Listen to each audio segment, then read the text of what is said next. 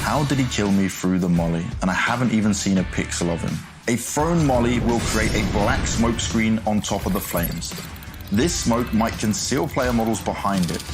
However, if you go to video settings and enable high or very high resolution in settings of effect detail and shader detail, it will increase your visibility through the flaming molotovs.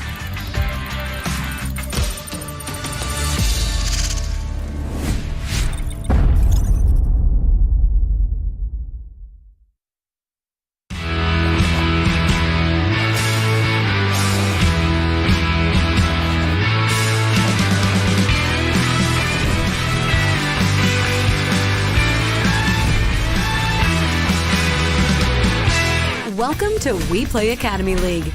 8 organizations that achieved the legend status decided to build their academies with young and promising players. mouz NXT, Young Ninjas, Big Omen Academy, VP Prodigy, Astralis Talent, Furia Academy, Navi Junior, and Fnatic Rising will unleash new csgo players to go through the series of tests in 2 stages. First stage, online group stage. 2 best-of-1 matches are played between each team. By the end of the group stage, top 3 teams secure their spot and advance to the second stage, while teams who took 4th, 5th, 6th, and 7th places will fight for the last slot in a special series of Gauntlet best-of-3 matches. By the end of the first stage, we will find out all 4 teams that have advanced to the second stage, offline playoffs, taking place in WePlay Esports Arena, Kyiv. Playoffs include double elimination bracket with 5 best-of-3 sets and a best-of-5 grand finals. Let the journey begin.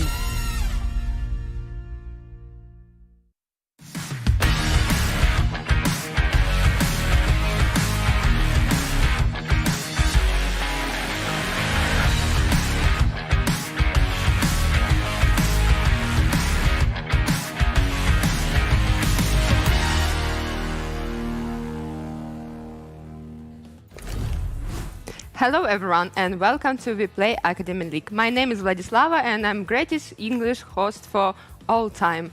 And join me today, Pimp and Vendetta.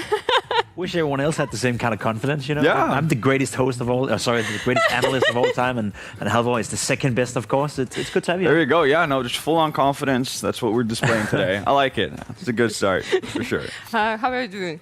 I'm doing really well, actually. Had a bit of a sore throat earlier, a couple of days ago, but nearing 100% again, so... Hard working, you know, every day you need to talk a lot, so just I can understand it. incredible honor to be sitting next to the two of you. You know, the second best analyst ever and the greatest English host in history of Counter-Strike. It's, wow, I can't. It's quite something, isn't it? Sorry, not sorry, you know, shit happens. Yeah, shit happens. I mean, that's good. It's good to have you here. And how are you, Vladislav? It's always you asking us, how are you feeling? I'm okay. I'm a bit nervous because it's like my second broadcast in English, and also not always it's easy to talk in English, and also, you know, like, oh, I want to say this, but I forgot all words right now. Oh my God, but I can just smile and be beautiful, you know, because I have 2 smart people. Something we can't do. So, yeah, exactly. We have to talk because we can't look beautiful. Yeah, but let's talk about yesterday. It was an interesting match without 4 matches without overpass Vertigo. It was probably first day without these maps. I think that's pretty safe to say, and it was kind of refreshing, honestly. We got to see a little bit of a new look from multiple teams. We actually got to see mousesports play Mirage, and we also got to see why teams don't want to play Mirage versus mousesports. Big were the ones to kind of take that hit for everyone else, I suppose, and take their chances. And to be fair, Big Omen Academy have done decently well on Mirage earlier in the tournament, obviously. They beat Navi Junior on the first day. So you could see why they would like to kind of test their limits in that sense, but I think we got a pretty clear view of why mouz are regarded as favorites and why we talk about them just being more well-rounded than most teams here. I think they've been incredible while playing in week 2. They were good in week 1, but they've gotten better and better and better. And every single time I see mousesports play right now, I think to myself that this is the best team we've seen in the league so far. They're the most consistent. They have the most well-rounded squad, I would say, as well. You don't look towards one player, and you know, like Monacy and Navi, it's not about one player being the star player of mousesports. It's about all of them. You know, they all have that potential to take over the server. Exertion, Torsi, we've seen the 2 Polish guys as well do well, and just so many, you know, good attributes when it comes to mouz NXT. So it was great to see them win yesterday, and I like to see them win, you know, in style. Never really a game. Big did everything they could. They fought as well as they could, but again, let's be honest, I think so far it's only fair that mouz NXT is leading this league, because they have been the best team so far. Yeah. I did like to see some of the changes that we saw from Big, though, even though they didn't like fully come into play because they had such a rough first half. But on their CT side, they'd gone back again to having Glade playing Catwalk and Lapix over towards the A-bomb site and everything. And again, I thought that worked really well for them versus Navi Jr. in the first week.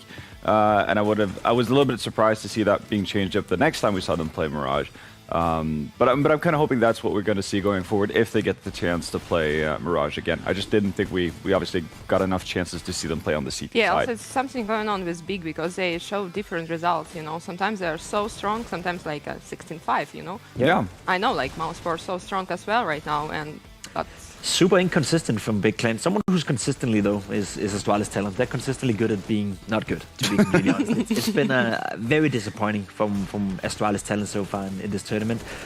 I mean, a little bit of hope came in when we saw them play Vertigo with MIBR. You know, they had a good performance, but the 2 following games, this one as well, yesterday as well, there was just no fight in them at all. It was young ninjas running all over Astralis talent. You labeled it as a Nordic derby, Vladislava, and honestly, you know, there was only one team on the server, so there wasn't really a fight in it. I think the highlight of that match for me was Vigo, who saved the AWP and won a 1 versus 5 all of a sudden. And that goes to speak for how boring this game was. You know, young ninjas, by far the better team, constantly pushing Astralis into saving. I think they saved 3 or 4 or 5 buy rounds, you know, the double up setup, and they just couldn't put it to use whatsoever. So for my taste, for my liking, Astralis, very disappointing. Whereas for young ninjas, they're getting better and better and better and better, and that's good to see. Yeah, I would say this was probably the best showing from young ninjas in that sense. Again, we got to experience a new map for one of the teams, which is great. We haven't seen young ninjas on Inferno earlier, and we know that before going into the Academy League that they were a very, very strong Inferno team. So again, Astralis getting a bit of a brutal awakening to just that, but again, nice to kind of see young ninjas in familiar territory when they're on a map they feel super comfortable on. They do seem a step above a lot of the teams in this league. So we early pegged Fnatic Rising as the best playing Inferno team in this league, but again, if you had Nip going up against Fnatic in an Inferno match, I'd probably side with young ninjas. In all honesty, they are just that good on average. What do you think about this map and Virtus.pro against Navi? And also, it's so interesting because as I remember, Virtus.pro played only 2 Ancients, and it was with Navi. First time it was 16-1, and right now it's 16-5, 16-7. Yeah, no, they haven't had the greatest of adventures into Ancient, honestly. At least not versus Navi. They did have the 1 match versus Young Ninjas, which surprised us, and that's where we saw Brewfire with the Mag 7 over and over. He did have his, you know, moments in this one as well early on, but eventually there was a 2v or a 4v2 round that got lost on the side of VP Prodigy, and a couple of other hiccups that just allowed Navi to get back into the game a little bit quicker than they probably should have been allowed to. So instead of VP Prodigy ending up on 5 rounds for quite some time on that CT side, they could have actually gotten up to 6, 7, 8 before Navi managed to kind of start their way back into it. So that was a bit of a shame, but again, it's their own fault for not necessarily being able to win 4v2s, right? You're meant to do that. So that was a little bit disheartening. And once we got over to the T side for VP Prodigy, they just got owned by m0NESY. And we've said that a lot with pretty much every team that goes up against Navi Jr., but this was m0NESY doing things differently from their first meeting as well, right? Not hanging out in mid and just kind of staying around, causing chaos there. Now we saw him start off rounds much more towards B and Banana, trying to find opening picks, and he did. I think he got something like, I think he was 9-0 in opening duels, and I think a majority of them came on the CT side when he was just free to do whatever he wanted. And it didn't really seem like VP had a good answer mid-round to actually deal with that. Yeah, and last match was Fnatic against Furia. It was close game. It was the most competitive game we had yesterday. It was some very one-sided wins, all things considered yesterday, especially in the first 3 games. But this one had a little nerve to it. It was a game that went back and forth, and at some point it felt like Furia were the better team, almost on Dust 2. Felt like they were supposed to win. I believe they were up 13-10 in the second half, and you know, if you have a lead like that, you think to yourself, you're supposed to close this one out and win. We did see Fnatic Rising not play their best brand of Counter-Strike, I would say. Regali had a decent showing, but you lacked a little bit of productivity from some of the other players on the server. Felt like they could have fragged better. Felt like Furia, of course, also, you know, did a good job in the video of not going into vertical. Well done by them. That could have been a that was a big plus, even in the loss. Yeah, exactly right. They were competitive against Fnatic Rising. That being said, though, I still think Furia is the weakest team I've seen so far in this tournament, especially here in week 2. So the fact that Fnatic Rising had such big problems closing out this map is not something that tells me that they're where they're supposed to be. I felt they were better in week 1 than they've been in week 2, despite winning yesterday, and that's going to be interesting to see how they're going to pan out in the 4 last game, because they still need points in order to secure top 3 spot. True. But teams give us opportunity to enjoy Dust 2 finally, you know. It's You're a big fan of Dust 2. Second Dust 2 in this league, so... Yeah, no, it's been a rarity, to put it mildly, to see Dust 2. And we would have expected coming into it a lot more of it coming through. Simply just like it's a bit of a gamble from some teams, etc. Anything to that effect, but it really hasn't. So I'm happy that we got to see Dust 2 again. And I think it's a good thing for Furia Academy as well, because they don't have a lot of positive things going for them right now. But just the fact that sure, Fnatic Rising, not the best team on Dust 2 in this tournament by any means, but obviously everybody knows how to play Dust 2 to a certain level. But I just think it's nice to see that Furia Academy are testing a little bit of their map pool, so they don't just get stuck on the same map, doing the same mistakes. Because Dust 2 could potentially provide you a win, right? Like yesterday, we actually saw them have a pretty significant lead versus Fnatic towards the end of the game. And this is in a scenario where Pyria, who's meant to be their best player, has had an awful game from start to finish. Yeah, well, it was 7 or 8 in a row. Yeah, no, I mean, for Furia as a team, definitely. But Pyria at least has been able to show up at times, and more of the issues have been towards like sites falling apart and stuff like that. And this time around, it was actually Decenti and Pyria over towards the B bomb site that just couldn't get much done. But I view that as a positive, because more often than not, those 2 players have been able to perform. So if you go back to Dust 2, they have a better day, and you still get the same production out of ZMB Ninjas and drop over towards the A bomb site. And yeah, there's fair chances for you to actually pick up wins on Dust 2 if you're Furia. And I think they kind of need to have that in the back of their mind going forward. So much rather see like Inferno, Dust 2 coming out of them instead of going back to Vertigo, at least for today. Yeah, and I can't wait to watch our today's games. It will be, as always, 4 best of 1. It will be first match, Astralis against Navi, then Fnatic and Big, mousesports against Ninja, and Virtus.pro against Furia. Yeah, I was about to say, this does not look the schedule that we saw yesterday, if I'm not mistaken. There we go, yeah, that's more like it, yeah. No, yeah. It's going to be interesting, right? Because there's a storyline for each of these matchups, and we can run over them quickly. Astralis Talent going up against Navi Junior. One team fighting to stay alive in the league, one team fighting to get into the lane playoff. They're 2 different spots right now. Yeah. Navi Junior, huge favorites. Fnatic Rising against Big Omen Academy. That's the 50-50 game we got today, right? We don't really know which one of the 2 are the better team right now. As you said, Vladislava, Big Omen Academy, very inconsistent. Either they're very, very good or very, very bad. Same thing goes for Fnatic Rising. I think they've been very good at some points and also, you know, less good at other points. So that's a 50-50. mouz NXT against Young Ninjas, that's the top match of the day, right? And I think it's 50-50 as well. Yeah, maybe 50-50. I'd say 60-40 to mousesports. I think mousesports have been looking very solid so far in this league, especially here in week 2. Haven't even been close of dropping a map so far, and really look like they're about to take control over this league. Let's not forget they still have two victories ahead of Young Ninjas, so even with a loss today, they'll still be #1 in the league. So slight edge to those. And then we got the VP Prodigy versus Furia match, Halvor, a match where both teams desperately needs a victory. Yeah, and this is so important for both of them, because obviously if VP Prodigy win, I think that more or less sets them up for a gauntlet playoff spot at the very least. And for Furia, they kind of just need the win to be able to fight for a chance in the playoffs and not be that 8th team that just goes out immediately.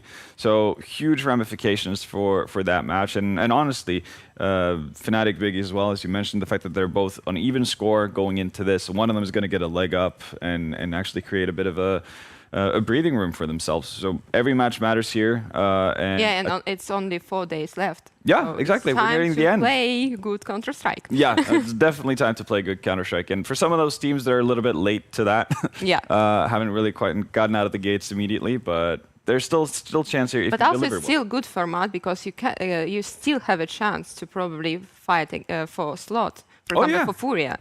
Absolutely. I mean, they're not out of it, but I do think this map versus VP Prodigy today is going to decide a lot. I do also think that they have to rely on a little bit of help from Navi Jr., obviously, because if Astralis talent are able to somehow, repeat the performance they had week 1 and beat Navi Jr., then that's a massive win for them. Puts them on to 4 wins, and then has a 2-1 victory gap on Furia. If they're not winning, and at that point it might be tough to eke out 2 wins in the last 4 days. And also it will be their turn, Astralis' turn to choose a map. Yeah, so maybe. Sure, they're the home team, but it's definitely going to be interesting. I think we're going to get a pretty good idea of how the league is going to stand after today. Actually, I think it's got to be a little bit clearer. Yeah, so let's talk about first match. It will be Astralis against Navi. What is your expectations? I expect Astralis to struggle a little bit today. I think we have a clear favorite in this matchup. Navi Jr. have been looking very good. Astralis talent on the screen here haven't been looking too solid. Mr. came in and out, very first showing was very good. Second showing was not so good. We don't know for sure which one they're playing with today. Maybe production will tell us. But I think it's Mr. Mr. again, yeah. So he's in for good now, potentially, but wasn't really any good yesterday, but that goes for the entire team. Yeah. The Inferno showing yesterday was absolutely horrible. Maybe the worst game they played so far in this tournament. There was no fight in them at all. Also had the overpass loss against the... Both versus Young Ninjas. So both versus Young Ninjas. That's not a nice matchup. opportunity. Yeah. That Nordic Derby is not a good one for them. Astralis talent just looking, not hot to swap right now. They're not looking like a strong team. 16-3 losses, 3 times in this league so far. Today they go up against mouz, who's only getting better and better and better and better. And I think Navi Jr. as well as a team is getting better and better. What we saw yesterday was mouz and Ankara being at the bottom of the scoreboard after the first half, and Navi still had 8 rounds in the first half. So if they can win with just the support cast playing well, then what happens when they go up against Astralis talent, with mouz playing well, with Ankara playing well? I don't see who's going to match them. So I am leaning very much towards Navi, and something spectacular has to come out of Astralis if they even want to make it a close game. Yeah, no, I'm in the same boat, honestly. Again, just the form from mouz and Ankara just in general throughout this tournament has been fantastic, and obviously it's a great sign that we're seeing someone like Pogarlov and Furious that are kind of jump in on that and help out like they did yesterday. The only thing that has me a little bit worried, again, not necessarily worried, but one thing that I think might be a bit of a hope, at least for Astralis talent, is that they do get, like you said, the chance to choose the map. So we might end up going back to Vertigo. They have good memories of playing Navi Jr. on that map, but that was before Navi Jr. decided to make lineup changes for Vertigo specifically, because Pogarlov, he's been jumping out of the lineup for Vertigo specifically, and then Headtrick has been coming in. That allowed for Ankara to play more towards A, while Headtrick takes up that mid/B helper position. And also it works so well. And they've been fantastic. They've been undefeated, obviously, after making that change. So, one thing is Astralis talent are going to run into something completely new that they might not be ready for. But again, there might be a chance. There might be a small chance there. But I think anywhere else you go, Navi are just going to be big favorites. What is your thoughts, Bim? I agree. It's hard to see what kind of map Astralis can rely on against a team like Navi Jr. I'm curious to see whether or not they'll allow it. Do Navi Jr. have a big enough map pool so they just get rid of Vertigo? Because I feel that's the only map Astralis talent can play. That's the only map they can win. Also the only map they have won on so far in this tournament. So if you're Navi Jr. right now, you can really show your boss magic, right? You can really show that you are much better and much more well prepared, I guess, if you can allow yourself to remove Vertigo. I don't think they will, though. They've been going with the Noah strat, which is nuke overpass. But you know what? That leaves I them in think a very poor Mirage spot. as That leaves well. them in a very poor spot for the best of 3 series if they have to remove 3 of the maps. So I would love to see some I guess development for Navi right now. And if they can find a way to remove Vertigo, then I don't see what map Astralis can pick with Astralis. And also Astralis just played only 3 maps. It's Ancient, Vertigo, and Mirage. Yeah. Again, and I do think that's in part because they kind of just veto the same thing every single time. So again, if there's just a little bit of overlap with your opponent, then obviously there's going to be not that much wiggle room in terms of what you see them actually play. The good thing for Navi though is that when we've seen them play these 3 maps, they've actually gotten better and better and better. Again, Ancient looks to be pretty under control for them. That's great. Because that gives them, you know, the freedom to always let it through in vetoes. Same thing can be said for Vertigo with the change as well. So they're going to stick to their guns. It's going to be Nuke, Inferno, Overpass, as always. Bet it's going to be Vertigo now. Yeah, and it does feel likely, right? Because I don't see, like, Astralis tried their hands on Ancient, and that did not work at all. I don't see a reality where they want to, or where they think to themselves like, yeah, we're gonna play Ancient versus Navi. Like that doesn't make sense to me. And they've already, kind of stuck to their guns by banning out Dust 2 and Mirage as go-tos prior to this as well. So if Ancient's not a possibility, then yeah, Vertigo is the only map left in the pool to really play. So. As we see the vetoes kind of go as expected, I would be very, very surprised if we see Ancient cropping up instead of Vertigo. Yeah, and that's, to me, that's a sign of weakness for Navi Junior, right? The map pool apparently only consists of 4 maps as of right now. I know when we get to the lane playoff, if they qualify, but if they have to play the Gauntlet, that's in less than a week from now on, actually, or it's in a week from now on.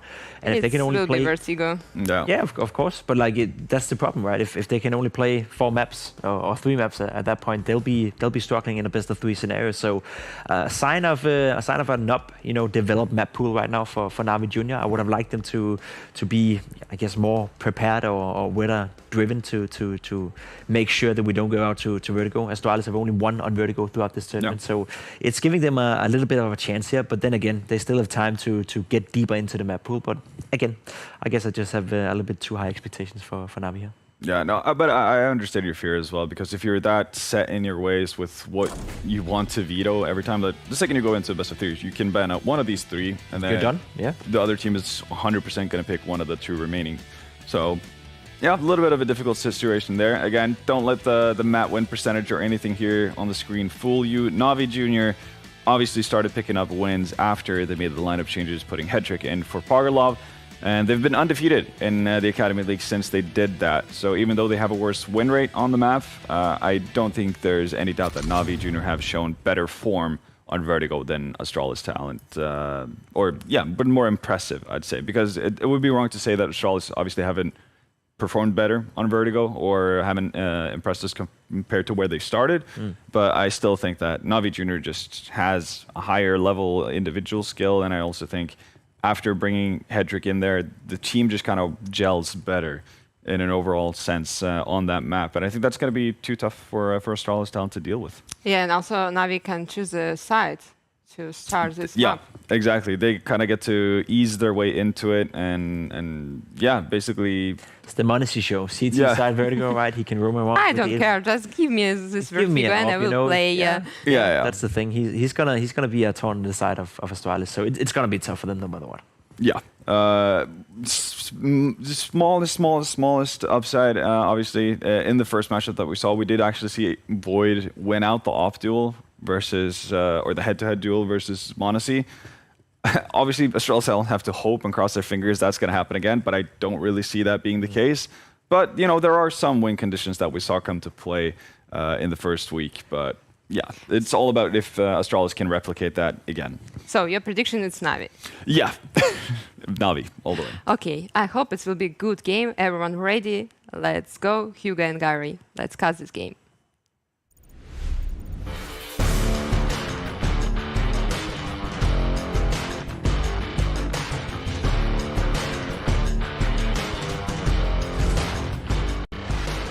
A bit of vertigo on my WePlay Academy League. No, I stand against it. We've had too much, Harry. I'm just joking. I don't know, dude. You know, it could be fun. It's a rematch. Did we have any? I don't think we had any Vertigo yesterday. Did we? I don't remember any. We've had a lot of Vertigo. Yeah, we have had a lot, and I remember. think yesterday was our first Vertigo free day, if I remember correctly. So we got 4 coming up today. Yeah, so maybe like a double helping of Vertigo right now. We're ready to head into this one. Astralis Talent taking on NAVI Jr. And yeah, I'm going to put a lot of onus on this AWP fight, Void versus m0NESY. And we've actually seen Void be able to stack up against him in the past. However, you know, I think m0NESY's only gotten better as this event has gone on. Yeah, it did feel like a slow start for Navi on this map as well, right? Like their first couple of games of Vertigo didn't go their way. Then they started to pick it up more and they had more success. And for Astralis, yeah, this is where the true test comes out. You may have done it once, but as we've kind of been touting these last few days, in terms of rematch matches, it's often been the loser of the initial game coming back in with revenge. So that's kind of what Navi are looking to do today. Throw on the little bit of data that Astralis have been 16-3'd in their last 2 maps here at the WePlay Academy League is quite a scary one. Yeah. Maybe Navi want to make it 3 in a row. Yeah. Yeah, I don't know if that's their goal coming into this, but it certainly could happen regardless. Who are we waiting on then? Who's causing this little hold up? Is it Altex? I don't know. I just picked a random guy. He was stood still. No, it's not Altex. There he is. I don't know who we're waiting for, but the moment that we're ready to get this underway, we're going to get it underway, rest assured.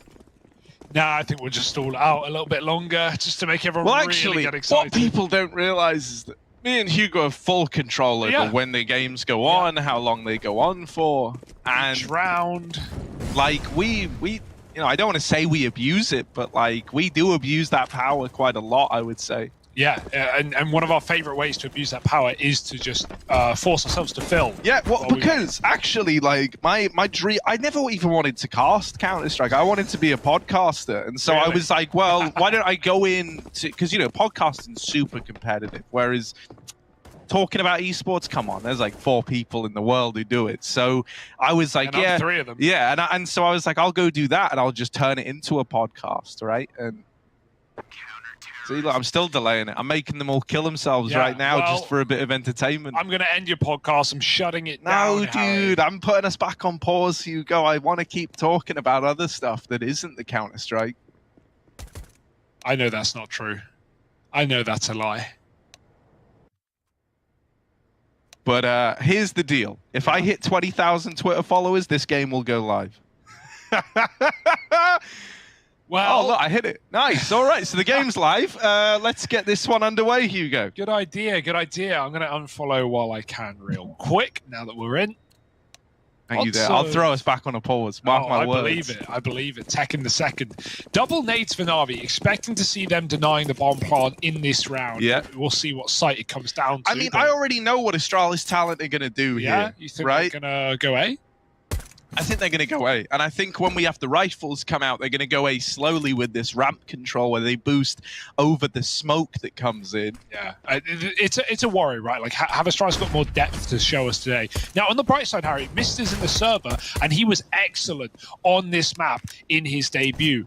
A little quieter yesterday, perhaps, but I've got faith in the Mister story. Void, he's got a pistol and put it in the face of fear. 5-on-4, Navi. They're here with the nades, but too little too late. They never were able to stop the bomb plant. I don't really know what happened with that, why it didn't go through. But instead, with Astralis backed up, playing safe, there's almost no way that Navi can win this round, right? Yeah, they tap the bomb. That's going to force some peeks out. And Hugo.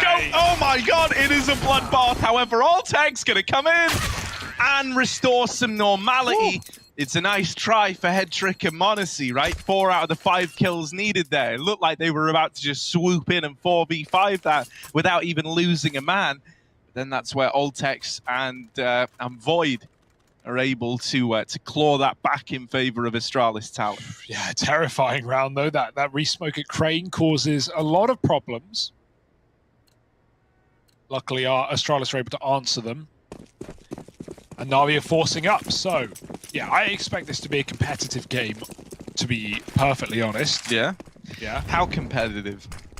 how competitive or how competitive? If you really want me to nail down my, well, you want I know I do mumble number? some words. It's Sometimes. a nasty habit. You want me to give you a specific scoreline, like that's based on anything? Yeah, you were good. You can do it. 16-3 to Navi. That's not competitive. I'll text some Vigo with a couple of kills. They will trade back the early Deegan scout damage, although it's still the advantage lying with Navi Jr. Even the way that they approach this second round gets me nervous because it suggests that they really know the Astralis talent game plan, right? Everyone fighting through that ramp smoke, just spamming the living hell out of it. Oops. And it nets them a bunch of kills. They missed their sandbag molly. Yeah, that's not ideal, right? Because now you actually have to check sandbags manually. Ah, forget it. No one's there. Okay, that's a nice nade. That's a lot of pressure removed. You're no longer in this 2-on-3.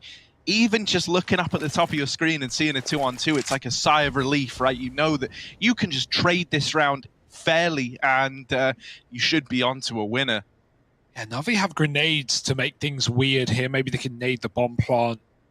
That's if Astralis try and plant. Right now they're creeping up with the smokes down. They've got a lot of room. Cynics is waiting. He's about to call his teammate back, who's gone a long way away, and that's a bit of a shame. That nade now out of position as Astralis get the bomb planted. Cynics can't catch that player standing back up, but he may be able to stop him leaving the site. Oh dear, there's the kill. And now only one man, Altex with the AK, 1-on-2. The nade he's thrown has done good damage to Cynics. He just needs to finish it off. Cynics getting on the bomb. Head trick deleted, getting up on top of default as well. Cynics is now looking for this kill. He's going to lock it in with the deagle. No. Wide on the swing, and he catches Altex mid-spray. I don't know how he wins that out without even, succumbing to the one bullet that would have been needed to remove the guy. Impressive. So Navi Jr. steal the round right back, and suddenly, Hugo, you looked into your crystal balls. You said 3-16 for Navi Jr. Well, they're on the one 16. Yeah, said that backwards. But I'm gonna look inside of my crystal balls. I say 16-8 Navi Jr. Yeah. Now, in reality, for those wondering, basing that off nothing. Yeah. And anyone who ever predicts a scoreline is also basing it off nothing. Let's get some fruit. Some team comms. Let's get some team comms. Let's jump in. Подай, потушился под Б. Подай. Выкатил дым, чел. Скинул я под Б, чел. Машина без нужен.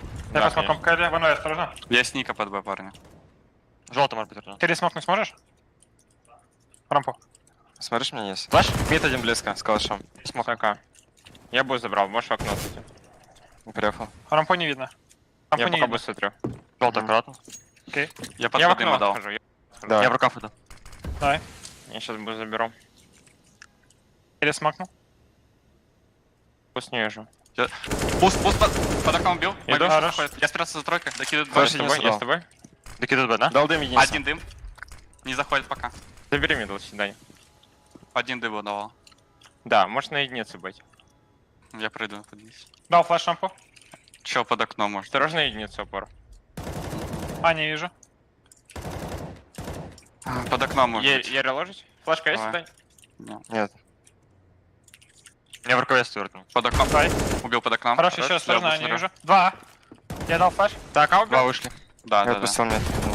Еще один желтый я отскочил. Еще желтый. Сейчас флеш над КТ дам. Да, я за ящиком спрятался. Не, тишина. Два. Год в рукав. Санды. Выживай. Флеш Пока в санды. Флеш дал. Дань живи. Пикну санды потом. Окей, я на 9. Можем дабл пикнуть его. В планте. Готов? Давай. Я пика. На 7. Хорош. Сильно. Калашка сзади. Хорош. Little force buy goes the way of Navi, and look what they've done with it. Now they've run away with the start of this map, picking up a 2-1 lead, putting Astralis onto full eco. Oh boy. These are how those games spiral out of control very quickly. Gonna need to see Glocks here. So Navi expected to go 3-1 up.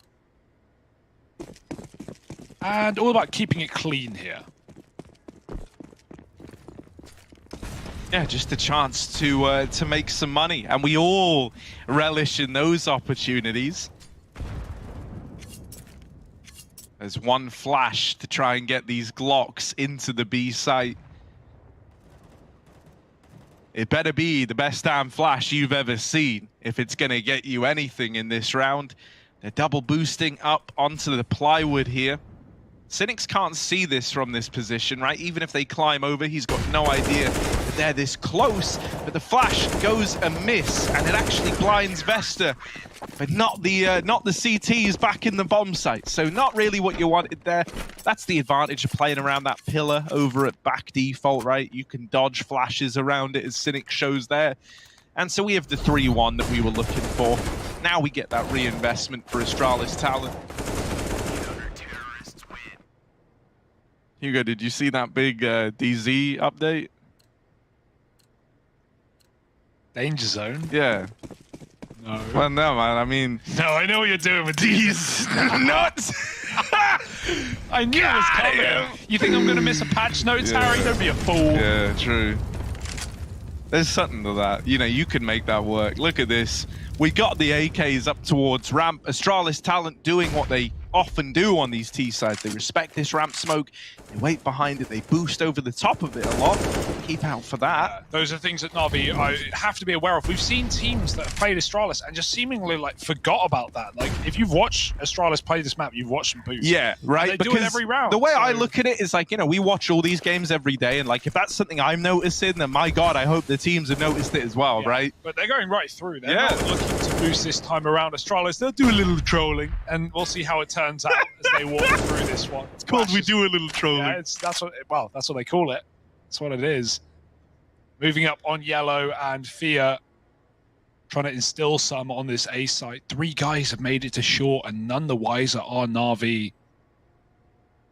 No one's watching. What is this, Monzi? Hello? Doesn't realize it's just been crept on Fia. They won't expect another guy in the same place with the same face, but he won't do it. And now on Care going through the smoke, playing with fire. He's going to have to group up with his team and play retake. Yeah, no choice. Oh, wait, they're going through. They flash through. And with a second smoke down, they can only peek wide on this site. They can only challenge the ramp side of this take, but it's given them an avenue back in. Mister's going to keep it in the advantage of Astralis talent. And he even closes the round out. Headtrick got shot by his teammate, and he was just about to kill the default guy, but he got shot from behind, and it made him like panic. He stopped, he looked back at ramp. He seemed to be like surprised by that damage. If that didn't come through, I honestly think that's a Navi round. I honestly think that he gets that default kill, and it all just falls apart there for Astralis. But that one bit of hesitation on the re-flash back in, on the push into the site, it was very risky for Navi to make that play and not just give it up in a 3-on-3 and play retake, but it was winnable. Honestly, with the orb, they got kind of pranked last round with that short walk, right? That was kind of the last thing Navi were ready for. And so a nice little adaptation by Astralis talent, something different. Head trick in middle.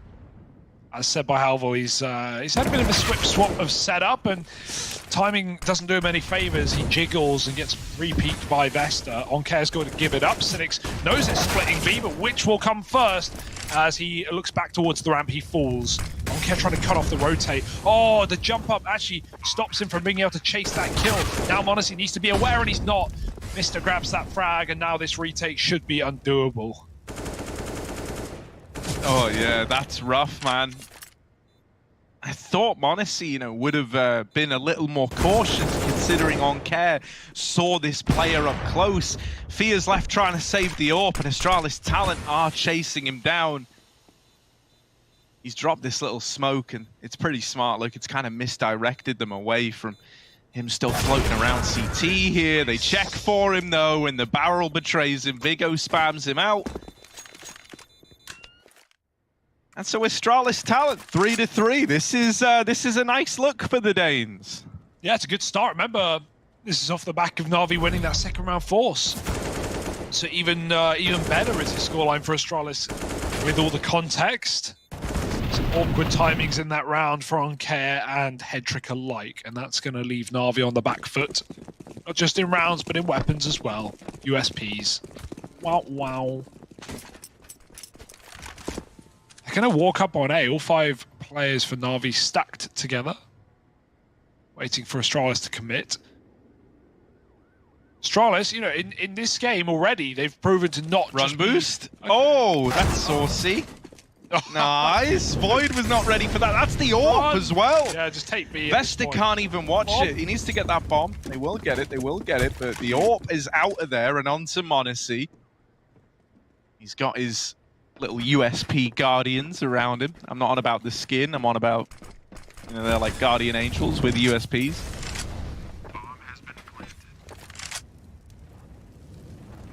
But this is just going to be a save for NAVI Jr. And hell, man, you can't argue with it. You get out the round with an AWP. You came into it with $0. You leave it with almost 5,000. There ain't much that you wouldn't do for 5 grand, is there, Hugo? I mean, depends who's offering. Why does that matter? Why does it matter? You know, the money's still what the they're same. offering is depending on who's offering, I would guess. Yeah, that's true. Would you like go live in the Arctic for like a year for 5 grand? For 5 grand, no. For a year. That is a lot of time. The worst salary I've ever heard. that is actually pretty. That's like less than minimum wage. I was saying yes until I heard the number. Yeah, maybe. But like, it's a sick house. You know, you get like a sick house in the Arctic. They call them igloos, Harry. No, dude. Not that. You know, you get like a whole ice palace. Ice palace. Yeah, I spent some time in the ice cave in Moscow. Yeah, we actually have been to the ice cave in Moscow. They told me not to touch the ice. Did you touch the ice? I touched the ice. Oh my god! I would not have admitted to that. Don't tell anyone. You know, I would not have admitted to that, Hugo. You touched the ice. I wasn't the only one, Harry. No, I saw a lot of people touch the ice. Did you touch the ice? I didn't. Wow. I respected the sign. Wow. Because I trust them that when I'm in a big cave made out of ice and they say, look, whatever you do, don't touch the damn ice. I didn't. Well, I push did, my luck. And we're both here right now. So I'm the one with the experience. Yeah, man. Without, it must have felt sick. Did you like absorb? Was there like a transfer of knowledge between you and the ice? Did you feel smarter? No one else is going to even. No one else even knows what the ice cave is, Hugo. We're the only ones with even better. With a mental. Google Moscow ice cave. Alexa, make it happen. Right, let's jump into another gun round. AWP's out on either team, and m0NESY got to put his to use on A. Deep peek. Through the smoke, sees nothing. Got a bit of a gap over the top. That's a nice shot for Void. He might follow up. Oh, we can see, yeah. Yeah, further from the angle. Favored in that fight. And F in chat for NAVI Jr. in this round. 3 on 5 from the get-go. Someone's got to save him. Oh, but it's only getting worse, Hugo. Sometimes in trying to solve problems, you make the issue worse. I've heard that. Yeah, it's a famous saying. Sometimes you just let problems be problems. Yeah, just let them build up. Don't solve them and you can't make them worse. Yeah, maybe? I think that's the moral of the story. On Cat, here alone. All alone. Just one guy, and Void is going to beat him on that ramp fight. Wonderful round from Void, right? The hat trick in it, 3 kills. Even spotting that Cynics is over here at A, and so he's just won the round through and through. He gets all the openers, and that bomb rotates into the safety of an empty B bomb site. Yeah, I've actually liked this T-side for Astralis because it hasn't felt like they've just done what they've done in every game, which is a lot of, you know, walking A with 5, with 4, with, you know, numbers, waiting behind the smoke. You know, when they're smoked off at A, they're actually doing things elsewhere on the map. They're getting B stairs control, they're pressuring out middle. And we're seeing, you know, a lot of these rounds come down to all the kills coming for Astralis in all the directions. Or, you know, you're spotting stacks and you're averting them by going B. It's not been one-dimensional so far. It's been all over the place. So yeah, good signs for Astralis talent right now. Let's see if they can keep building. For now, it should be good. Navi are broke. They don't even save the AWP. So Navi stuck in this cycle of buying and then ecoing.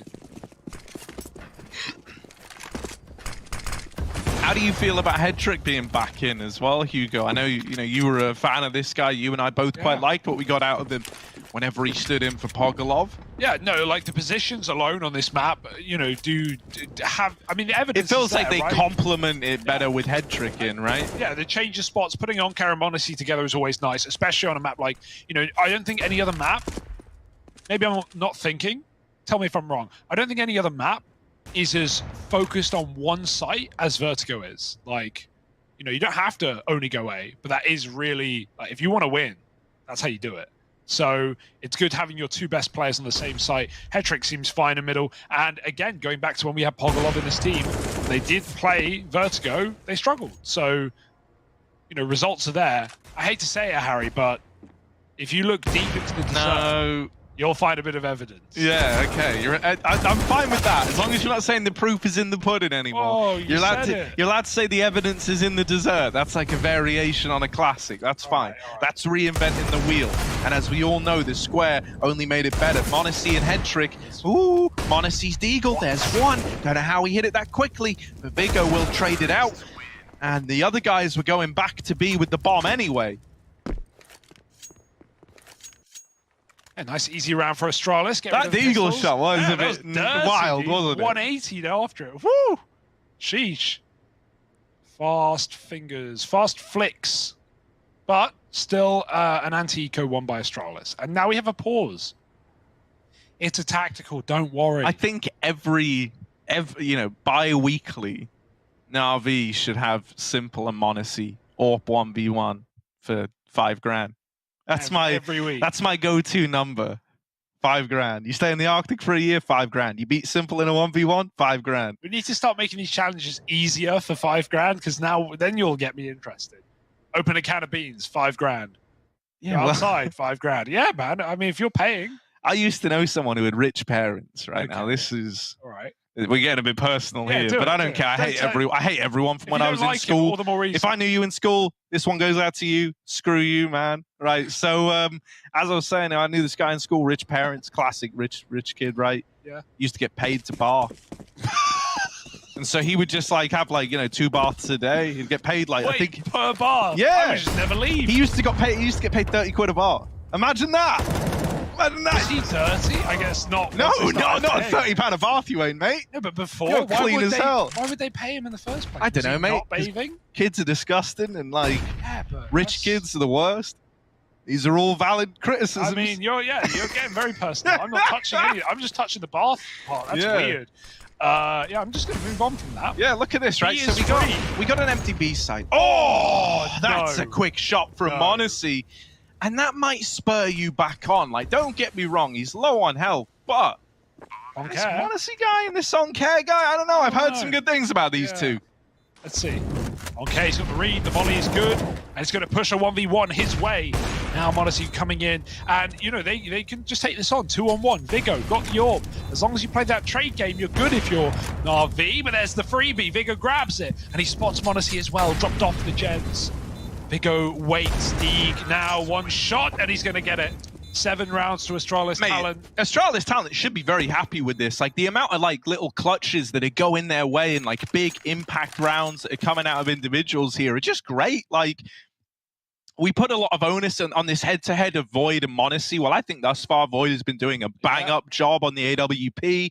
Right, there's that round where he basically wins it single-handedly, gets 3 on the A site, secures the information as to the other players being there. That round we have Vigo popping off, clutching it out in the 1v2. Like, man, this is a very composed-looking Astralis Talent. When you let them get on Vertigo, when you let them get on one of the maps that's been kind to them, and you let them play their own style, man. Like, they are a scary team. That's why I'm kind of scratching my head as to how we even ended up here. If you're NAVI Junior, I think, you know, it's good to have confidence that you can beat this squad on any map, but as to how you ended up on, like, the one map that they can play, that's a bit of a head scratcher. That's a very good point, right? Because, like, aside from this, we've actually not seen anything good for Astralis. Any other maps. Like, the only maps they have won in this event are Vertigo. They've played a few more. They've played in Ancient, they've played in Inferno, they've touched Overpass a couple of times, but they've all looked pretty bad, to be plain. So yeah, I feel like you're just making your job harder, right? Because Navi's map pool is actually pretty sick. Like, they seem to play, you know, they surprise us sometimes. The Ancient's incredible.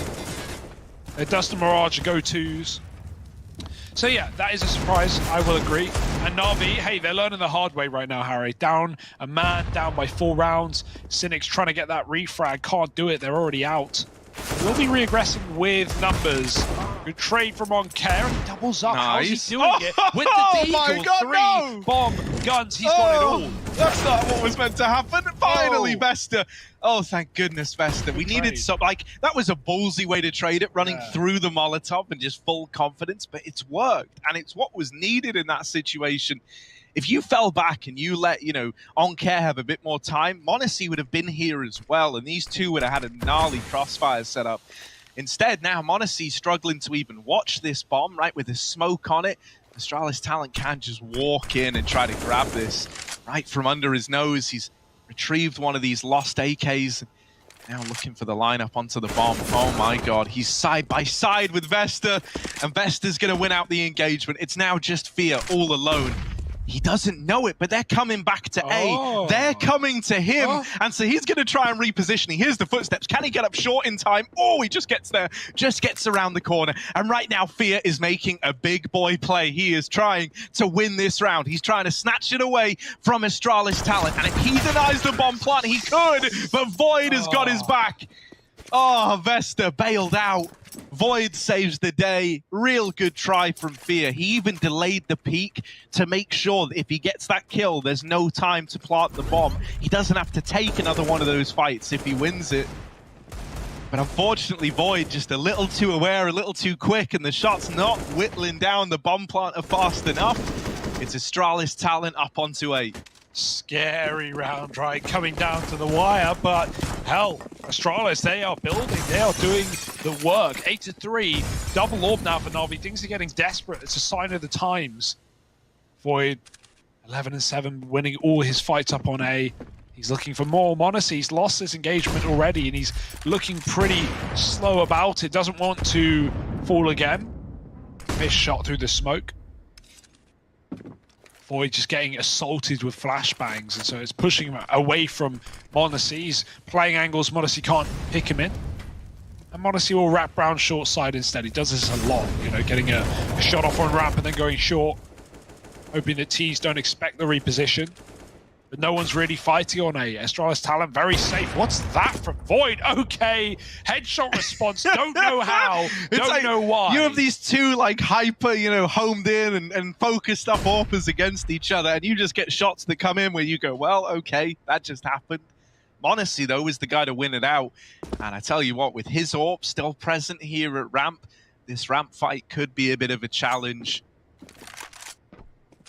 We all remember that m0NESY 4K at top ramp versus Furia Academy. It was near enough this exact same position. This time dropping off after I mean, it was right here. This was where he got his 4K versus Furia. This time, Astralis talent going to flash him off the angle. He doesn't get another one of these highlight clips today. Wow. Well, not yet, right? They've staved it away for now. They're all here. Navi set up with 3 guys ready in the bomb site. They have 1 nade to try and do some damage to a planter. But that's actually on Cynics in middle, so forget that. It's all about the gunfights. Open plant as well. You can't get wall banged as easily, but you got to stand up. Into the AWP they go. Missed shot this time around for head trick. Means Vigo claims another life. m0NESY still standing, and he'll need to be to take down this T-side AWP, looking for another. m0NESY holding, and oh, it's very close, but he can't see him. Even though he was in his vision, Vigo takes the kill, looking for more. 2 on 3, time's ticking. Now it's all on Care, and they've got to feed him in order to lose the round. He hopes, he prays, but Astralis stay, and they win the round. 9 up. On Care just looking for this exit. There's simply no time. Yeah, he's going to get all 3 in the 1-on-3 clutch, but no time for the defuse and dead to the bomb. Everyone in the server perishes in that round there. But that's all well and good if you're Astralis talent, right? Like, your money is totally fine. Navi Jr., you cannot say the same for them. They're at this big old deficit. They're losing rounds, and now they've got no money to make matters worse. Yeah, just trading right now. Buy eco, and we're back on the back foot for Navi. Maybe some flanks, right? Maybe some mid-control could be taken in a round like this one where you can afford to take risks. Oh, they're pushing. Vesta knows. He hears the steps. Warbang coming in.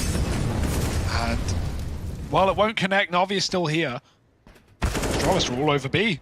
Altex has cleared it out. Double entry. That's lovely. Bomb can rotate, and Navi's aggressive A setup has now no value. Astralis are even here to cut off the mid-rotate. Altex is allowed to focus on spawn only, as his teammate is called, I'm covering con. And look, man, like, if you're Monacy, if you're on care, you guys are the stars of this team. That means you kind of, you carry this burden of having to be the high-impact players. Right now, both of them very, very quiet. And when Navi Jr. are winning, you've always got at least one of them finding success, right? You can't have a Navi Jr. victory with both your stars being quiet. There is a lot of attention put on these guys, and for right reasons. On care, trying to deliver the goods in this clutch. He gets a bunch of kills, but there's no time. Nice stuff for On care to at least make it expensive and get out with the AK. And, if we can get more mileage out of him, I still have some faith in Navi Jr. to pull this back, right? I think it doesn't matter who you have, whether it's On care or Monacy, you just need one of them showing what they normally show. Yeah, Monacy has not been given any way into this game. I want to point that out. Like, Astralis has done a really good job of neutralizing that threat. Think about some of the flashbangs that have come through on this A site. The way that Astralis aren't going for the traditional A attacks that they do, right? With those predictable boosts, with just slow walks up ramp. No, they're using this one-way smoke. They're getting up short. They're avoiding Monacy, and so it is by design. On care is still hitting his shots, right? He's still fragging out, even if it is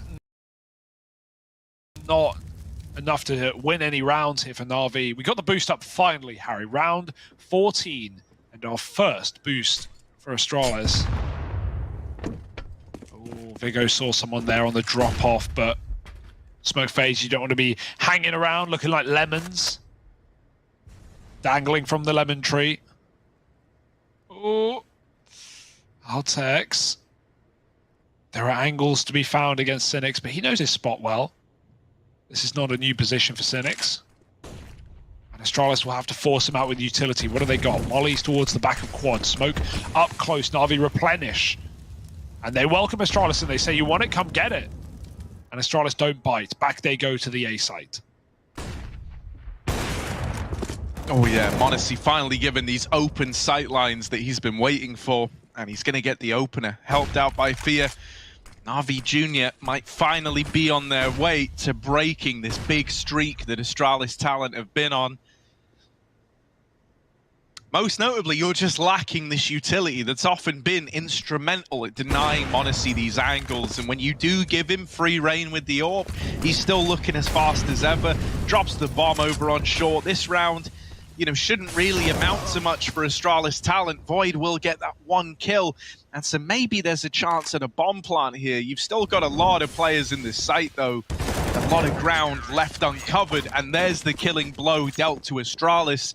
Navi Jr., they keep 4 alive. They get 4 on the board. And that's pretty important, because if they'd lost that round, they would have had nothing going into round 15. At least now we get to have a round 15 that has full weapons for both squads. Yeah, everyone's happy, except Astralis are happier, and they have good reason to be, with a double-digit T-side already on Vertigo. Navi going to just try and pick up what they can right at the very end, and the double AWP could help them do so. Head Trick still running his second.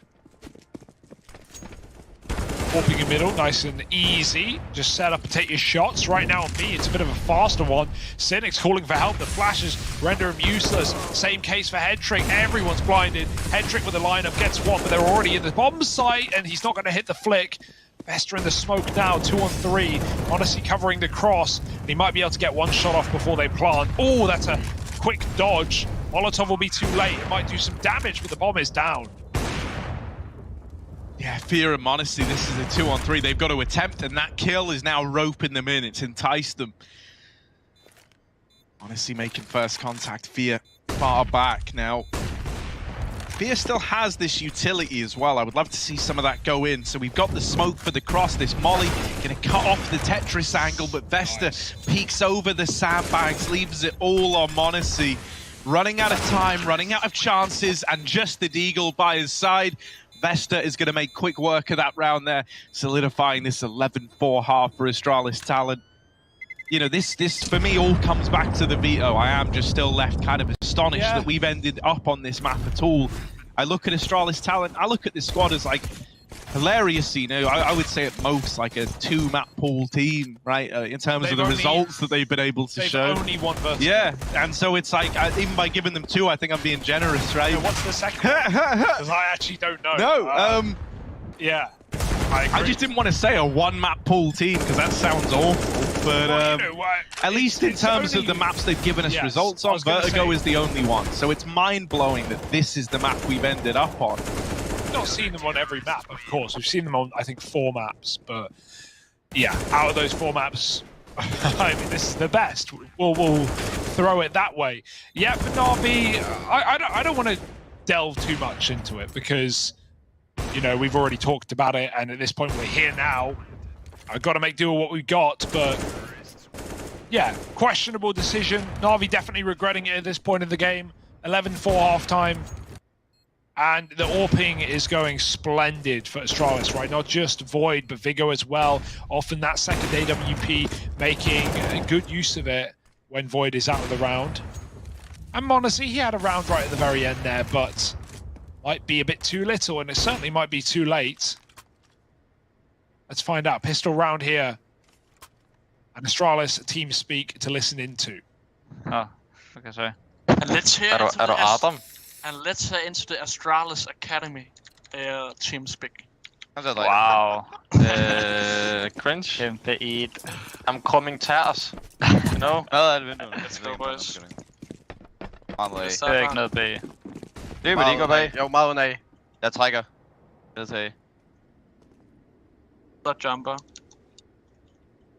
Jeg holder lige på her. Kan bare holde gul her, Mikkel? Ja. Nice. De smukker nu. Dyb kon. Ja. Jeg holder lige på for jer. I kan pigge på min. De måler på os. Måles, ja. Lige på. Han er det alene. Han op mod jer, sand! En mere. 2. En død. Gul. Wow, sin timing. Nej, sand. Det er helt Jeg må lade mærke. dårlig konsmuk til gengæld. Skal vi ikke prøve at søge? De smukker højere om. Skal vi ikke søge ud? Bombe ligger midt ude i det hele. Ja, Kette lægger sand. Kan du bruge som magisk, Mikkel? Kan du bruge som magisk? Tag lige på rampe default. Ja. En sandbag. Jeg prøver at se ham sand her. Kan ikke se ham. Jeg har en ekstra smoke. Ja, så får der ikke en tæt DPL. Ja. Godt så en tæt højere. Ser ham ikke det pille. De Vi er nødt til at køre, boys. Ja. Jeg går frem og tjekker. Jeg holder sand. Den pille ser fri ud. Vi skal frem. Pas på tæt gul. Ikke nogen tæt gul. Tæt gul. Bag smoke. Langt gul. Tilbage gul. Gul og kran. Kran. Sand er kit. Tag kittet. Tag kittet. Ikke noget.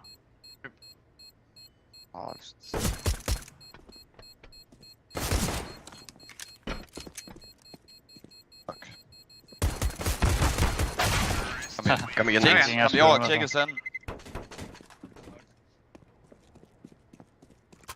Yeah, so Navi Junior get the pistol round there.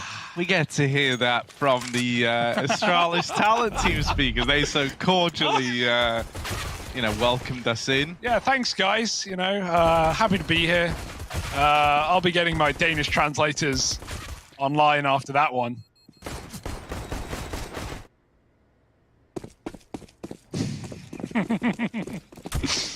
All fun and games. Pistol round for Navi. Is there hope in this second half? They got the Galils out. The lols.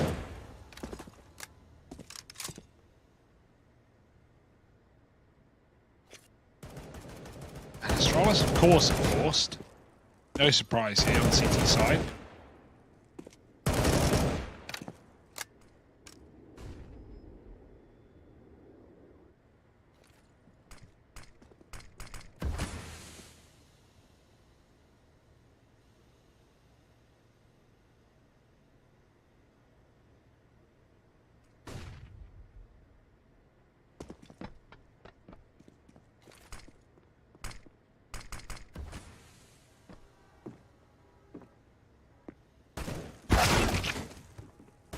Oh, there's the opener for Monacy.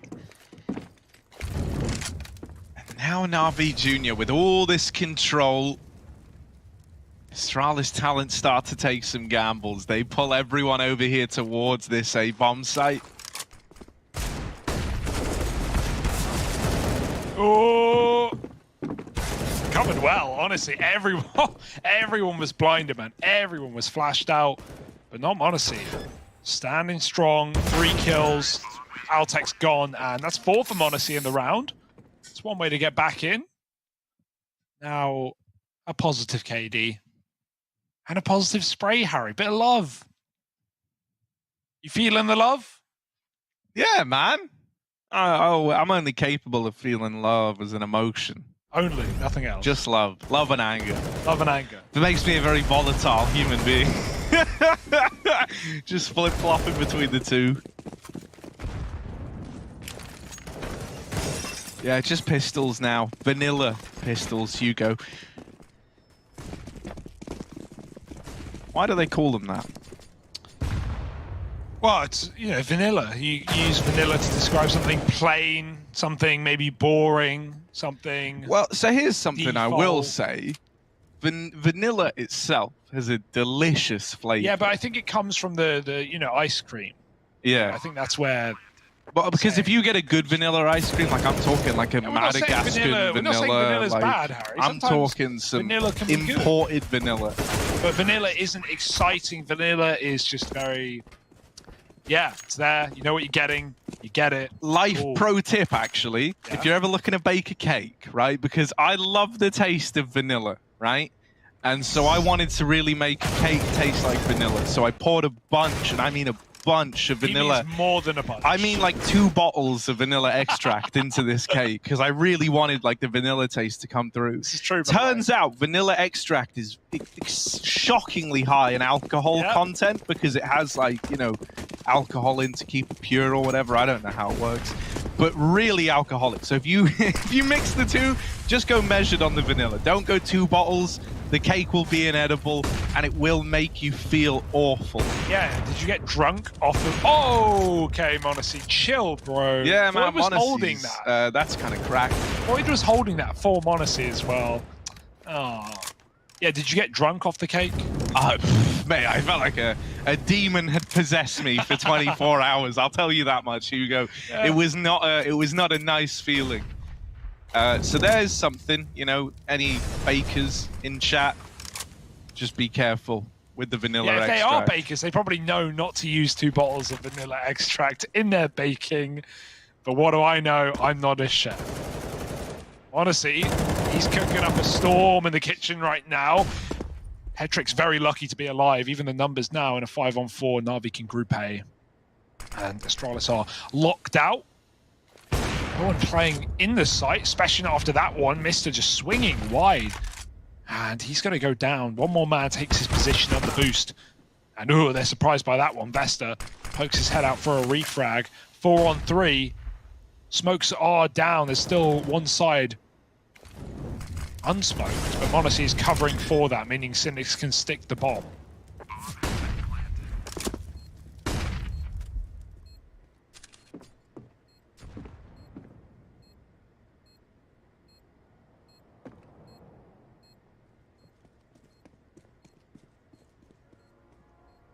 Yeah, and it's just a save for Astralis talent. They don't even want to give this 3-on-4 a go.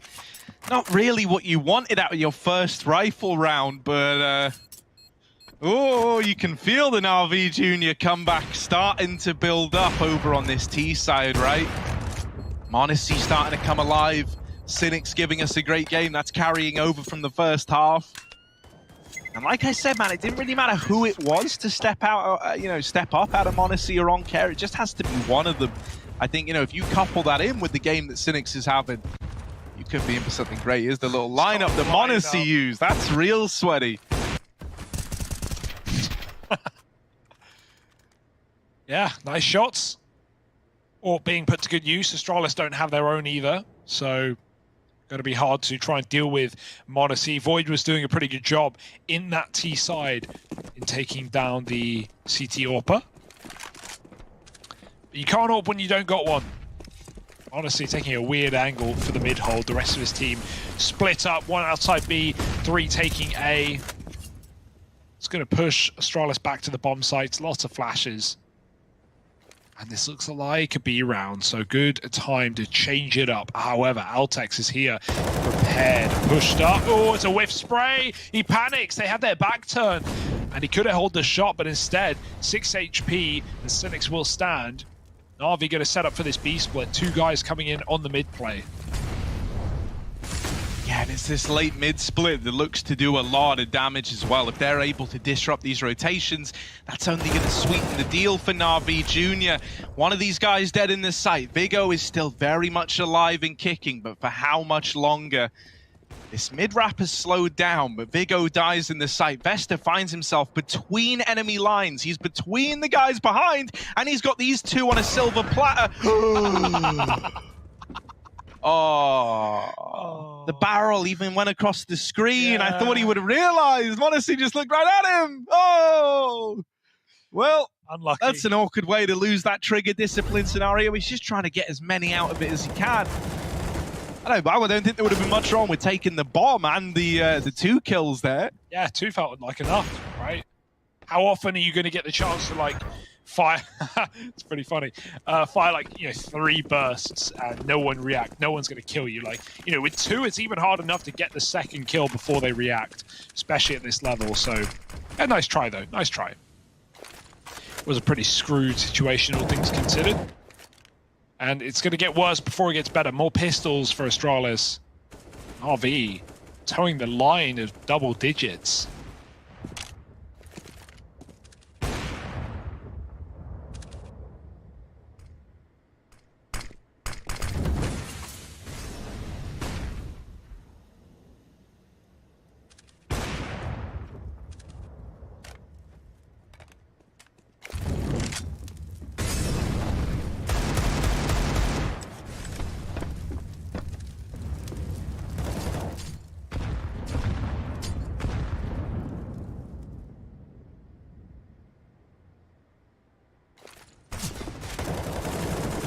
Oh, man, I don't know, so much control taken at ramp. It's always scary to see, right? Like Navi Jr. being this free to exert their will over the A bomb site. They've got the smoke wall down. That's going to keep Astralis talent trapped. They don't have these nades to deny the bomb plants, so maybe looking to go through with this flash. And yeah, that's the decision. Still, the bomb plants come in. All the kills follow up. Ooh, were in favor of Navi Jr. That's until Vigo's kind of made this a little scarier than perhaps it needed to be. Okay. Altex 1v1 versus monacy. Molly on the bomb, but now he knows where this AWP is. Closing the gap. Altex gonna land the D shot, and the defuse will come through for Astralis talent, picking up that full D ground. How? How? Sick round out of Altex and Vigo as well, but I don't know how that falls apart. There were more than enough players of Navi in that 4-on-2 to deal with the Deagles, but you feel, but some crazy shots out of nowhere, and monacy falling in the 1v1, a rare case. But that's a big round for Astralis, right? That was firstly an eco, but it would have also been Navi onto 10. Instead, back to the drawing board and giving Astralis a free AWP. Navi are going to have to buy their own.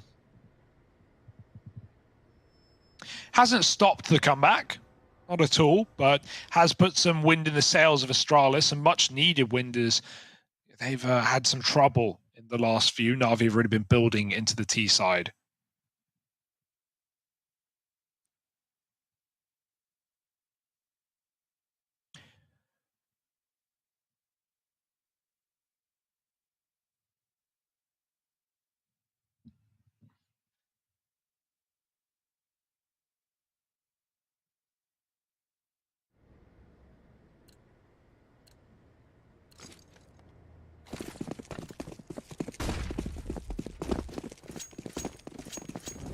Yeah, Astralis talent are going to have a long way to go before they break the money of Navi Jr. So this is going to be a bit of a brawl to try and approach that match point scoreline. With Void getting openers on this AWP, that certainly helps you out on the Astralis talent side, right? Look at his quick reposition as well. He was just peeking deep in B main over that smoke. Well, now he's already back at A in CT. monacy going to get here just ahead of him, just before Void is around that corner. So the AWP is now gone, struck out from the round. A lot of control given up in this A bomb site, and with Vesta falling, there's no one left to actively, exert this pressure into the site. Vigo will get one. There's no elevator smoke down, so that angle was still open to him. And this A-Take grinds to a bit of an awkward halt. Yeah, they're waiting for the bomb. It's taking its time. Hedrick's got to walk. He doesn't want to give this away. We've seen Astralis. Something that is a little awkward here, right? Is they threw one of the 2 wall smokes in, and they never threw the elevator one, right? That They've been doing that a lot as well, just to take fights. I think they want Monty on the AWP, just covering from sandbags. He's been doing that a lot, like this right side smoke, and he has been getting kills from it. So it makes sense, but yeah, gap there. He wasn't covering it. Luckily enough, Astralis, as things go quiet, they maybe doubt themselves and they fall out of the bomb site. That's fine. It lets you play retake. It's not the end of the world, but you've got to get through this AWP, and it's not making your life easy. m0NESY picking off Vigo. Smoke coming onto the crane. That's good, but m0NESY can play the sandbags with lots of cover. Good flash! Both T's blinded. How has that happened? They were both stuck in the open. m0NESY eats the flash as well, but he hits the shot. And now the 1v1 with the player off the bomb. m0NESY knows he doesn't need to peek. It's deja vu for the previous round, but this time he wins it out. 10 for Navi Jr. And that was terrifying with a double wide short players. No one anti-flash. Thank goodness m0NESY closes it for them. Yeah, that was almost a hugely misplayed round from the short guys. Like, I understand the wanting to fight and be able to support m0NESY, but I don't know, man. In my eyes, the whole benefit of having the AWP set up on sandbags there is that he's got this freedom to take, very long-range fights at quite a low risk. So the fact that both players are hanging out on short there, I would have loved to have had someone, just playing that anti-flash, just so it's a little more comfortable in the win. Even if you have one of the guys on short holding for like, can rotate to ramp if you get smoked. There was just other ways that could have been a little safer, right? Why are you both out? Yeah. I know there's a smoke down. Why are you both out? But yeah, the smoke comes down, and like the game plan there is like, oh, okay, we just play in front of the smoke, we trade the kill, what could go wrong? And then they get God Flash. So, you didn't want that to happen if you're Navi. But it's the m0NESY effect, man. He carries you through. He may have been slow to start, getting picked by Void on that CT side, but let him pick where he goes, and suddenly things look a lot better for Navi and for m0NESY as well. 22 and 14. This round has been won before by Astralis. They've picked up pistols, but you wouldn't bank on it, would you? Good bit of space taken by Mr. He's got ladder, but they're holding from the bottom. He can't flank yet.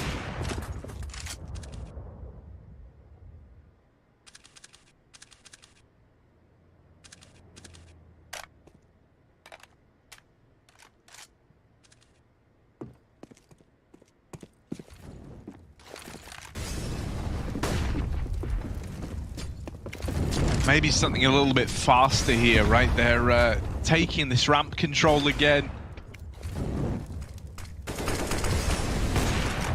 Oh, m0NESY smoked off, and a player has just aggressed behind that smoke as it blooms. He could try and wrap the short side. Right now, no one is actually holding for this on a consistent basis. Occasionally, on timings, it's being checked right now by Hedrick.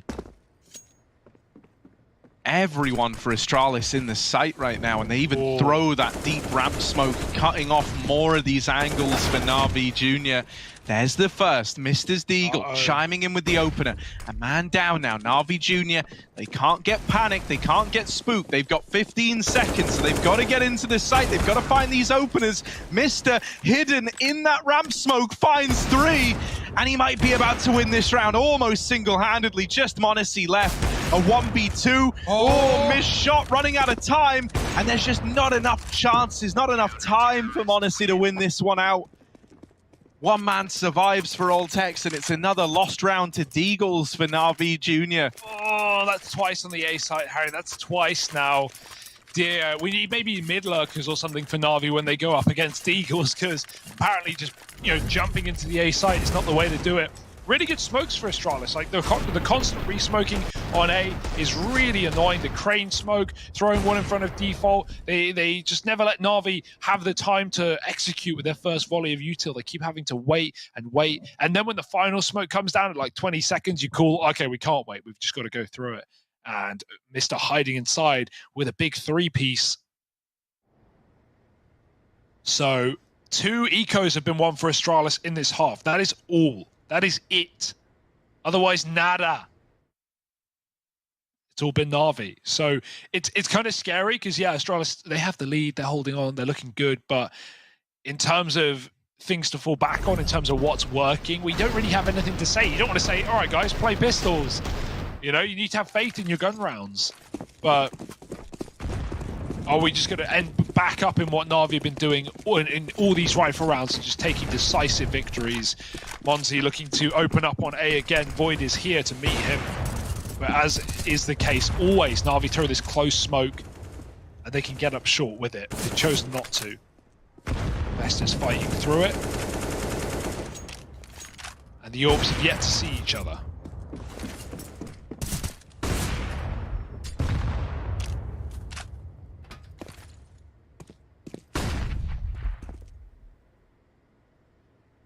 Yeah, that's the thing. I mean, with how Navi Jr. have been taking this ramp control, you don't really get these like immediate gunfights here. It is very slow. It's very methodical on this approach.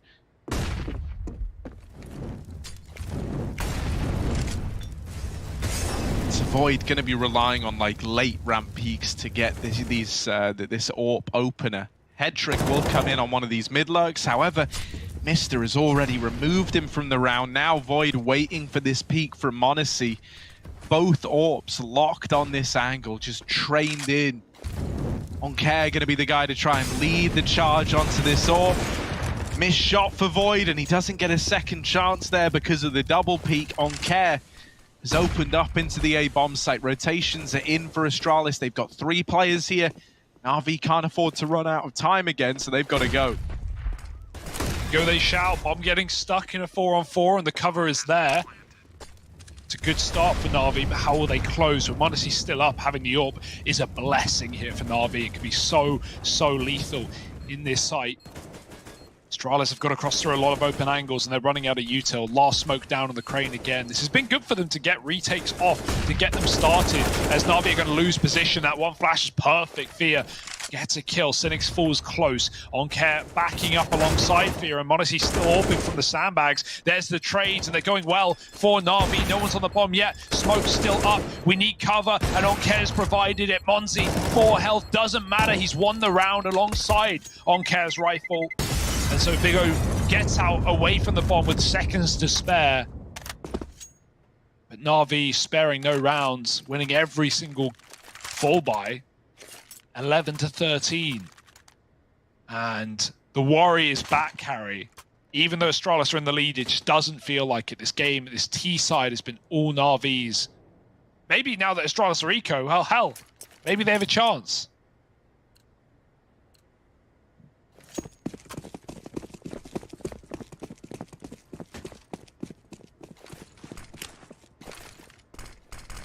Yeah, you finally got to win one of these, man. Like, oh my god. And it's always this guy. It's always Mr. Yeah.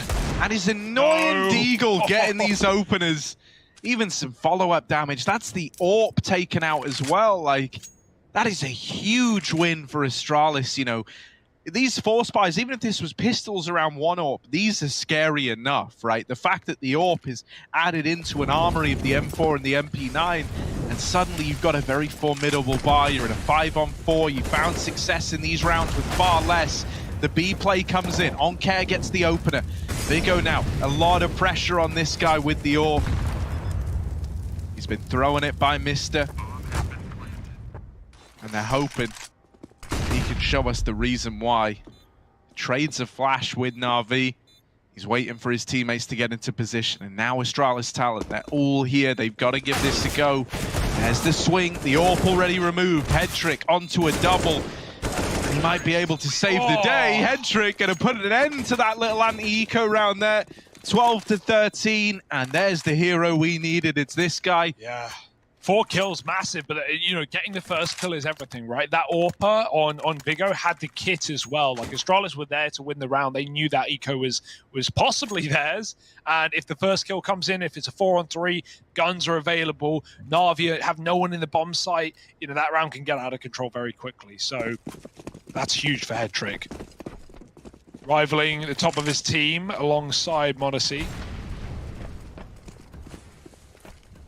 And we're getting a great game out of these two rosters right now, even if it is, you know, a tale of 1/2 per team. Can Astralis get back in with a full rifle round, double AWP?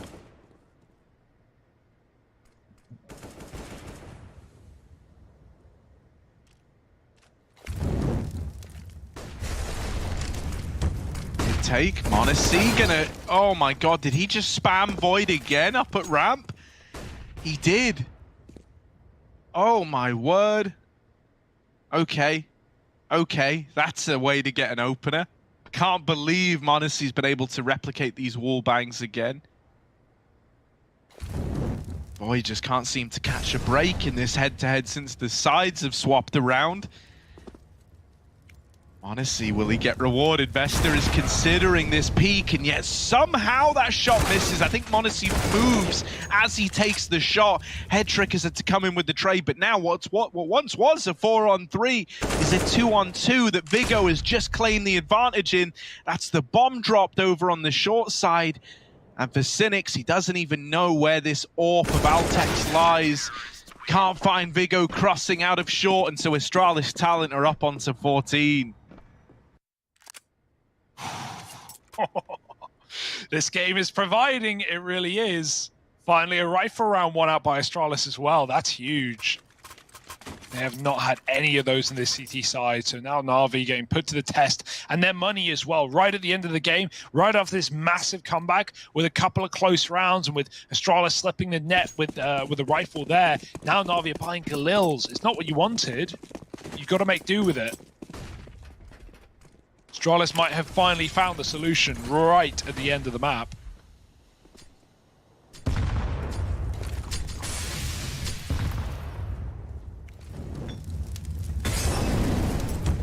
Whoa.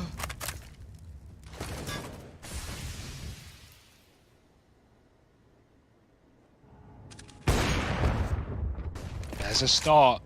Navi have not begun the open middle yet this game, so honestly going there and finding a first is going to adjust the setup here for Astralis. Even if mouz now leaves his position and goes and groups back on either of the bomb sites. Oh, you know they're going to be weaker, especially now in a 5-on-3. mouz stays mid. His team run up B, though. Cynics has the entry. Vigo's been smoked out. He's going to still try and fight, stop this bomb from making it into default. But they jump here, and it's a freebie. Trade does come through. It was a bit scary for a second. Vigo could have given it up. But luckily, Headtrick delayed repeat, puts us in a 4-on-2 and might force the save.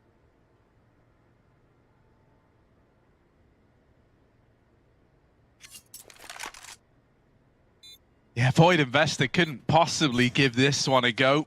So Navi Jr. keep the comeback dream alive.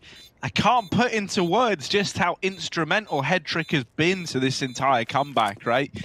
He might not be someone you look to get these fast openers like you do with mouz on that AWP, but his trade work and just the kind of roles that this guy occupies within the team and the way that he does it are great. And I think having him in over Pogolov, at least on Vertigo, has only been a positive change. I've really enjoyed what we get out of this guy. In terms of knowing what's needed to win the round, I think he's got a really good aptitude for it, right? It was in that little 4v3 that started to slip away from Navi Jr. that Headtrick was the guy to close that gap once again and even give them a chance. That round there, he gets the key trade and bomb plant to win out the 4-on-3. And he's also right behind mouz, even if you want to look at just raw kill count. Like, he's having a very good showing right now, is Headtrick. Look at this desperation buy for Astralis Talent. Wow, right, they didn't buy anything. No, yeah, they've gone in with a few deagles around the saved guns. One of them already put to use. Hopefully they don't win this round again. Hugo. I mean, Harry, they got less than they should, so if anything, they're favoured now. And Navi are going back into where they've lost both of these anti-ecos. That's in the A site. Smoke's coming in. Astralis are a man up though. This is still a very good position. AWP is here. They have one kit on Void as well. Monacy's still standing, putting in the work, taking down Vesta. There's still guns to be given over. 3 rifles now for Astralis talent on the retake. Now, playing close has often let Navi down because of flashbangs that Astralis have had. They've got none this time around, so Fia is in a very good position to cause some damage right now. Oh, Monacy gone to the AWP though. Fia waiting for his time to strike, and it's now instant kills come through. He's traded, but time is ticking and bodies are falling. Mister's flanking 1v2. He's been caught. He does take the kill, but traded by OnCare gives Navi the round. Oh, it's on a knife's edge right now. That knife is in Navi's hand and is about to stab Astralis in the back. 11-4 half, and it's all on this full buy round. Yeah, and you know, this is what we were sadly building towards with this comeback. If you're an Astralis fan, they're definitely the ones under more pressure now, right?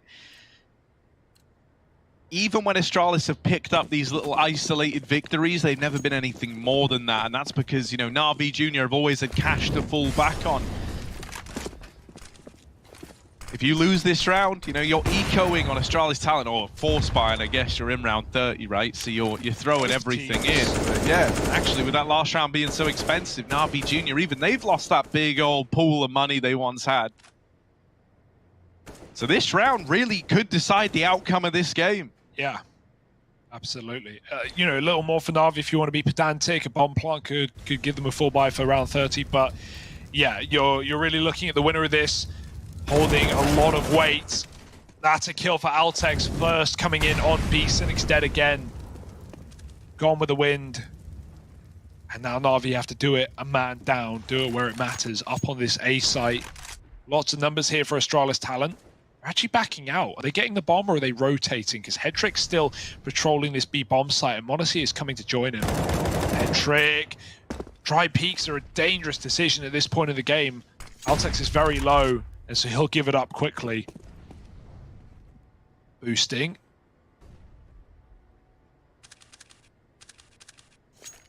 Oh, I think you saw that, yeah.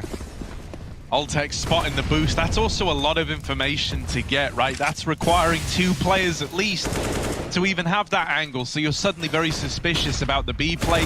The rotates have come in accordingly. There's so many players here. And OnCare, first man in with the bomb on his back. It's dropped over.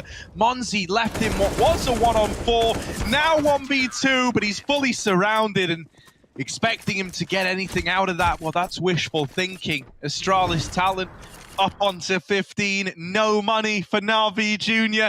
Let's go into the Astralis team speak as they embark on round 30. Cringe. Eller hvad? Skal jeg tage den? Nej, jeg køber M4 selv. Okay, så fint. Så har jeg alle nades. Hvor mange penge har de her? Er det nu, Alex, eller hvad? Jamen, det er plade. Ja, det er det, Alex. Kom så, mand. Flamesrampe. Mikkel, vær klar til at hurtigt rotere mod B. Okay. Laver de flamesrampe? Ja. Jeg gør det spawn. Mange af. Hvad så her? Kan ikke se nogen? Forzzoomer. Scout, scout. Du er en scout. Okay. Ja, jeg er cool. Okay, jeg går ned på den her. Lad være med at give ham entry med scout. Det vil være unreal dumt. Booster! Du rammer ham meget. Ja. De er fucking low. Det burde det være. Okay, spil den sikkert, drenge. Jeg flasher midt. Vi kan godt se Gambit. Ja, jeg sidder også med. Ja. Hvad holder du på Gambit, Andreas? Jeg holder hernede foran boksen. Han sidder wallbanger. Ja. Jeg er stadig. Lød, flasher B eller B? Vi tager B. Jeg kommer med. Men han sidder der. Det kan jeg ikke. Der er 3. Kør de. Smoke og molo. Nej, det er lindæk. Et dernede. Jeg er dybt af. Jeg sidder snappe lige nu. Ja. Det er ingenting. Jeg tager midt, spil 2 mod B. Gå med en B her. Jeg går over quad, så. Jeg er bare midt her. Kommer nok B rimelig sikkert her. Du kan til første kontakt, så kan jeg peek. Jeg gemmer mig quad lige nu. Jeg har smoke, okay. Du skal bare spille den, Mikkel, og så... Okay, sand om lidt, Mads. Godt bag sand, Mads. Smoke. Det kan godt være midt. Nej, Void har midt. Jeg har midt, ja. Hvis du hører noget B, så smoke op foran dig. Bare Der sæt er en gang højre her. klik. Noget nej nu. Flash under A her. Ja, bare sæt dig bag sand, Mads. Den anden Ja, sand. 30 sek. Okay. De så mig der. Træk, Gå ned på den. træk. Ja, jeg trækker til. her. Træk og hold fast, Andreas, og så sand. Ja. 20 sek. Skal jeg holde gul måske? B nu. Hurtig smoke. Trækker. Tiden. 10 sekunder. Kør B. 10 sek. Jeg dør ikke bare op. Ned, bum. Nice. Bum er nu. De kan ikke nå det. De løb. De kan nå det. ikke nå det. Ja! Ja! Ja, tak. Sådan, boys. Nice. Ja, man. Gå ud. Fucking snap med bum. Hello. Well, it's not the most orthodox way to win a game of Counter-Strike, I can tell you that much. Hugo, you even walked off and sat down because you thought that was going to continue, mate. Yeah, they ran out of time. That one kill from Mr. dropping the bomb loses it for Navi.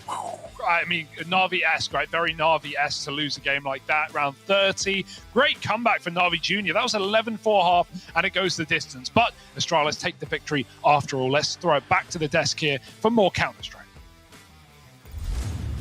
Thank you, guys. Unexpected results and performance from Astralis. Can you remind me your predictions, guys?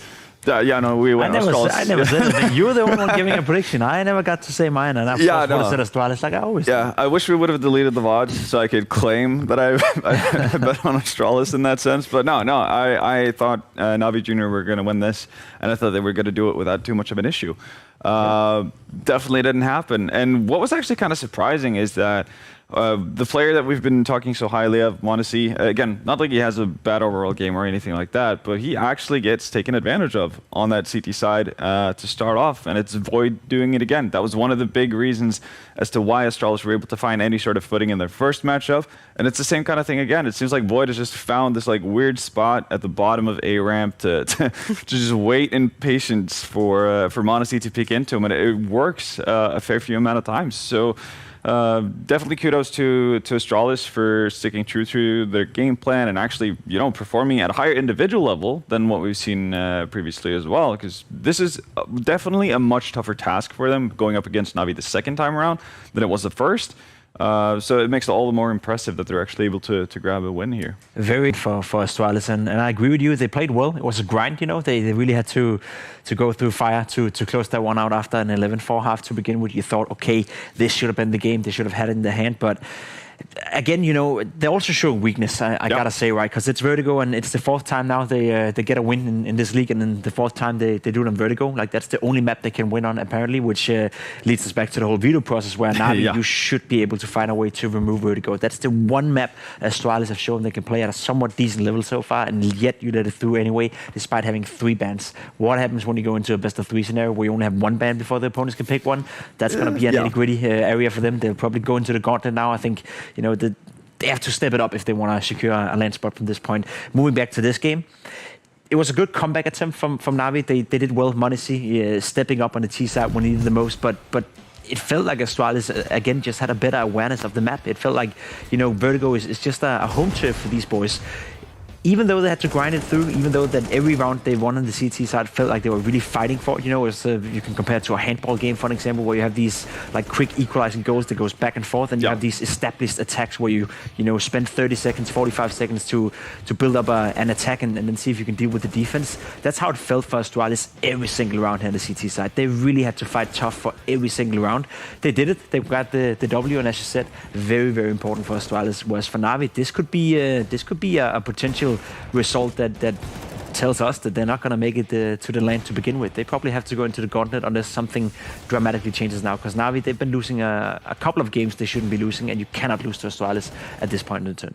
Yeah, no, it does feel like it's a lost opportunity and a lost chance for Navi to put themselves ahead and put pressure on the guys who are obviously going to be playing the next couple of games today as well, because if Navi wins, then you're sitting there, as an opponent, thinking to yourself like, okay, we need to win in order to keep up.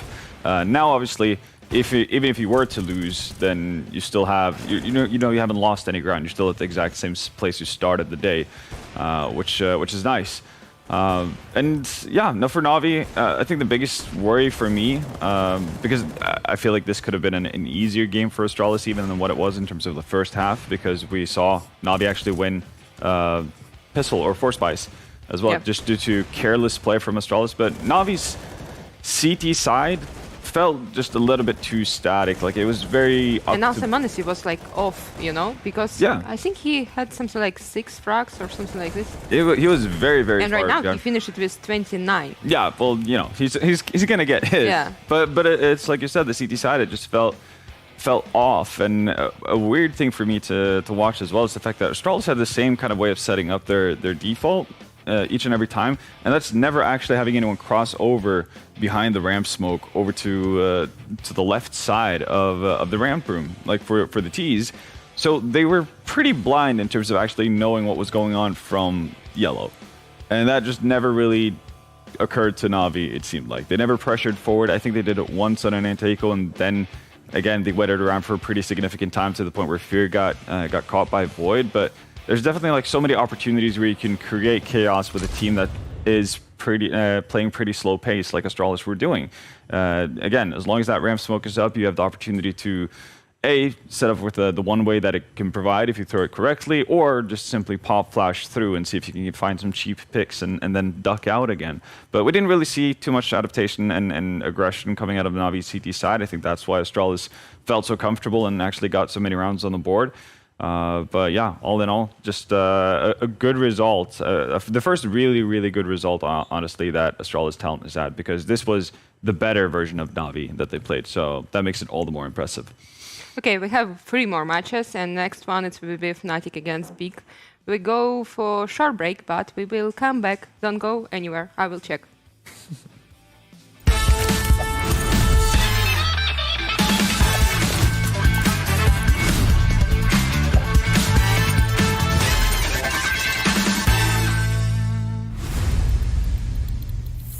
How to simplify spray control. Most players have the default command set as view model _ recall 1.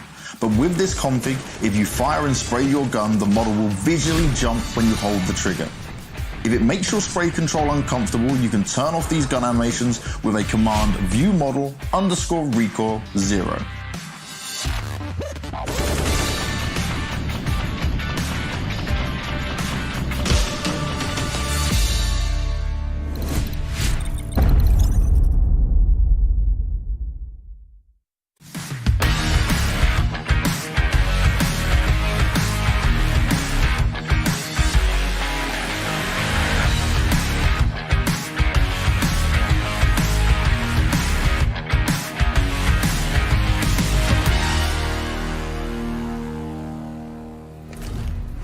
And we are here. Hello, guys, again. Yeah, you checked that everyone's back? Yeah, I'm like, I follow you. Oh, okay. Yeah. Well, no, back at it again. And this is, it's going to be a bit of a cliche saying it about every match, but it's kind of true when you get to the end of a league stage. This is a super big match for both teams involved, both Fnatic and Big. Equal score in terms of wins and losses so far in the league. And obviously being able to beat one of your closest opponents for that top 3 spot is going to be massive. And now you also have the knowledge of knowing that Navi Junior, they stumbled versus Astralis, no 3 points for them today. So you can have another opponent who would be in the contention for that top 3 spot that you're actually going to distance yourself from. So it's not just the 3 points in between the 2 teams that you fight for. It's also just future positioning versus teams like Navi as well. So everything to play for here. Yeah, and also like Fnatic and Big right now at the same position, and they play, I think, almost the same. You know, it's usually different results. It's hard to predict. Like, okay, yeah, Fnatic will be right now so strong, and then like they lost, and like what? The same as Big. Yeah, very, very inconsistent performances. I thought Big Clan coming into week 2 looked sharp in the beginning, but haven't really been getting the results that you could expect from them. And as you said, it's been very inconsistent. You know, their highs are very high and their lows are very low. So we don't really know what to expect from these 2 teams. I've been a little bit disappointing in Fnatic Rising. They started out first week so well. I guess they were the big surprise of week number 1, where we didn't really expect them to be up there in contention with the mouz NXT boys, with the young ninjas and so forth. But they were one of the better teams in week 1. Whereas for week 2 so far, sure, we've only had a couple of days, but it hasn't been looking too good for the Fnatic boys. So don't really know what to expect, but I agree with you. You know, points on the line, very important for both squads. And as you said, Vladislava, it's very close, right? You can't really predict a favorite right here. It's more or less a 50-50 game. We have an interview with Big. We can ask them some questions about their performance. Prime Taps, are you here? Luca, yes, hello. Hello, I'm here. How are you? Hello. I'm fine, thank you. And you? I'm fine, thank you. Are you ready for this match against Fnatic? Oh, yes, I am. I'm ready for the rematch. Oh, it's nice. So for you guys at Big, obviously you started off week 1 with, I think, better results than any of us expected, at least. And then it's been a little bit tougher once you've gotten further into the league. Is there something that you've noticed with your opponents, or do you think this is just a result of you guys not having as much time together as you would have liked? I think a bit of both. I mean, we could obviously prepare better for them than they for us, because we could watch their matches, and yeah, in the second week it's easier for the enemies because they can watch our demos, they know what they're going up against, and they can't underestimate us. So, yeah. All right, fair. Perhaps it's still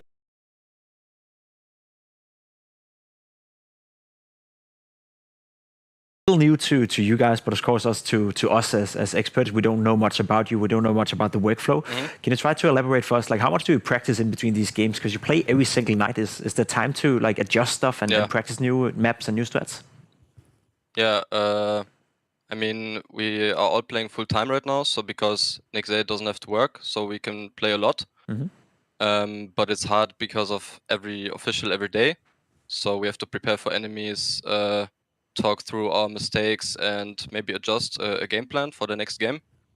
We just try to play as much as we can and try to analyze the last games to fix common mistakes.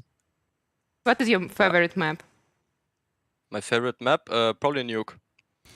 So actually, speaking we want to of, see Nuke more, please. Yeah, exactly. Speaking of, you know, the maps, honestly. Okay, so without obviously giving away any sort of secrets, from day 1 in the Academy League, have you guys been able to prepare a map that you didn't have at the start that you feel is ready to play now?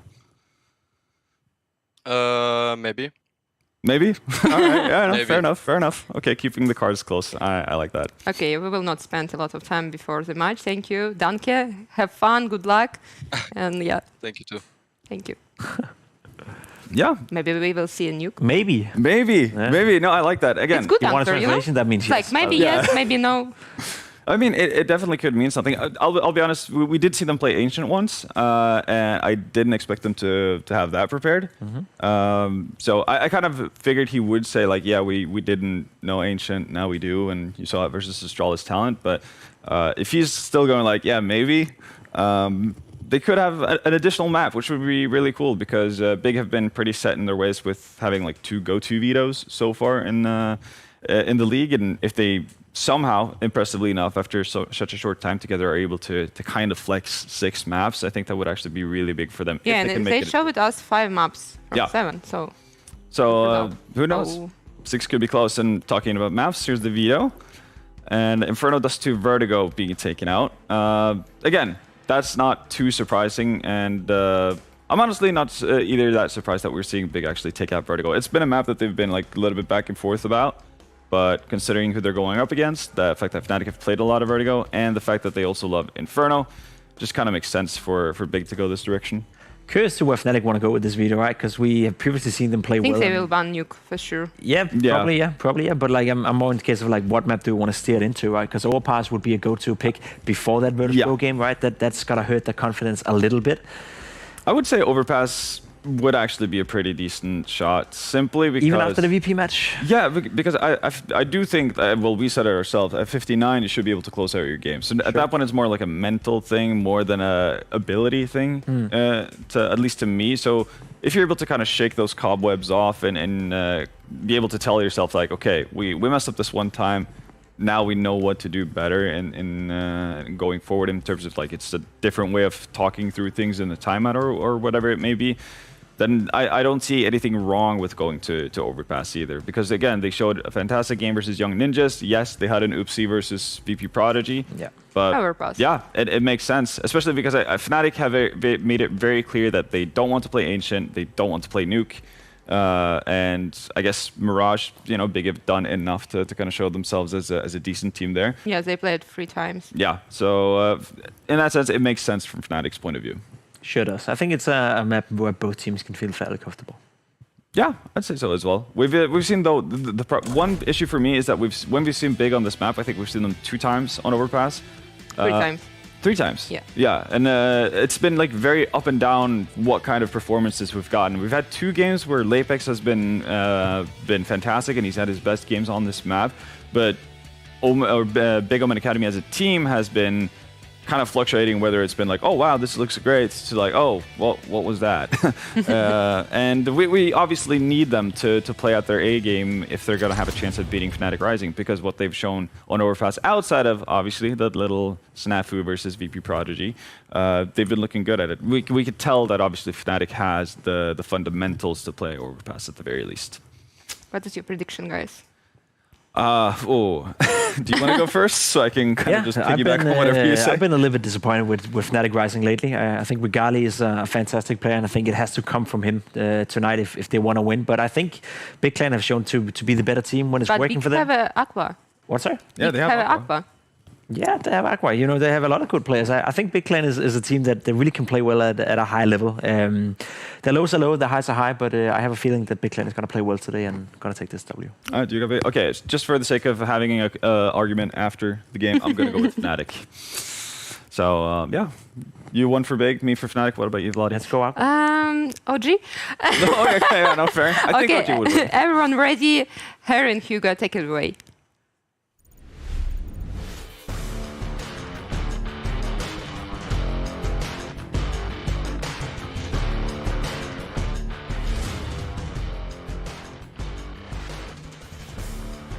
You're not that ready, Harry, because Yeah. you didn't unmute us. That's your fault. You're the even one though that's I'm right standing there. closer to the Right, mixer. that's a yes, joke. push the blame along to you. No, either way, Fnatic Big. That's what we're really here for. And this is going to be a banging matchup, right? Fnatic took this pretty one-sidedly last time around. Big looking for revenge. Astralis, they just doubled down, mate. They just took down Navi twice. That's not once. That's 2 times. And now Fnatic need to do the same. Is it going to be that easy for Regali and friends? Regali, I do love Regali and his friends, actually. Yeah. I want to see a bit more out of guys like Pepsor and Process, right? Like, it feels like when we get that trifecta of Regali, Pepsor, Process all stepping up, this team is very, very dangerous. Keve, not normally the guy we get big numbers out of in KST, very, very map dependent, right? But you know that as long as it's not Vertigo, you're going to get something out of this guy. Yeah, he's actually been one of the better performers in the team when they're off like that literally, map, you take him off of Vertigo, the map that he hates. Yeah. He hates more than anything else. That much has become clear.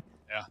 You put him on any other map, different player altogether. Isn't that nice? And so it's nice that we're not on Vertigo now. As much as I love it, God, am I He's glad. never going to live down those 2 maps. All it was 2 maps, and now that is his career. That is his.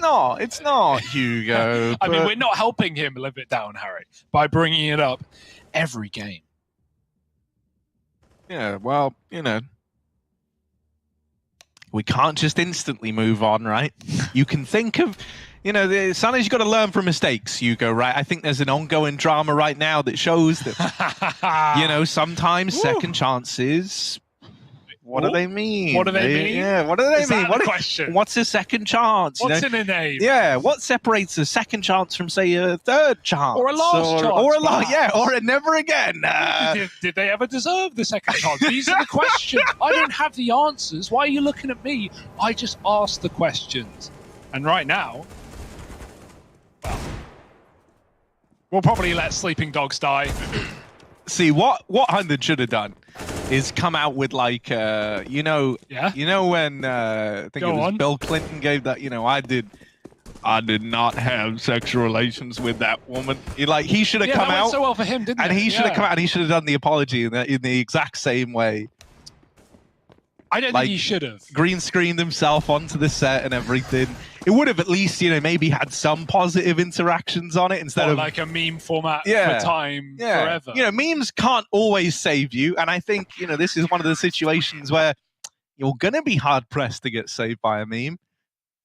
But there was not even an attempt, Hugo. Yeah. I'm gonna go back to letting sleeping dogs die or lie. I don't think that's the same. No, but in this case, I think it is probably the most apt. Either way, I don't want to touch this conversation anymore. Fair enough. So I'll talk about Big, and I'll talk about Fnatic. Yeah, you know, I think a good starting point here, Hugo, would be how are you feeling about this game? You know, do you have any strong feelings towards who we might see emerge victorious today? Strong, heavy, width-wise, it's pretty large. Length-wise, well, it's long. And of course, it's big. The Big Omen Academy. I think they're going to be looking for revenge here today, Harry. You know, all of that preamble done. I do still think Fnatic are favourites. I think Big, they started this event really strong. They've had some rocky road as of late. And for Fnatic, they have proven to be a pretty scary overpass team at times as well, right? Like lots of OTs on this map, lots of close games, win and loss. I think we got a banger no matter what happens, no matter who wins, and it's not going to be the Julies that take the glory in this one.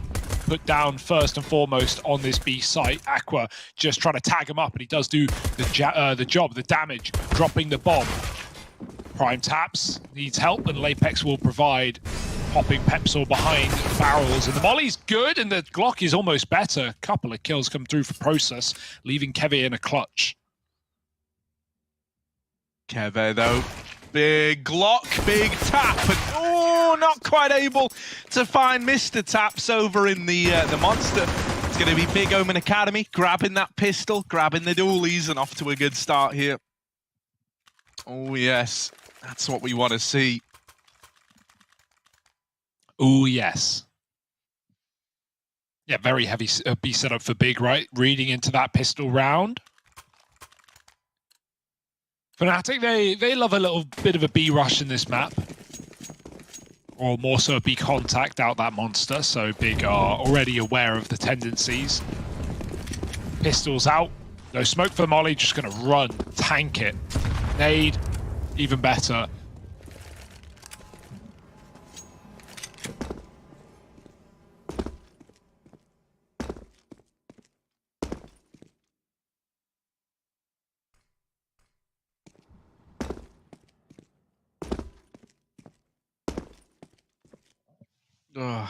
Harking back to motion sickness with Lapex. He's just still, no, he's not jump spotting long anymore. Thank goodness. I couldn't cope with that camera angle anymore. Glaved up close to the toilets. This guy holding the line with the FAMAS. That's FAMAS, not famous. There's another. MP9 gonna help out. And so the pistols, yeah, they go about as well as you would hope, right? I'm kind of glad that not much gets done. It's just a little cozy eco round. And now we get into the round where the big guns come through. Yeah, let's go to the big team speak, the big house, the Big Omen Academy. It must be echoey in there. Can you hear me, boys? Let's go. Was? Kannst du uns Monster smoken auch? Ja, kann ich machen. Wichtig ist aber, wenn du musst Richtung B kurz abhauen, wenn du dir Con smokest, okay? Weil oben kommst du nicht mehr raus, wenn die das wissen. Gib dann eine Röhrenfleisch halt noch, Luca, ne? Ja. Wenn Case die Con ist, ideal. Ja, wieder raus dann. Ja, deswegen, ich gehe ja raus dann. Ein Flash. Halt die Flash direkt. Flash kommt. Let's go out long instantly, guys. Nichts gesehen erst. Ich bin blank schon Flash, die spielen schneller Mitte. Go left side. Con jetzt auf. Wollt ihr doppelt close spielen? Kann dir eine Con vielleicht geben. Can Flash, maybe toilets or they don't know we're here. Gib hoch. Someone's on Garrus. David, can you smoke it and durch. Lass mich smoken. Ja, hab schon. Sorry, Mann. I'm going close. Yeah, I'm ready. Wie viel war von B? Einer. Einer. Ich sehe aber nichts, ich jump. Alang, Stairs. Alang, full execute. Die Retake, wir müssen Flashing Retake. in your left. That one. Boom. NRG Ja, 10 AP, das ist der B-Abdecker. One is back. I'll plant for banana. One stairs and one back. Planting for Yeah, banana. we don't need to hold it close, okay? We can play after that. They think we're close. I'm going Sunny. Careful, one more. Noch eine. I have a smoke in the mold. I can resmoke something. Walk stairs. Fuck it, I'm resmoking bank. I got one flash. Nice. Macht Late Retake, einfach nur Damage auf die Waffen. Safe. Yeah. Also, dass ihr den Damage macht. I'll just do one. einmal K raus, okay? I don't have another one. You can flash, friends. I don't have another one. I have a mold. Oh, I mean, you don't. Ja, Retake das jetzt nochmal. Now I'm gonna take. Vielleicht einmal High auf Spot. Gibt's Smoke Bomb und Kit? Flash again? Bombe. Ja, flashing. Einer kitten, nix kitten. Flashing. Not yet, not yet, not defusing. Close low. What the fuck? Nice guys. Nice, important. Nice. Feuerbombe. Nice. Nice. Ich würde ihn direkt kaufen eigentlich. Ja, können wir machen.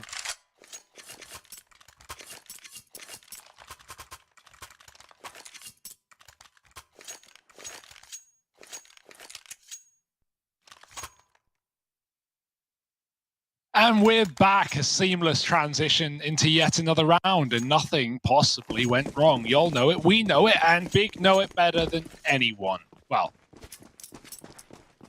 let's see if they can keep it up. Fnatic on the board with guns now. Apex flashed out of middle, and Fnatic, lots of players up on 8, bringing the heat. Be short, tempted to be taken by Aqua, pushed up very close. It would be a big bit of real estate for the CTs to find at this point of the round. They don't know where this play is coming in, and it's all up A long right now. Fnatic bypassing that one man in the toilets, Lapex, calling for a rotate back up. Glaive is coming, and so he can watch that long position. He'll need to. Quite the set piece coming through now for Fnatic. Oh, poor timing. Yeah, big opener for Regali.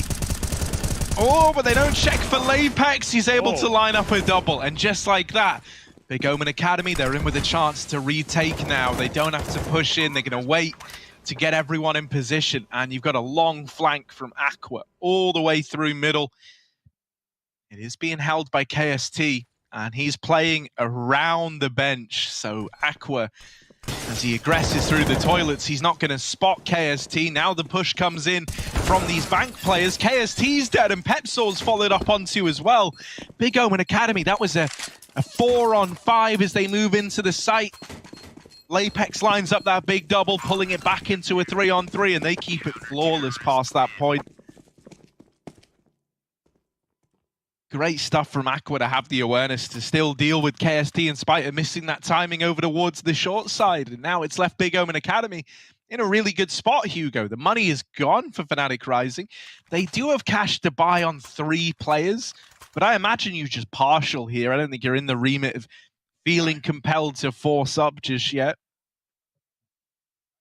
Yeah, if you're getting close rounds, maybe it'd be more tempting, right? Knowing you can break Big's money, but you're not even at that point yet, so...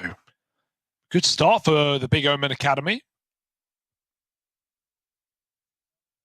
Interested to see where this AWP goes, right? Who's going to be picking it up today? It's been pretty free across Lapex and Glaive, swapping back and forth.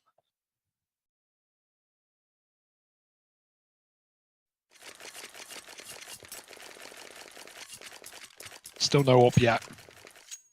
And this is a buy for Fnatic. They're not, rich on util, but they've got plenty of AKs, 3 of which, so it's turned out pretty good. Those 2 poorer players just buying up Galil armor.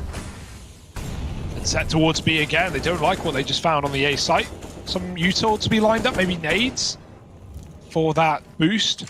No, they don't do them. They just walk through. This contact play again comes in, and the flash does nothing to stop Nick. He's going to line up even more. Oh, another double, and even more damage to Regali as well.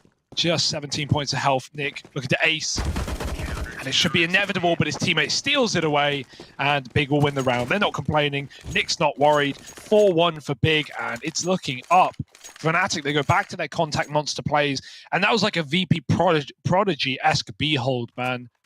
Like triple monster setup is what VP were doing many a time on the CT side of this map. Big use it to their advantage. Yeah, probably time to stray away from the contact monster if you're Fnatic.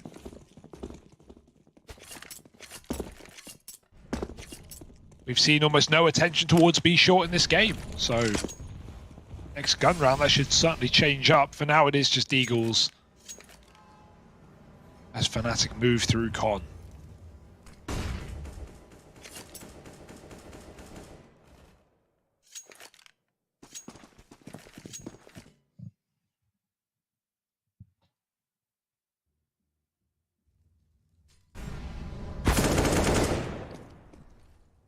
Yeah, Aqua's going to spot these com players. Bit more info the way of Big Omen Academy. They've got this triple A setup, a pretty heavy A lean.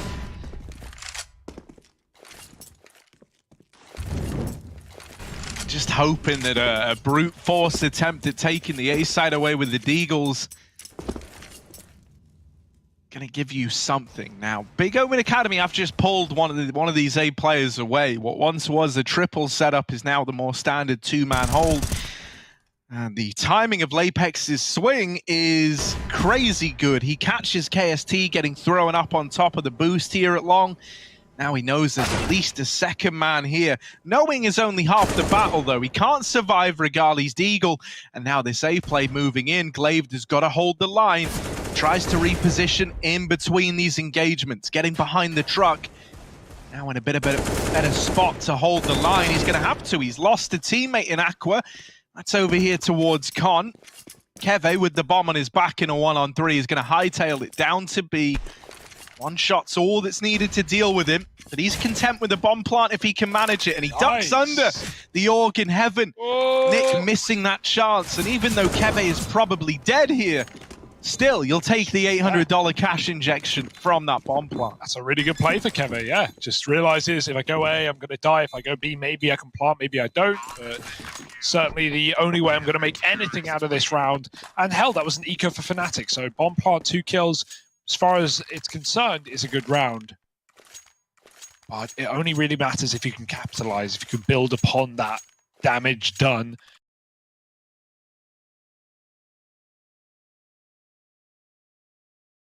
Lapex taking the orb, it seems.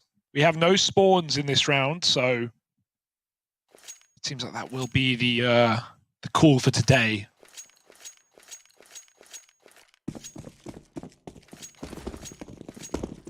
Regali's on his as well.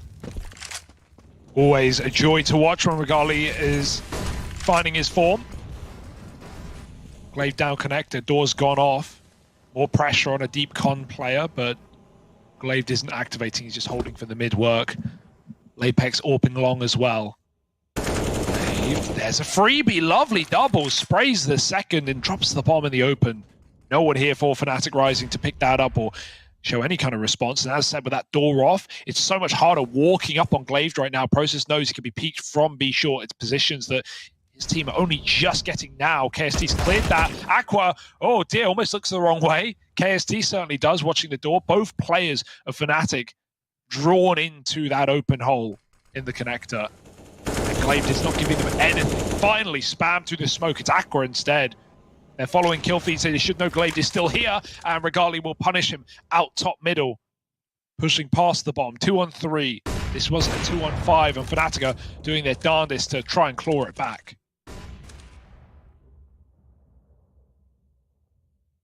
Regali's still alive. You're always left with a little bit of hope. He's got Process with him as well. Well, they check for prime taps. Lapex wins that first engagement, and now, you know, all your attention is fixated on dealing with this AWP. It only makes prime taps' position that much more advantageous. Oh. And so he is going to lock in that 6-1 scoreline for Big Omen Academy. Really looking good here on Overpass. For Fnatic Rising, it's been a bit of a sad story for this team in a way, right? The first week was incredible out of them. Pimp said coming into today, he feels like they've slowed down in the second week, and I'm inclined to agree with him. These guys, they could rival anyone when the league began, but here, Big Omen Academy showing how maybe as the event's gone on, times have changed. And while the winds of change have not been kind to Fnatic Rising. Yeah, they went 5-2 in the first week. Right now they're sitting 1-2 in the second week. Oh, big molly. Oh, you've got to be careful. The smoke does land, but the nade also goes over the top and does more. We've got double boosts up on either side. Luckily, the T's drop off, but, well, not so lucky as Process, who is sitting in the connector with his back open. Another re-molly, denying that boost up, but the smoke is still there. Aqua playing close. They're about to hit it. Do they have a flash for this? Aqua's going to get back to safe hands, safe keeping, and this boost can't be employed. It will get lined up and knocked down. At this point, you know Fnatic are committing. Nick's made the call. Aqua's ready, and he answers the call. Everyone here for Big. They're so prepared. There's surely no way in for Fnatic Rising. They're just taking dry fights, and only one of them won. Leaves Keve alone. They're going to hunt him down. They just wanted to close, and they're looking very confident, very warm. The results are there, 7-1. Fnatic broke yet again. This is a pretty crushing scoreline, right? There's absolutely no denying it. These kind of games are still recoverable, right? It's not uncommon to see a 7-1 end up at like a 9-6 scoreline, right? Because so often it feels like it doesn't really take much to get a T-side back into the swing of things. Something that's kind of scary here is that Big are amassing money, and so you're going to have to grind your way back in if you're not careful. Fnatic Rising need to at least be focusing on keeping them modest. It's not a tremendous amount of cash right now, but it's at a position where it can look to balloon out of control with a couple more, you know, one-sided victories going Big's way. So at the very, very least, right, even when you're playing these eco rounds, you need to have a game plan to make them expensive. That is your whole route back in if you're Fnatic Rising. And so if you head into this little round that's coming up now where you've got Deegs, you've got a couple of flashes, and you let, you know, 4 or 5 players stay alive, it's a bit of a wasted opportunity almost. You know, you really want to do whatever you can to make this game easier further down the line, because short term, it's not going to get better. You've got to think long term here.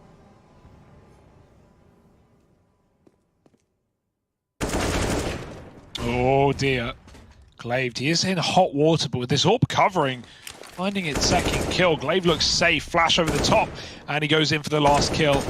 KST delaying the inevitable, and it is as such 8-1, 5 alive, and well, a wasted opportunity perhaps for Fnatic after all. Yeah, what right. can they do? No, I mean that's kind of a shame, right? That's the round that starts this money ballooning out of control. And what this means now is you don't have one of these T-sides where you win a rifle round and, you know, right away you break your opponent's money.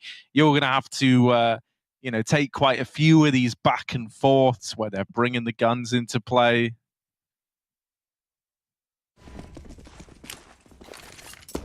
So Fnatic Rising, it's not going to be easy. You can't pretend it's going to be easy at 8-1. And it would have to start soon if they do want to get back into this at all. You have to start now, right? You need at least something in your half, right? Even the most one-sided scorelines are able to be pulled back, but not 14-1s. Oh, that's a trade and a half for Process. Also, Pepsor through the smoke, taking down Glaive on his retreat. There's still the CT AWP to worry about on the A site with Prime Taps. They're going to set up on the double long side as players move in. Regali, oh, they're coming to you, and oh, he was almost about to hold that angle, but then unscopes at the worst time. Now the AWP can back up with the rifle being the bait and switch. Process, he's seen a player up com, but he can't get the kill, and Pepsor, a quick tap at long just to take down the man known for them. 2-on-3, climbed up. Process going to clear everything but the corner he must, and now Aqua, oh dear, jumping, caught mid-air. It's a weird one, resetting now Fnatic in a 2-on-2 going B. Yeah, this was a 2-on-4. Nick does not want to die here. It would give them a way in, but instead he's dropped the bomb. He's trying his best to save this round. As mentioned, it was a 4-on-2 for Big Omen Academy, and yet it's still hanging in the balance. Even now, with Process still alive, it's not finished yet. 20 seconds. Time is of the essence. Using the flashes just to try and slow down this cross into B. Both players now here. And for Process, any hope in hell should be out the window with all that damage done. He was 1 point of health. Lapex finishes it off. And Big Omen Academy are up onto 9. Once again, the money in a rough spot for Fnatic Rising. They kind of have to buy at this point, right? Even though Regali can only bring a Galil into play. And so this is really getting out of hand now.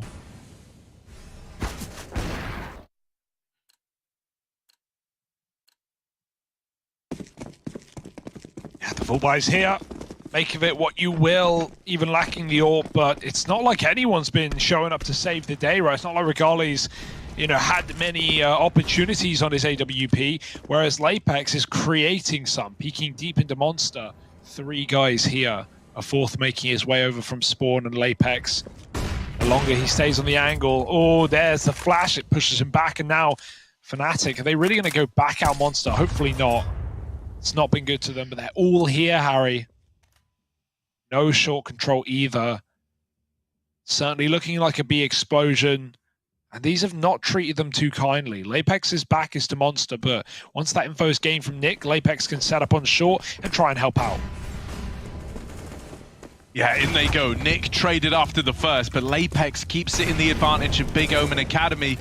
And look at this already, all 4 players here. They're even boosting over CT, using anything they can to strip away at the remaining Fnatic players. A 3-on-2, 25 points of health between Keve and Regali combined. And are they really leaving now? I don't think they're going to reset. Really? Would you just not go quiet and recommit in 10, 15 seconds? That feels like the best way to force a rotate. You've got so much map to clear if you go back to A. So, you know, this play is nice because even if you don't go A, you know Big are going to start to leave the site eventually. But hey, maybe Big should be leaving the site. Fnatic are going up connector with 20 seconds. They're cutting it pretty fine. The fact they throw a smoke means they're definitely not committing, and back down connector they go with a fake. These steps get heard. Graffiti is being held. Drop for Regali makes noise. There's no question about it. Big know what's up. 10 seconds, and 2 Ts running in. Got to make their way to the site. They cannot. Yeah, it was a nice try at the fake. I did think it was a bit convoluted, and running back down connector when Graffiti is being held. Yeah, Big were never worried. 10-1, and why should they be? Everything's coming up Big. See, there's a different smoke you can throw from that short area where because you know they throw the smoke into A trying to telegraph like, yeah, it's an A play, rotate up, and then they run down con. There's a smoke you can throw from right near where it was thrown anyway, which smokes off Heaven from A short. I thought we were going to get to see it. I would have loved to have seen it. I haven't really seen many people use it. And that felt like one of the opportunities where maybe it could have worked, at like getting in the heads of Big. Because I think no matter what, Big were prepared to call your bluff there. Like, really, Big, you know, they win the round. No matter what call you make, they win the round by just staying together. Yeah. You know, if it's B, if it's A, as long as they're together, they can trade and they can retake that round. Fnatic was so low. Yeah, you know, and the more one-sided it gets, the more one-sided it feels. And that really affects how Big play as well as Fnatic, who might be a little bit scared at this point in the matchup. Lapex saves Glaved, although he probably didn't need the help. Fnatic have beaten the double long setup. They've seen it. And look at the space Pepsil's taken. This is good, but you can see Big are aware. That CT player walking up very slowly knew they could be in the bomb site. Prime Taps takes out Pepsil, and even though Fnatic are still here on A, planting the bomb, winning the round is a tough ask. Yeah, a bit awkward there. I think Lapex thought that his back was being covered, but it might not matter, right? The kill was traded right away.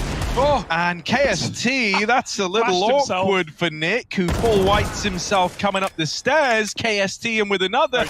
Don't tell me that one flash, yeah, I was going to say, comes back to hurt you so much it won't. Big Omen Academy up onto 11. Yeah, see, now, if this was 3-1, I would say the words good eco. I'm not even going to say that, because at this point, you need wins, you need rounds, right? We just saw that Navi Astralis game was 11-4. It went 30 rounds. Like, these are recoverable, but you don't have an 11-4.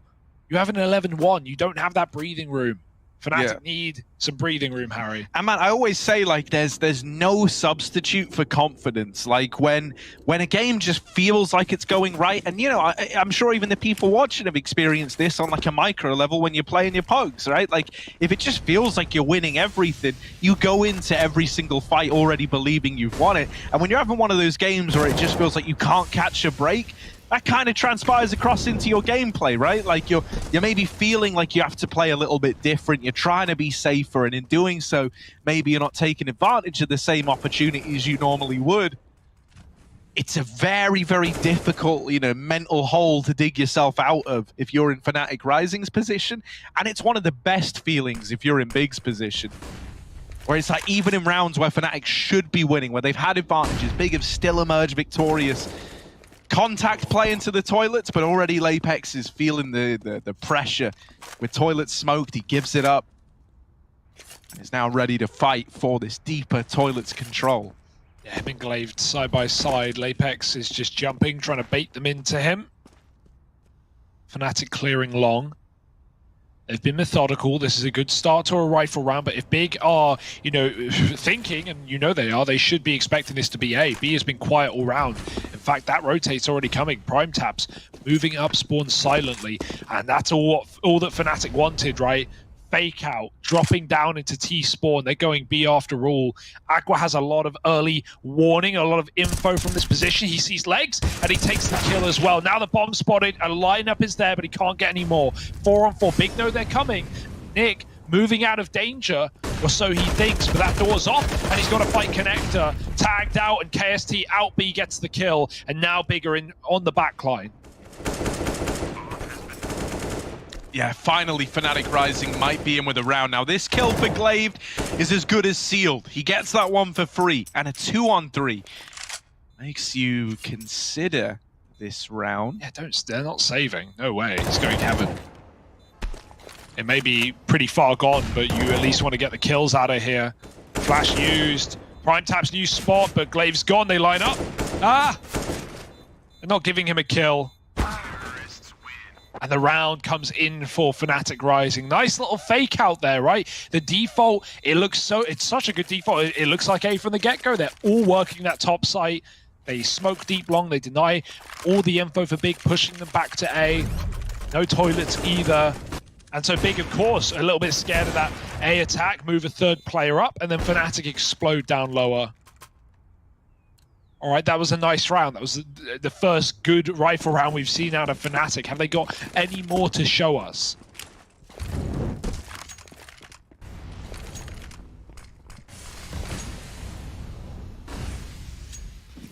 Yeah, is this just a flash in the pan success, or is there more heat to be given out by Fnatic Rising? Lapex, that door gets blown off and it lets him take the peek in. I love that Big Omen Academy have set that precedent of blowing the door off every single time. Yeah. It's great because, you know, it makes the boost more lethal. It also, you know, eventually, if you were only blowing off the door every single time you plan to take a peek, well then Fnatic, you know, it's very easy for them to read into that. Because you've been blowing that door off every single round, they kind of start to discount it on the Fnatic side there. And it nets this opening kill for Big Omen Academy. Yeah, with no refrag, Fnatic are desperately looking for a trade. Glaved in, long toilet, getting a guy walking on him right now, and oh, the timing, he falls off the bench, man. That's unlucky. KST's opened up meanwhile at the B site, and you're unable to get a pick, but you're still fine and dandy. You are 4v3, and Big are starting to gamble stack, moving a second player up on this A site as Fnatic once again go down lower. You know, we said this at the start of the game. Fnatic love their B walks. They love their contact monster plays, and you know, this game no exception. It's been their undoing at times, but now dropping into a late B execute where Big are starting to realize here come Fnatic. Oh yeah, Pep Saw with the opener. And Fnatic Rising are looking for a third here. They can't get past Aqua. They will get that bomb down at least. It's a 2-on-3 again, but this time it's the added caveat that Big's money is entirely on the line in this retake. Not worth. And so they will just elect to save. This is Fnatic Rising building up to that 4-round scoreline, right? They're hoping for a 4-11 half, and hell, man, we've already seen one of those get recovered almost today. This is certainly leaving you with a little more to do.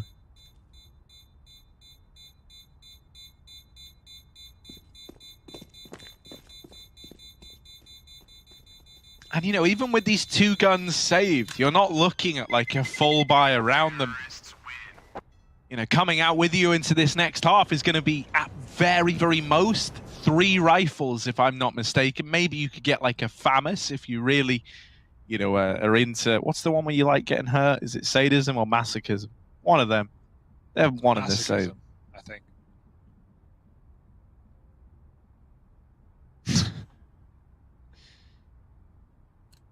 Well, if you're going to get beat, you may as well enjoy it. Yeah, that's the old saying, isn't it?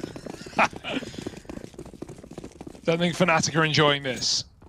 Although, pretty battered by here for Big. Shotgun, SMG, AWP, M4 AUG. We got it all. It's a full pick and mix.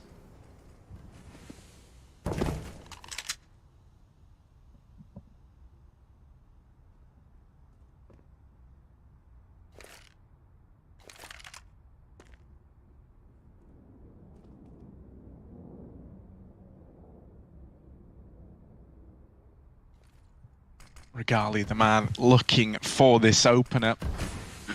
Because Nick has the shotgun, he's never going to wide swing this.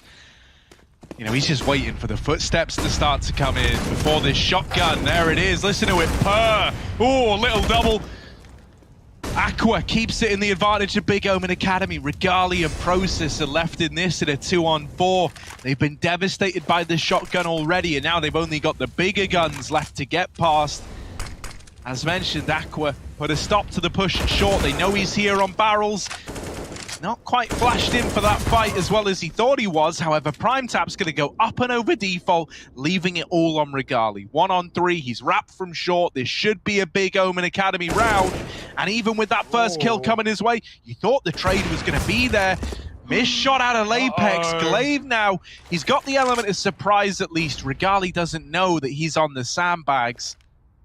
Timing is everything for this peak. Are you going to take it right away? That first one is just a fake, but Glaive wins the fight out. It's a good try from Regali, but he can't win that clutch. And on the back of it, Big Omen Academy onto 12. A pistol round here could just propel them towards the finish line and get this closed out ASAP. Yeah, a bit of a slower game for Regali today, right? Didn't really have a lot of AWPs on the T side, that's to be said. But even so, Big do a great job of shutting him down this afternoon. And just in general, Big all over the board, 12-3.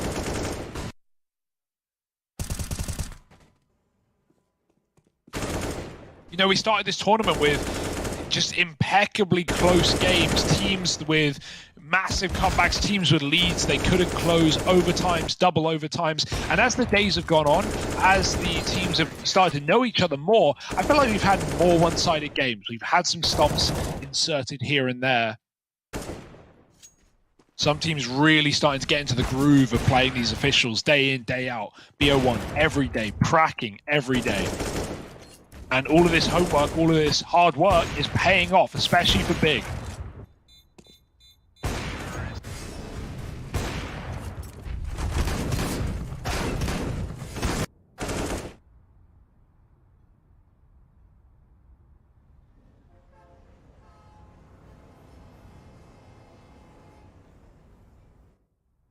So, second half is here, and if there was come back, it needs to start now. It might already be too late. Let's find out. Big team speak, we're jumping it. Der nicht jiggelt. Gib die mir. Ich gehe links ins Eck, du kannst auf Schlitz stehen, Nick. Willst du Mitte gehen und ich gehe lang oder andersrum? Ich will nicht nerven, aber kannst du das auf Schlitz Wohin willst machen? du gehen? Ich glaube, ich muss live gehen dafür. Oh, ja, kannst du wir noch droppen. Was ist? Geh Mitte. Okay, dann gehe ich lang. Jump einmal durch. Einer Mitte. Halt kurz wegen Langpush. Weg.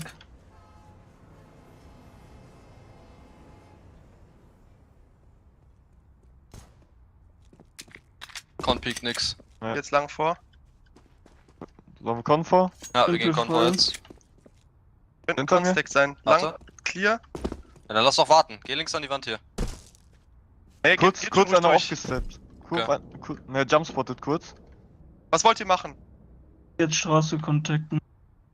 Er jumpspottet da. Oh, fuck. Lass A enden, lass A enden. Was, Digga? Komm mit Acqui. Ja. Vorne eine Flash. Radar? Nee, das ist ein Bug bei mir, oder? Bei mir war Mitte gerade ein Radar. Erschrocken, Digga. Das war Straße vor Kontakten, scheiß drauf, komm. Lang, close, clear. Halt Schild rechts, links grad. Close frei. Ja, das kann noch Ich stehen, warte noch auf Nico. Ich geh nochmal inner einmal checken.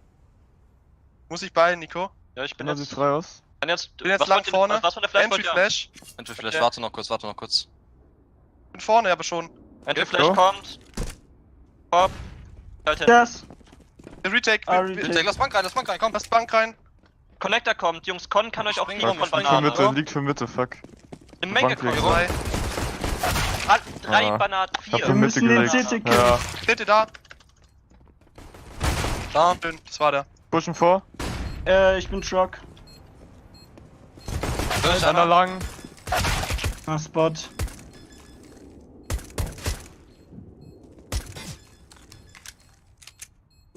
Dann kein Kit.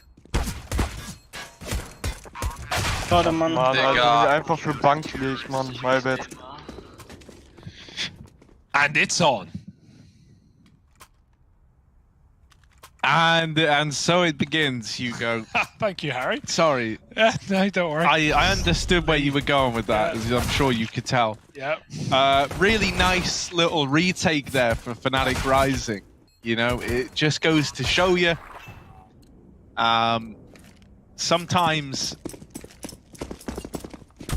you know, things might look bad, but you're only a pistol round away from getting right back in, Hugo. As the old saying goes, it just rolls right off the tongs. Yeah. Both of them. I mean, there is also that belief that once every 20 years, at random, arbitrarily, one historical event is destined to repeat itself. Every event that's already happened is a historical event. Yeah. You have to say that word, that bit's implied. It's in the past, Aaron. And so, you know, we've already had one of these comebacks today. Yeah.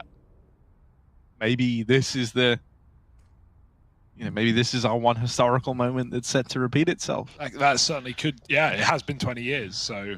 Well, no, I mean, 20 years, you know, anything between now and 20 years ago could have happened again, but it just happened to be the thing that already happened today.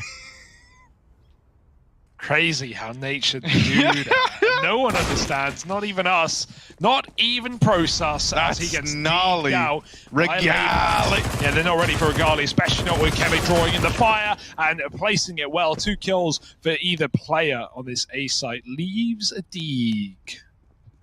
1v3. Yeah. Un victoire and trois win. Why are you speaking French? I don't know, man. Just felt like I thought you were at least going to go German there. I don't know how to count to 3 in German. Eins, zwei, drei, I think, is it. I think right to me. Something like that. Something like I think that's close. You're so worldly, Harry. You're so well travelled. How do you do it? Man of many words, but only one language.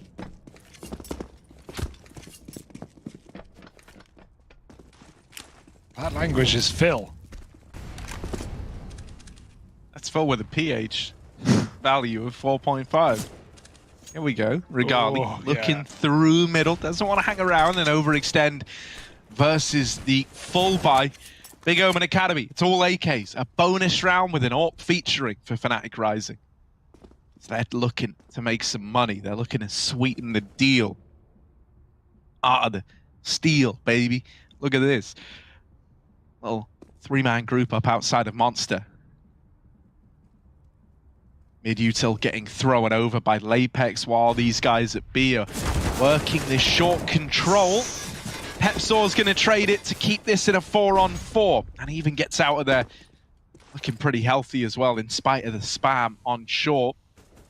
That's also info for Fnatic Rising, right? With a player spamming, you know that there's at least 2 more outside of this B site. Apex, the one guy securing some of this A real estate, but there's a double long hold for Fnatic Rising. Now, he is very deep, and if he hits a timing, maybe could conceal himself, but Regali gonna swing that wide. 3-on-4 for Big Omen Academy. They don't know about the second man in the toilet, so that's the problem. They're trying to beat this long setup. Actually, they go back, faking out A. Guy's still throwing utility. That's going to keep Prime Taps in position while the rest of these Ts pop into B, flashed out. Peps will get to the info. So this fake is done. There's 15 seconds. If you're going to go, you've got to go now, and you're going into a stacked bomb site. Keve waiting to deny this bomb plant, and Pepsor going to do it early. Drops one, helped out. And this is a done round. The backstab is there, even if you live.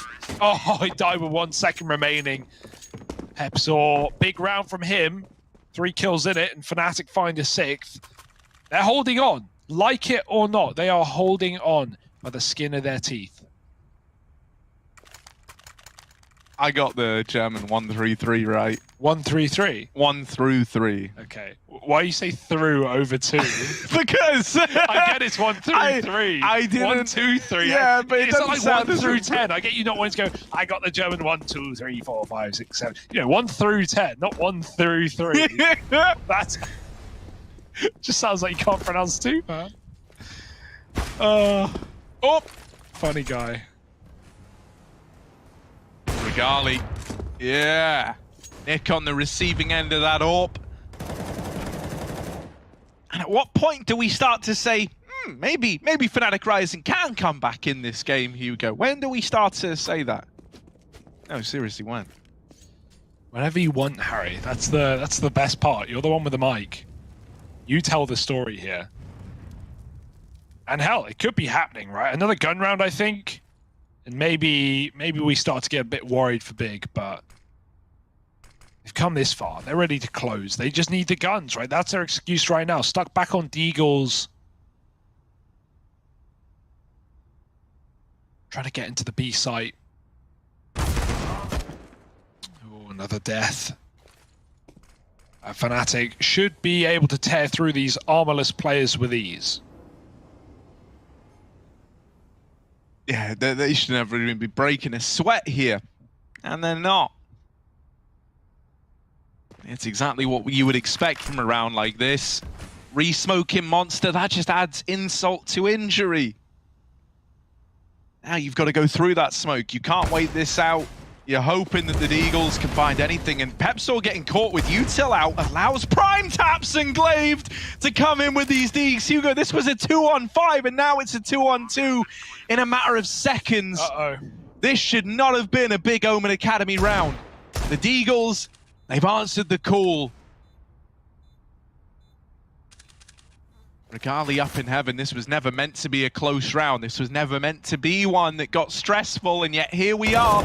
Process wins that first fight, and that could tip the scales to Fnatic. They're going to get caught moving Process in up short, and now the bomb open. Regali needs this kill. He needs to hunt him down. He will find Prime Taps. It's going to be close. The bomb planted a little distance, little jog, defuse in. Fnatic Rising have got this one. 7 on the board.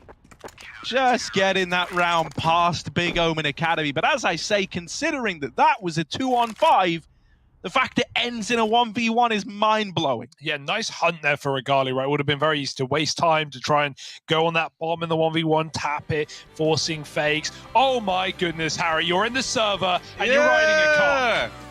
Oh, I'm riding a cock! I've always wanted to do this! Look at me go! What? That is so cool! I got the coolest one! Yeah. Yes! That's a victory for me. Beautiful. Wow. I can tell that was you instantly. I love it! Little smile on your face. Oh, they fell. And from such elation to disappointment, the 5-man boost doesn't come through, and look at what's happened. Process pushed mid. Cheeky. They never even learnt about the boost, but this is a lot of real estate to have. Oh, why would they check this? Why would they check this? They would never check this. Process never even knew about the boost. And there we go, double up. Bomb dropped down behind, and Process wants to find it, but he can't get more than 2. Still, good work, and Regali capitalizes on a 3rd. Don't tell me the Big are going to get swept in this comeback. Fnatic convincing rounds right now. 2-on-2, or 4-on-2, sorry. Bomb being retrieved, but as one push comes out A, another comes out B. Pepsor all the way in T-spawn right now. Meaning if you want that lower site, you're going to have to find it through connector. I'm still, yeah. That was so cool. Yeah? That was so cool, dude. They put me in the game. Valve, make it happen. That's all I'm saying. Hit up WePlay. They already got the models made. Aqua and Glaved trying to navigate this 2-on-4. Only they had chickens to ride upon, man. Jousting into battle. Instead, it's not chicken feet. It's cold feet is what they're going to get here. Caught it long, sandwiched between these double peaks, and there's another long player that they just don't know about. Fnatic Rising. This is them grinding their way back into this game. Make no mistake about it.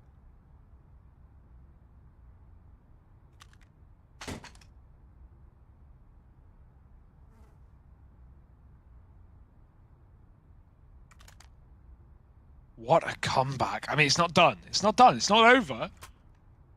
Big still have more gun rounds to show us, but Fnatic are just oozing confidence, making moves right now. Process the full push to your opponent's spawn. It'd be one thing if they knew about the boost. I don't know if they saw it or anything, but there was no info, there was no shot. The boost fell apart pretty quickly. Yet Fnatic still took all that space. So maybe some sort of read, whatever it was, it worked out. Fnatic, they're rising to the occasion, all right.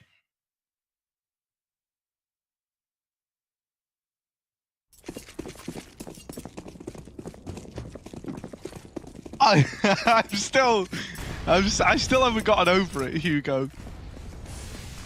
Yeah, you're done for the day now, really. I think I am. I don't think anything's gonna peak that. Gonna outdo it. Oh, they gave me the coolest one. You got to admit, right? No, Maui's surfing in the water was pretty cool, like the rubber ring, but no one else has done it like me yet. Now I'm excited to see what yours is. That's a big kill though. Aqua coming in with the shot on the jumping Keve.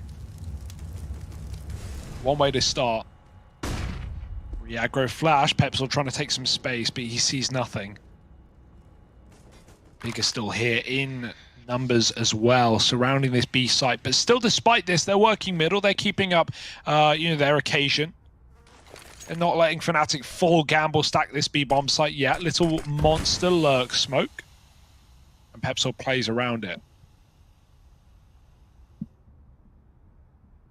Very slow for Big, but it looks like they're going to go back to this late B play. Right now, that mid player of Lapex has not been given anything, and the boost falls off as well. Glaive finds a second entry into this B bomb site, and so it's starting to piece together now for Big. Fnatic are feeding them kills.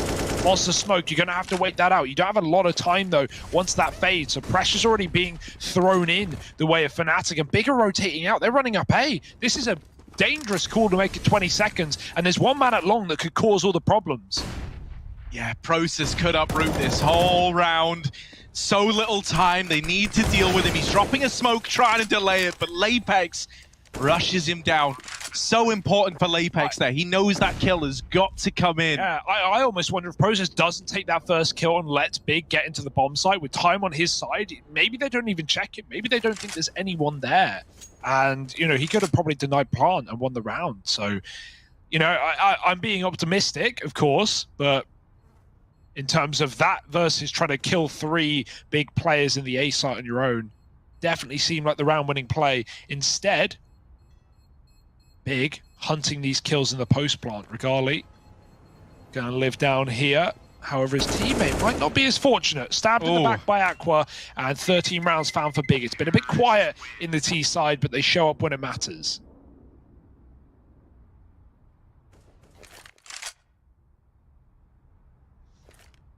Yeah, and I tell you what really is heartbreaking here, Hugo, right? You've done all of this if you're Fnatic Rising. You went from, a 12-3 half that looked done and dusted to 8-12. Then you lose that one round in round 21, and they are broke. They are all inning this with a 4 spy around the saved gun. And this leaves them with nothing if this round goes against them. Up against 14, they would have $0. The only guy with any disposable income being Regali. So this is now a must-win round for Fnatic Rising if they want to keep this comeback coming in. Short aggro. This is the one AK taking a bit of a risk. Pushing out at short, and the AK is gone. Now it's traded by KST, but they're so caught up in trying to grab these guns that the rest of Big Omen Academy just farm them. And as I just said, Hugo, this was all in for Fnatic Rising. If they lose this, they're broke up against 14. Yeah, it doesn't leave you much breathing room, right? And Prime taps. Oh, he is hunted down. That's something, but Process needs to get the gun and go quickly as B has been lost in the process. Okay, Process. 1v2 now. Spams out Nick. There's a player to his right, and he knifes out. Not convinced. Glaive wins the round for Big Omen Academy. But my goodness, are these rounds hard fought. Fnatic, with very little to play with in that one, they make it close. But as you said, close might not cut it at 14-8 with a full eco presented. Going to have to play for overtime here. Double forcing feels like a waste. And so buying up with your back up against the wall at 15-8 and looking for a 7-round comeback, it's not your hope or dream, but it's the reality.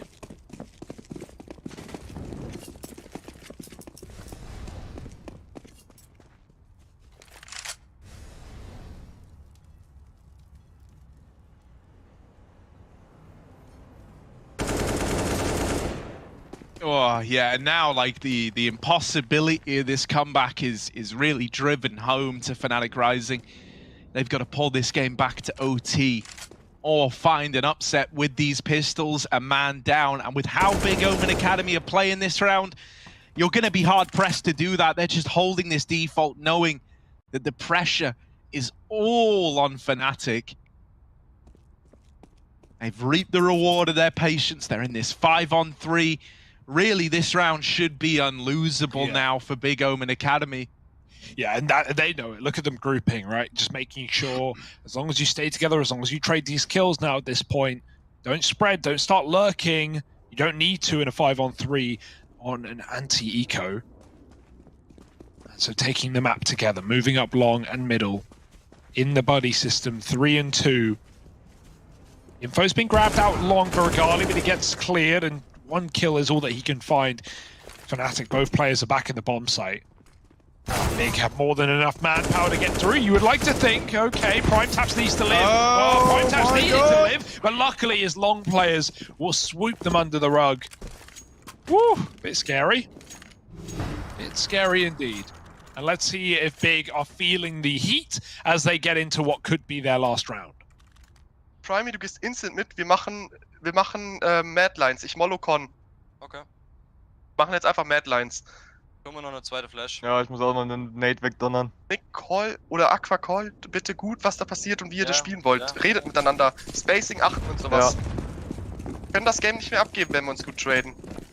Jo, so sieht's aus, Chef, ne? Monster nicht. Con Move, Con Arbe. Keine Monster Smoke. Keine Monster Smoke. Lass instant contacten, Jungs. Geh mit Nick. Warte, ich bin hinter dir, warte noch. Tot, Monster tot. Malo. Lass cool bleiben. Chillen, einfach chillen. Die haben Mitte-Kontrolle. Zu spät, ist zu spät, Jungs. Ich will trotzdem, können wir jetzt gleich Go machen? Warte, ja, immer noch zu zweit. Ich kann euch kurz Apple Smoke? Ich mach Apple Smoke. Ja, dann lass einfach Monster gehen. Ja. Ready? Go. Ich halte hin. Skip Pillar Flashes.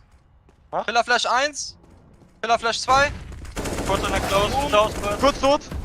Wasser, einer. Barrels eingesprungen. Schräge. Und CT AWP. Ich flash Pillar.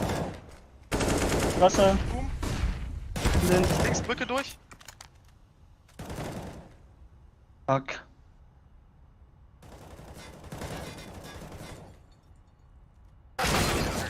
Schade, Mann. Nice try. Fuck, Mann. Hätte den killen müssen, maybe. Fnatic are holding on. That's reassuring. It looked like it was about to come to an end. Double entry into B for Big, but Fnatic's little stacked setup is able to keep this game going on. 9 rounds. And Big, not exactly rich, are not out of the woods either. This game can close up very quickly. Before you know it, Fnatic can be knocking at your door. Regali going for a con pick with the AWP. Okay. Yeah. Regal with Regali. Oh, no, never mind. He backs out, mollied out of the position and doesn't want to be the first player to fall, right? Just backs out of there, plays it safe. Big Omen Academy, they will take this con control in their stride after forcing the AWP out of position.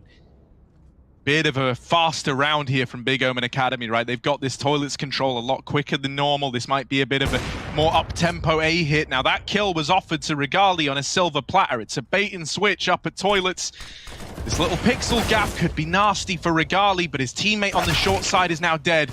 Aqua gonna wrap Regali out of the round, and now this could be the A-take that decides it. Keve taking this peek up into the site, doesn't want to go down. A 3-on-4 retake, it's still possible, it's still doable.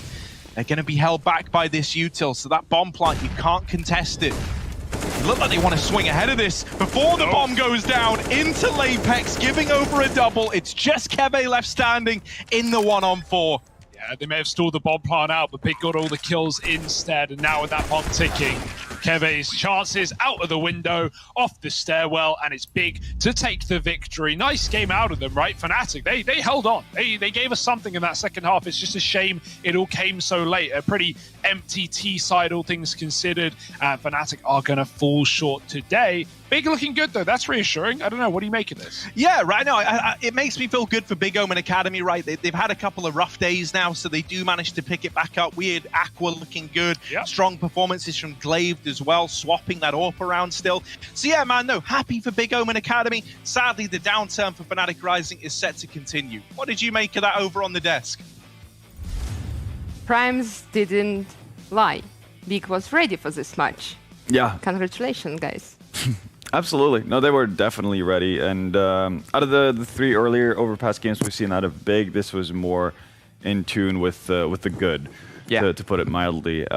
They pretty much dominated Fnatic. Honestly, the result towards the end, gets prettied up a little bit by Fnatic as a result of winning Pistol and first buy round, but that first half was just so dominant from Big, and they did it in a fashion where it wasn't necessarily even that close. It didn't really feel like Fnatic had too many rounds where they had a good opportunity to do much on their T side, and I think that's in large part, obviously, massive advantage in terms of getting opening kills. They did a fantastic job in that scenario on the side of Big, but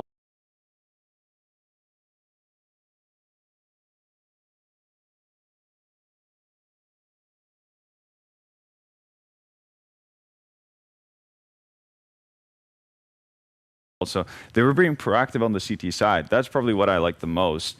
And I think Fnatic's T side might be a little bit too one-dimensional. Again, we haven't seen a whole lot of like short control towards B being like a pressure point, etc. I think Hugo dies a little bit inside every time he sees a Fnatic monster push, and it's it might be time to expand the playbook a little bit on the side of Fnatic, at the very least. But I'm very happy to see Big deal so well with it. And again, I just like seeing CT sides being proactive and trying to make the T side actually earn the map control that they're usually given by a lot of teams. So it's good signs. How do you feel? I remember your prediction. It was Fnatic. Yeah, no, I mean, I'll be honest, to me, like, this felt like a 50-50 going into it. So I said Fnatic to go against Pimp, and he got the better one on me on that one. Yeah, I probably would have expected to see a little bit more out of Fnatic, but they just fell off in the first half. So unfortunate. I don't think this is like a complete, collapse on their end or anything. Like, they don't have a chance going into tomorrow and day after and so on, but this is more impressive by Big than it was necessarily bad by Fnatic in my eyes. What wasn't enough for Fnatic to do come back on this map? I mean, I just think that they were in such a rough spot from the first half that you have so little leeway. So again, pressure's gonna get to you, that kind of thing, and then you make one little mistake, and that mistake has massive after effects from it. Again, if you don't stabilize your economy early enough, then Big has a golden opportunity to get back pretty quickly. And I think just playing under that pressure on a map that's not necessarily your most played or your best map necessarily, that can be difficult in any case. I think that was one of the biggest issues for Fnatic, just a too flat first half. Counter-Strike can be difficult, Absolutely, it definitely can. Have some special thing from Pimp. He prepared something special and interesting.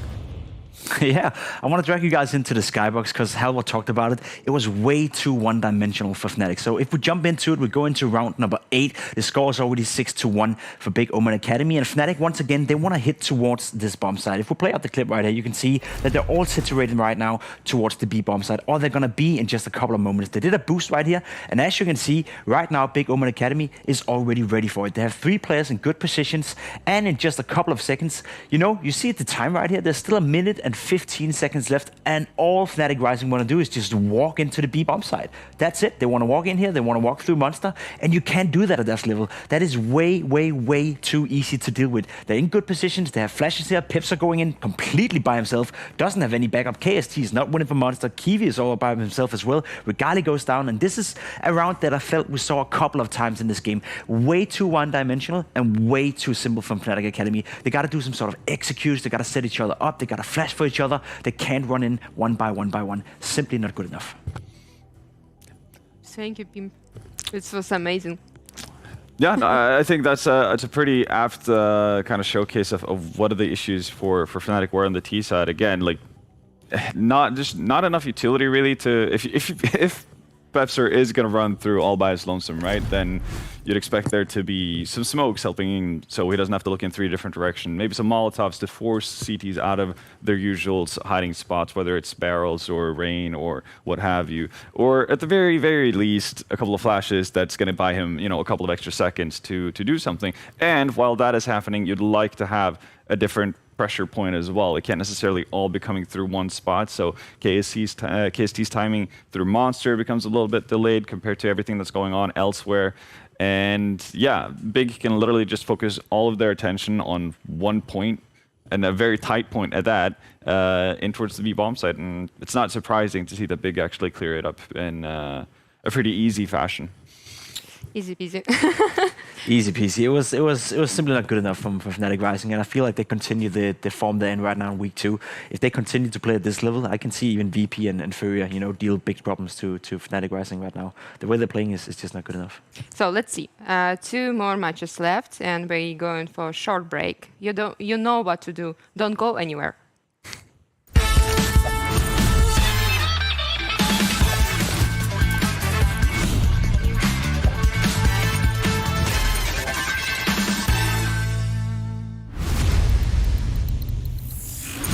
To extract useful information from sounds. The developers left an option to figure out if we have time to defuse the bomb without defusal. In the audio settings menu, you need to adjust the slider on 10-second warning volume, and you will know for certain if you have a chance to clutch or it's Jane time.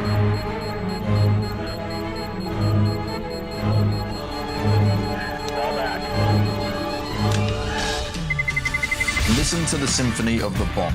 On Nuke, it can be very useful to memorize the sound of a bomb, as it sounds different whether it's planted on A site or B site.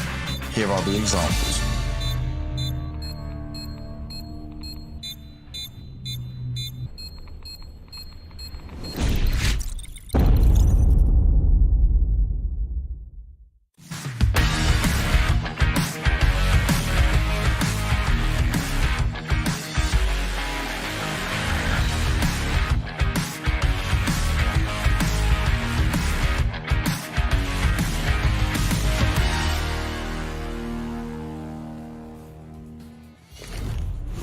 Hello again. It will be mouz against NIP. I think we say it's the best match of this day. I think it's the 2 best teams so far in the tournament, to be completely honest with you. I think mousesports, without a doubt, they're the best team in the tournament as of right now. Look by the standings, look by the way they play, especially here in week 2. They're getting better and better and better. Every single time they join the server, I feel they've improved. And, we talked about them winning in week 1, but not doing it convincingly. I feel like here in week 2, I have not seen a game where I didn't feel mousesports was supposed to win and they weren't supposed to win big time, right? So it's getting much, much better for them. Young Ninjas, I was a little bit disappointed in them in week 1. I expected more from them. I thought that they would do better, but every time I see them play here in week 2, I think it's getting better and better and better. And, looking by some of the stats as well, you can go into HLTV and check for yourself. They lead the trade percentage of all the teams. They leave the flashes for each other, flash assist of all teams. This is a lineup I feel that plays Counter-Strike, the old school way, where it's all about the team performance. They have 5 players who all can show up. They don't have one designated star player like Monesi and Navi. So for my taste, the 2 best team in the tournament so far, and I think it's a game that can either, consolidify and tell us that mousesports are going to win this league to begin with, or it can be one of those where they open it up again if Young Ninjas are able to beat mousesports. Only one win away then that can be close. Yeah. We have a video about NIP they prepared before this league. Let's watch it.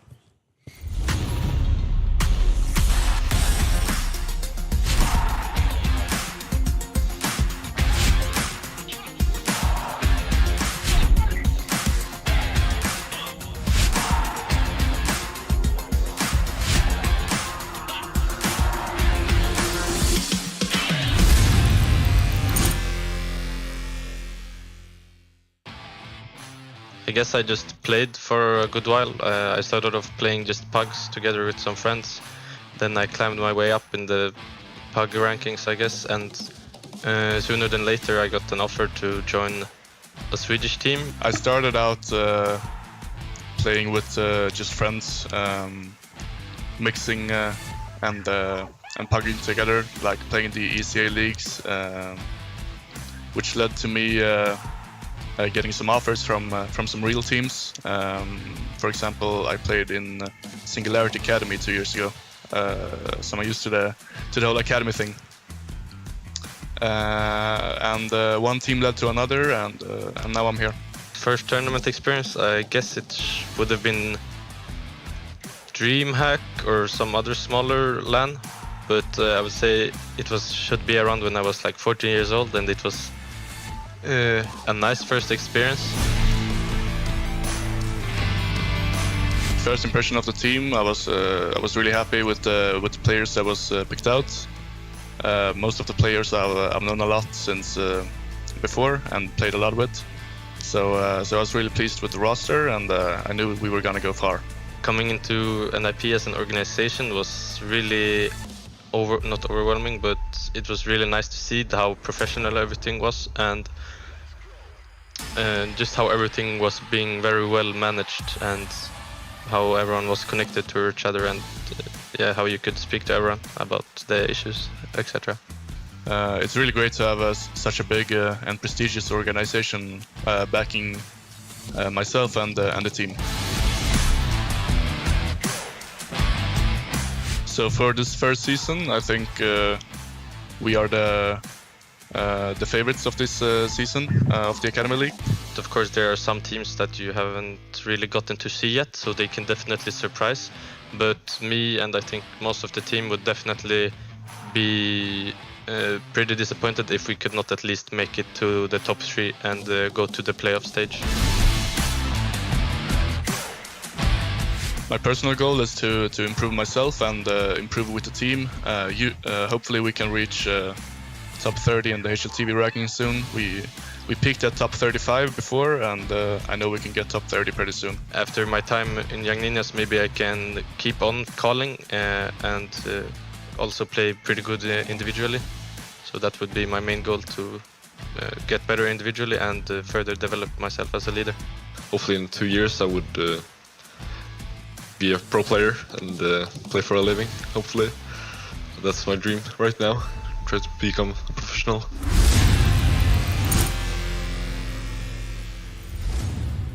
What is your dream, guys?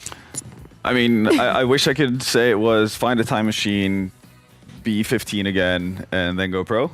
Yeah? Yeah, didn't quite have the same opportunities, I suppose, when we were 15, 16. So would have been nice to have an Academy League or something for us. Yeah, I think my biggest goal is just never to join a server with Harry again.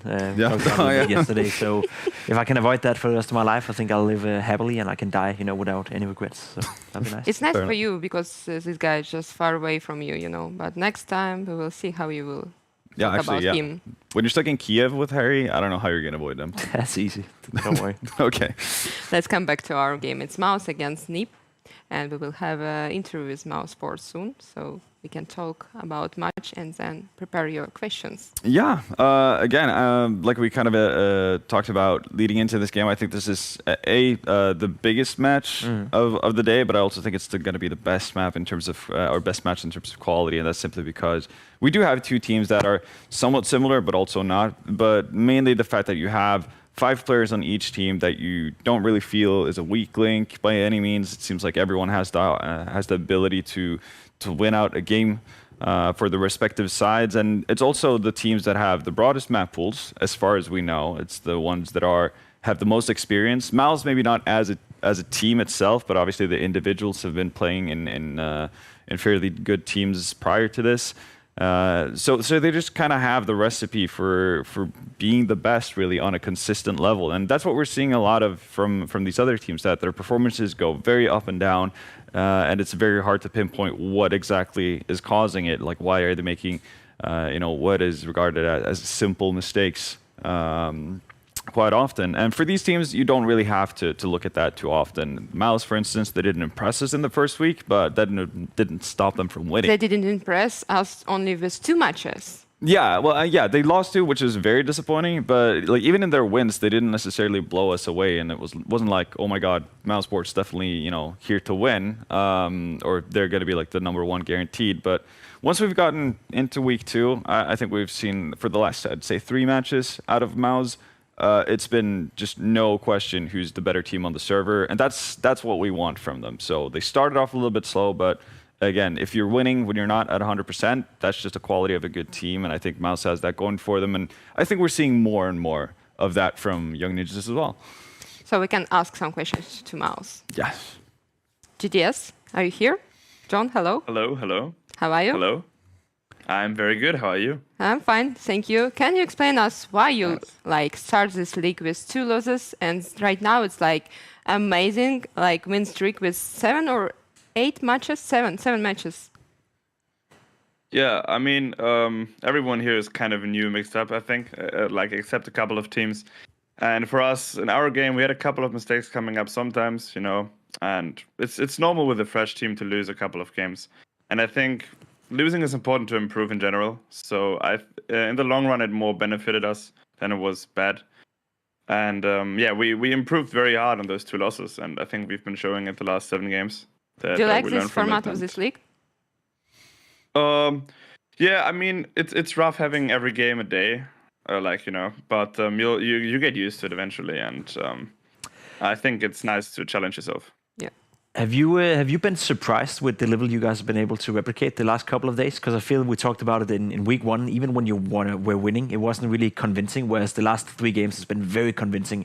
Haven't really been in doubt that you guys were a better team. Are you surprised that you guys have progressed that much? I'm surprised how well we managed it mentally, I would say. In the start, like you all said, we started off a bit sloppy, and it can catch you off guard if you think you should win maybe, or you are used to play way better than you are doing right now. Then you lose a couple of close games, and it gets into your head.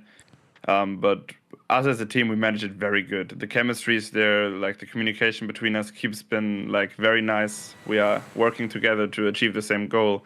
And I'm definitely impressed by the way we handled everything and how it's going for us right now. I'm curious now we get to talk to you as well, and this is a new team, new players we're not too familiar with. What is your role within mousesports NXT? What is your designated role within the team? I'm a second, third entry kind of guy. I would say at times second IGL. I think I'm there to bring a lot of mental structure in it. And that's at least what I try, to have everything is going great. Even if it's going bad, I'm there to cheer the guys up and make everything, a happy place. And I would say second, third entry. Second op on a couple of maps. And thank you for the interview, John, and good luck, have fun.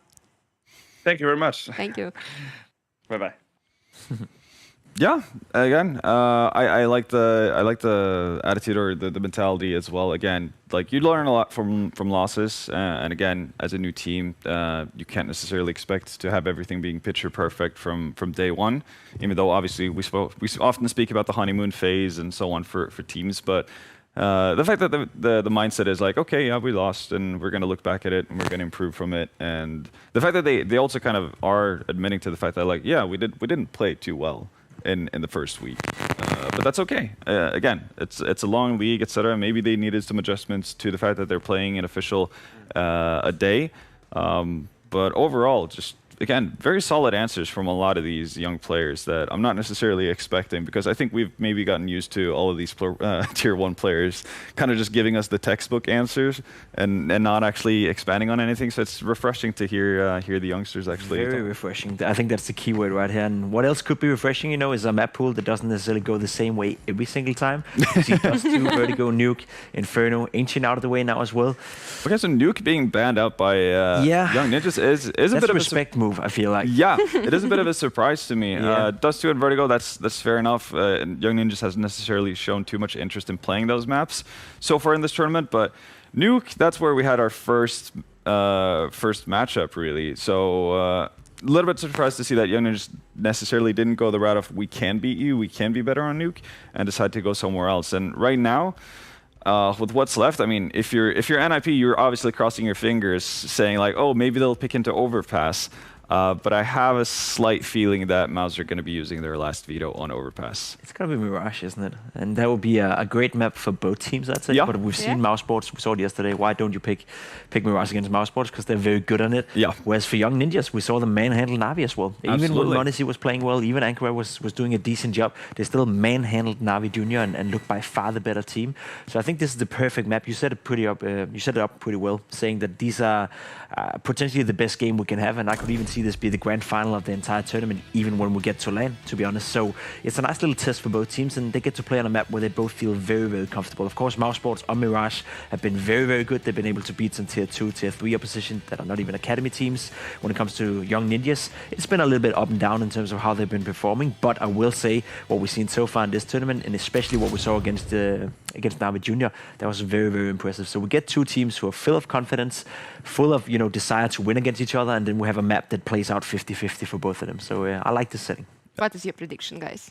I'm going to have to side with the guys who are at the top of the standings. mouz, they've just looked fantastic. And now they're going to get to go back to a map they like. So mouz NXT for me. Yeah, I think it's tough to go against mouz NXT because they've been looking like the best team so far in the tournament. I hope Young Ninjas can put up a good fight, and I'd be surprised if it's not going to be a 16-13, 16-12 kind of scoreline, but I also do believe mousesports will take it out. I hope NAVI will surprise us. Harry and Hugo, what is your prediction?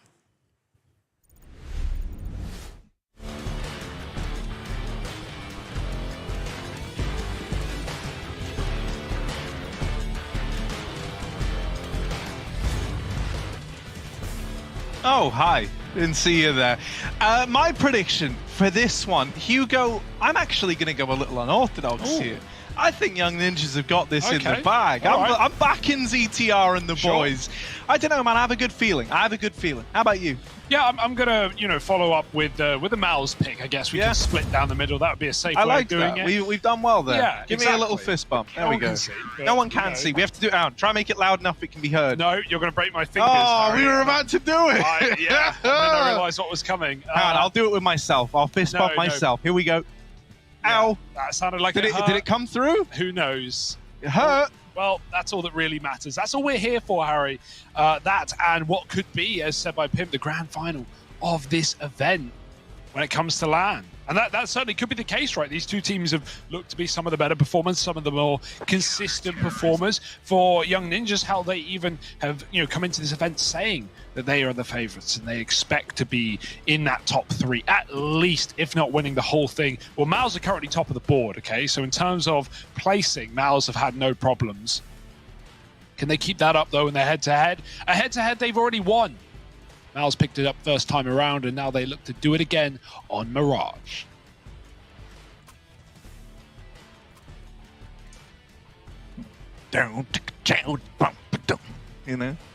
Yeah, like that, but like better. Yeah, but like with real instruments. Like I'm just playing the mouth portal.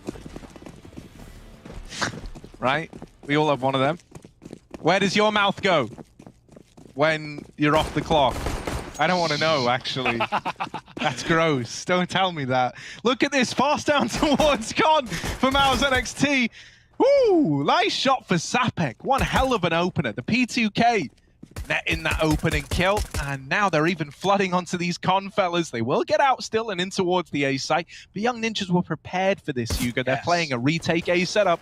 And with them being a man up, this is right where you want to be if you're playing this this style in the pistol. Yeah, that's the bomb trap to the stairs, coming through the murder hole and delivering some murder is Fuzi. No kit, so Ninjas need to play fast and loose, and they're doing exactly that, charging down the players in the bomb site. Right, Hugo, I'm going to give you now, do you want to change your prediction? I'll let you get a 1-round grace period to remake the prediction. No, you're sticking with mouz NXT. Sure. All right. Loads of people would have killed for that opportunity, Hugo. You've just got given it for free. And you're sticking to your guns, and I kind of respect that. Well, speaking of sticking to guns, that's what both squads are going to do here. Forcing up on the side of mouz NXT. They've got a scout, they've got Deegs, they've got armor. And out in the middle they go. Good bit of damage done early. ZTR will pick up a double before he's Deegged out. 2 players trapped up behind those boxes. There is a nade on Fuzi as well, which is going to rain over. Do even more damage to these guys trapped out in top mid.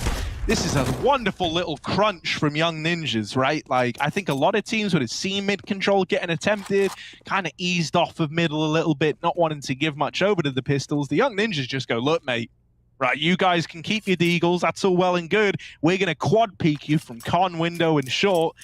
And they shut down that round with the rifles. Now, just Torshi left, and as good as this guy's been, so he's given us some great moments as Torshi. I don't think the Scout 1v4 is going to get added to that list. Although I did say Void wouldn't win that 1v5 yesterday. Only this time, not blessing people with my opinions. I'm not really cursing. I mean, luckily what you say has no bearing on the outcome of a already live match. Or so we hope. Let's find out. Let's see if the ninjas are listening in to us as we listen in to them. Bygg banken gubbar. Slarva inte bort några vapen här tidigt. Och börja rulla. Window igen. Eller hoppa ner mitten, Love. De är ju för läcka nu så vi vill inte överkompensera någonting. Nej. Jag hoppar band i mitt. Jag kommer låg i wide ifall jag inte ser någon. De fick bara en kill. Ute, ta mitt. Jag flashar mitt. Han var solo. En deagle dog. Jag kommer wida. Jag håller rygga. Ingen mer. Jag har top mid. Jag spärrar base. Jag kommer in. Kan du göra Love? Jag backar. Jag slår upp till rygge. Jag slår upp. En pärlas också. Jag nöjdar dig, slå upp. Det är inget spel. Flashar bank där. Jag pärlas. Fett bra alltså. Vamos! Bora! Nice gubbar. Den här. Clean as can be, and the young ninjas, they slip it in easily. Anti-eco done. Now the buy round, now where things get exciting yet again, and they need to for mouz, right? Yeah. Need to start strong. That's one thing we have seen today. Slow starts for T sides, right? In both the maps we've already covered. Really dominant first halves, 11 4s, 12 3s, games that have eased up a little bit, tightened up near the end, but ultimately whoever starts strong has closed out their map today.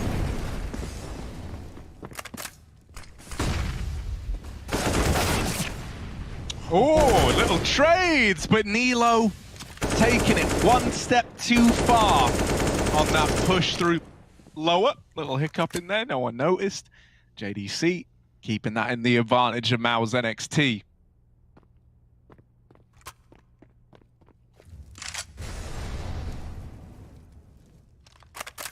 Torshi just moved the bomb like maybe half a meter. If you could think of CS in meters. How big is a Counter-Strike meter? It's an interesting one, isn't it, Hugo? At least 1.5 feet, I'd say. Because this game works on units, doesn't it? So, you know. Yeah, what an absolute unit on this T side, though. He's walking up cat. Sui and Torshi coming into the B site, splitting it into two, and Rolf at the back is just trying to stop the apps play. Dinked immediately on the run and gun.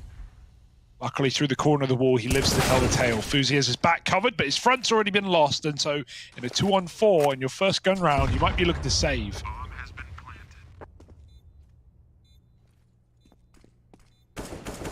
Yeah, it might be the best thing to do. Really the only thing to do. And so when the rifles come out, the success, it hits right away for mouz NXT. Hugo is this new thing that he does, where whenever I talk, he mouths the words I'm going to say back to me. And it's very off-putting. Only when you make eye contact with me when we cast, because it makes me uncomfortable. I'll never look at you again. No, please. It's like casting with Harry sometimes. It's like, go on. I'm listening. This is juicy. Don't interrupt. Okay. It's like when you go to, you know, when they're in movies, right? I don't know if this is a real thing. Movies. Yeah, in movies. Okay. You know when like someone like writes a kid's book and they go, you're looking at me, it's making me uncomfortable. I don't know where this is going. They write a kid's book and then they go to like a library and then they read it, or like a bookshop, I guess. Yeah. And they do like a reading, author with the kids, and they're reading it really like, you know, like they're being very exasperating with their body movement and their face and their smile. You know, they're being very, I don't know what the word would be. Yeah, I get you. It's like you when you cast, you look at me, you're like, and now mouz, they're gonna get, and you like, yeah, I don't know, I can't put it in words. I tell this story with my, You're a storyteller, Harry. That's not an insult, man. but I just, you know, that's where my brain goes when you look deep into my soul and move your arms around. Well, this little story is about a guy called Fuzi. He's got a rather large gun. Yes. And you see, he's looking to hold on to this area called Middleton, right? Which is not just the surname of the folks married to the one side of the royal family, but on top of that... Very specific. Yeah, well, Middleton is... Well, words can be two things, but yeah. Yeah, so... It's not published? it's kind of like mad ramblings. It's like Tolkien's little book that like ties together all of Lord of the Rings. He had like a bunch of short stories that he also published. Yeah, man, storytellers are like that. Lots of loose ends that you need to tie up. Fyodor Kaczynski played video games.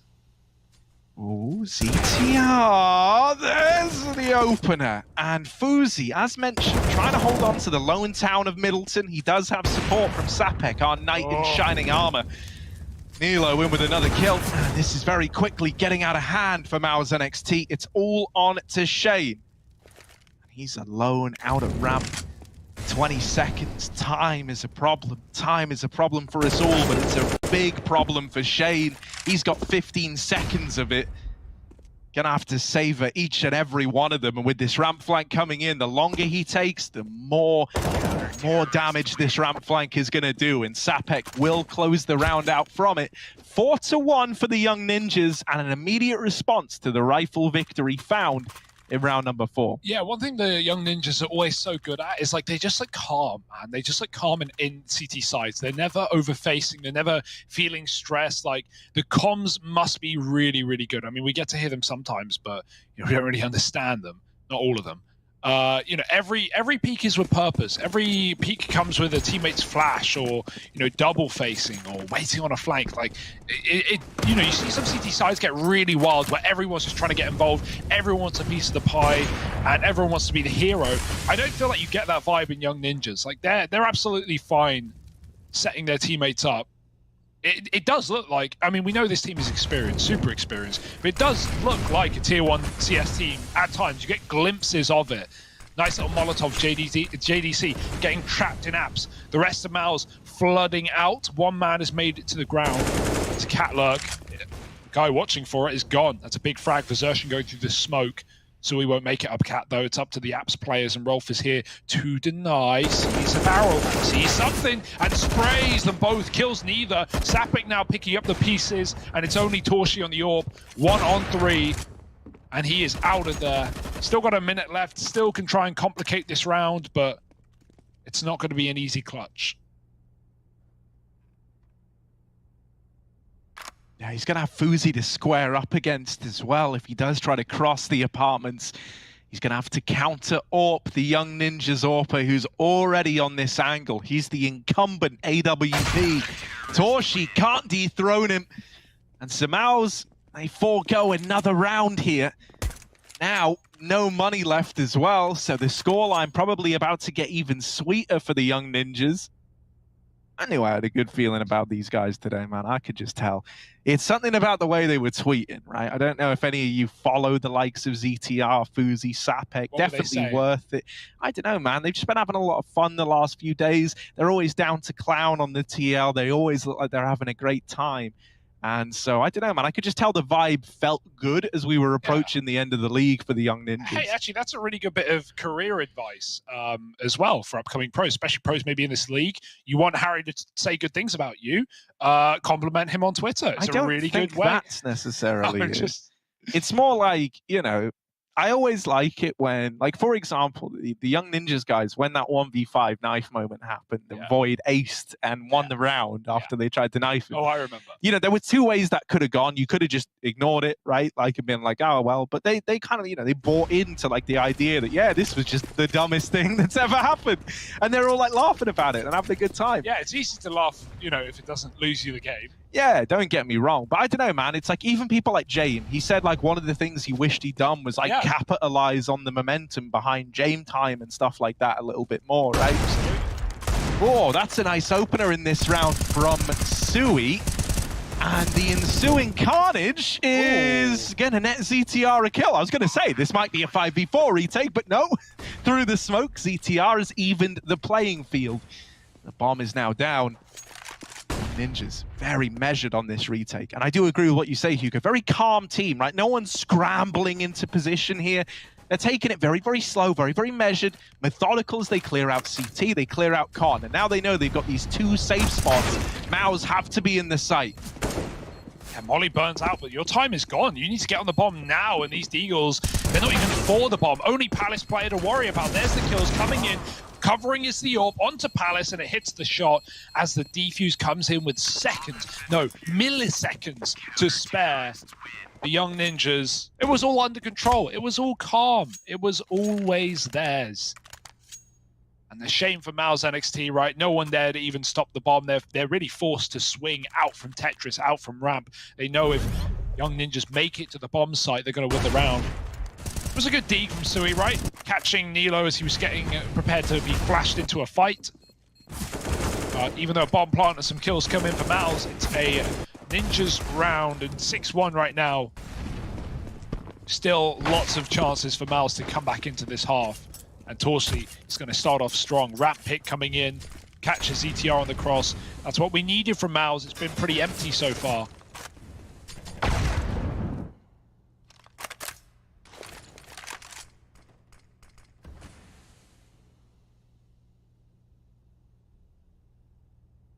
Yeah, no, it must feel great, like finally being able to move into one of these rounds where you're not at best recuperating lost players. You know, now you get to have a bit more liberty in this round, you know, a bit more freedom. Fuzi still holding for this comp peak. And if he's able to get one and back out, that would be huge, right? Just the 4-on-4 would be massive, especially with this little bait and switch. However, I think that AWP shot actually results on them checking Sapek even harder. And now 5-on-3, mid control taken. It's a short play into this B bomb site, but knocking them down. Rolf with a double. Can he find the third man out through Palace? No, JDC, or Apartments rather, gonna get the better of him. Fuzi left up, all alone. Yeah, it was going so well for a second, but Shane and JDC pushing out of their buildings in time, and now Fuzi with a one-on-one for the bomb. This is getting scary. He doesn't know he's in the bomb site, and Sui's able to catch the kill as Fuzi turns back. Weird round, but a round nonetheless for mouz. They need it. All beginning with Torshi, starting off with an AWP pick.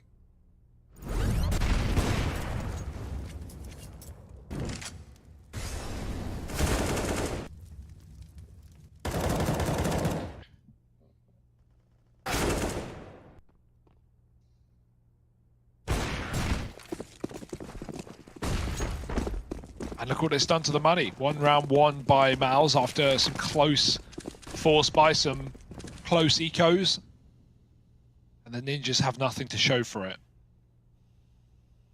Bomb back in spawn. Still a default round here for mouz. Take mid, hope for kills to come to you, but young ninjas not wanting to give any picks over just yet. Got a Deagle waiting in window, but no flash to set him up. If you want to get involved, you got to put your life on the line. And no one's in a hurry to do that. Zershan instead has to steal back the early kill. Flashing his team into B, it's empty. It's a full A stack, so mouz are about to uncover the terrible truths of this round. Oh, they don't commit to the push. Yes. Now, you still have two players leaning towards this B site, and I hope that they do just follow through, right? Like, one of these players should get that info. And now the bomb is up short. Yeah, I'm no longer worried. I'm no longer concerned. They're going to bypass this A-hold and lock in a third round. That much is guaranteed here for mouz NXT. Young ninjas. There are still guns you could get out of this. Shane is a tasty little morsel down here at ramp. Oh, there's an AK retrieved. Nilo doesn't even get the loot, mate. He did all the killing, and Rolf has stolen the gun. It's always the quiet ones you got to watch out for. I don't know if Rolf's quiet, but he might be.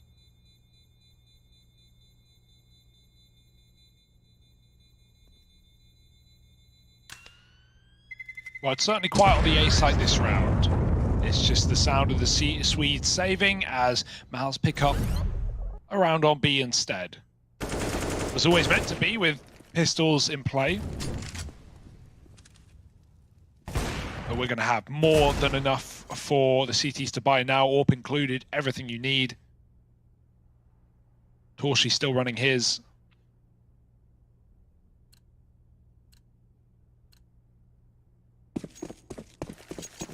back to the A site with a vengeance. Oh, it's yeah. Oh, it's an all-in. This is everyone moving towards A, lining up these standard little set pieces of utility, and they're going over from the get-go. Fast A play, real change of pace, but the utility's done great damage. These two players up at the front are very, very low. And with Sapek finding that opener through the smoke, oh, big sigh of relief for Young Ninjas. Yeah, they're dealt this A play. That much sucks, but Sapek is keeping this in their advantage all damn day. Another kill from Catwalk onto the bomb planter. Finally, they punch in those cursed numbers. Yeah, balls on Sui to stick it for the third time in the same position. Like, yeah, what could go wrong here? He's a bit wider, and it works out. That being said, this retake is happening. It's not on. It's over pretty much. Torshi and Sui just trying to hold on now. Smoked off at the ramp. Sui's the only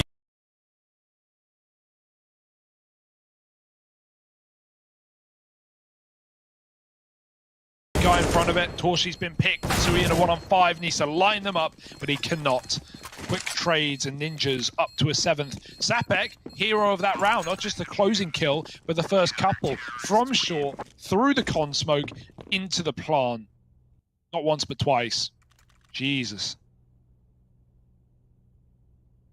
Big round out of the young'uns. The young'uns. Yeah, trying to think of new names. Okay. The youngsters, but that's that's too Gambity. The younglings. Maybe that's a little too, Jedi-y slash. Oh, is that a Star Wars thing? Yeah. Oh. Yeah, remember when Anakin slaughters all those kids and we just gloss over it? Was that the first time the word younglings was used? I didn't know. No, they used it before that. Yeah. But yeah, man, what up, my younglings? ZTR gonna get smoked off in window. Boozy, never mind Skywalker. This guy's the Smoke Walker, mate. He's looking over the top of them over in middle. But he might not ever get a chance to play into this one with a double Palace push coming in, and Torshi over at ramp. This is an A play, and it was planned to be one from the start. Now they get spotted crossing out of the apartments, out of Palace rather. JDC dead in the bottom of middle, and mouz, they've still got 1 minute and 10 seconds left. They don't have to commit to the A play, but they're so bought into this idea with so little control elsewhere on the map. It's kind of making them have to lean into it. Yeah, that ramp smoke went very deep, though. They can actually go past it, and the bomb looks to do so. Sui's up and over. It's going to commit. Flash is all they need. Smoke in the jungle and the stairwell. Nilo going to swing with a flash of his own, but he can't get the kill. Whiff spray. Sapek trades with a nade. CTR ready to go through this smoke, flashing through. Zersh jumping over the stairwell to take another, and Sui's managed to get off the bomb and get out with a kill. Fuzi's so blind.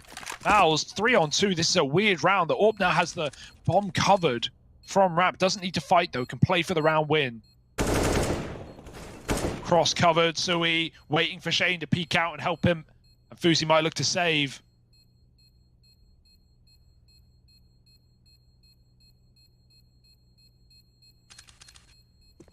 And with no kills offered up, that is the cool third, now fourth round for mouz.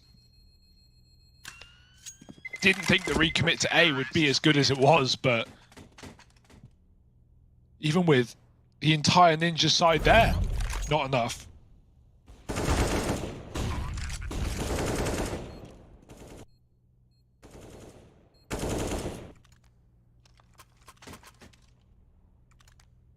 And mouz are warming in, right? You can't count them out. You can't say it's a done deal.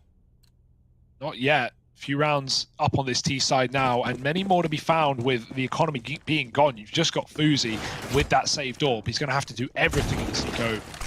Throwing himself right into the madness in middle. Smokes the molly. Flash will blind him though, and so out of mid he goes, and the orb fires off. That's info. mouz might even use that and try and kickstart the pace towards a B play to get away from that orb. Fuzi's often, very mobile in rounds like this. You need to be with that orb. So we're going to see him reposition after firing off in middle and lean towards this B bomb site. 4 out of the 5 players here for Young Ninjas. Now, because it's so expected that that orb is going to be moving around a lot, I don't imagine we see mouz accelerate the pace into a B play, not least until they figure out where this gun is and can try to deal with it. Nilo and Fuzi both are in with a kill a second apart. And even though JDC trades one of them back, This is now starting to get worrying for mouz, especially with B control taken away. They've got JDC trapped in lower, and that's the bomb now removed from the round for mouz NXT. This isn't about taking bomb sites anymore. This is about recovering this bomb and saving a 2-on-4 up against the Deagles. And right now, it's not looking doable. Fuzi's going to close it out. A huge round for the Young Ninjas to pick up. And it all starts on that AWP Deeg combo between Nilo and Fuzi. That was not the round that they were supposed to win, and even so, you'd think it would be off the back of just the AWP, but my goodness, some well-placed Deeg shots. And once that bomb gets lost in no man's land, well...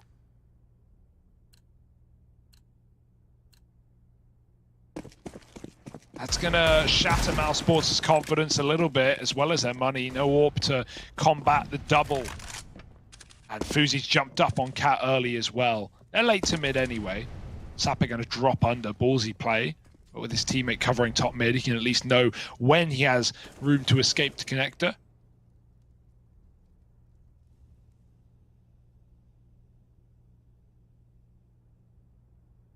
Flash should get Fuzi off this angle. Should being the key word. Do they have one? Not throwing it if they do. Out mid they go. Got to watch out from under. Sapek still on his own. Fuzi gets a double. Nice. He does get dinked. And he's out. He's out. That's fine. That's fine. He keeps the man advantage in favor of Young Ninjas. Great stuff from Fuzi. Not overextending. Towing that very fine line. However, JDC will get his revenge the second time around. Fast up into window. And he's now stripped the Young Ninjas of that man advantage. Also, he saw both the B players in rotation. Now he knows that he's got one guy trapped from B on the wrong side of the murder hole. And so this B site is wide open. This is big brain stuff from mouz NXT, using JDC as this middleman to manage the rotations and get this information. It set them up brilliantly in this 2-on-2. Yeah, bomb planted, JDC late to the I even love that he's taken it really safe, right? Because as they're rotating in, you're like mad paranoid. JDC could be anywhere in these positions. He could have kept it aggressive. Now they've started to clear them out. It's all well and good. They start to realize, all right, JDC isn't here. But now where is JDC? That's a question in and of itself. They got to worry about the player in the site. JDC dealt with. Shane goes on to double up and closes it out in the 1v2. Oh, because they were hunting for him, right? Like, to add on to your point, they weren't really looking for JDC. They just wanted to rush the planter while they knew that last man was, you know, in limbo, still rotating. And Shane not cleared out the corner. JDC dead first, but he still picks up the 1v2. Massive round for mouz to win there. And Key rotate out in that 2v2 round. They could have easily stuck the bomb in A, but the info is there, and mouz make the most of that situation. 8-5. Boy, are they huddled. These are tight spawns. Little group team hug. Right now, mouz are getting it going. It may be looking good for the Ninjas, but they are not out of the woods. This can easily go 8-7 in the blink of an eye. At that point, mouz are laughing.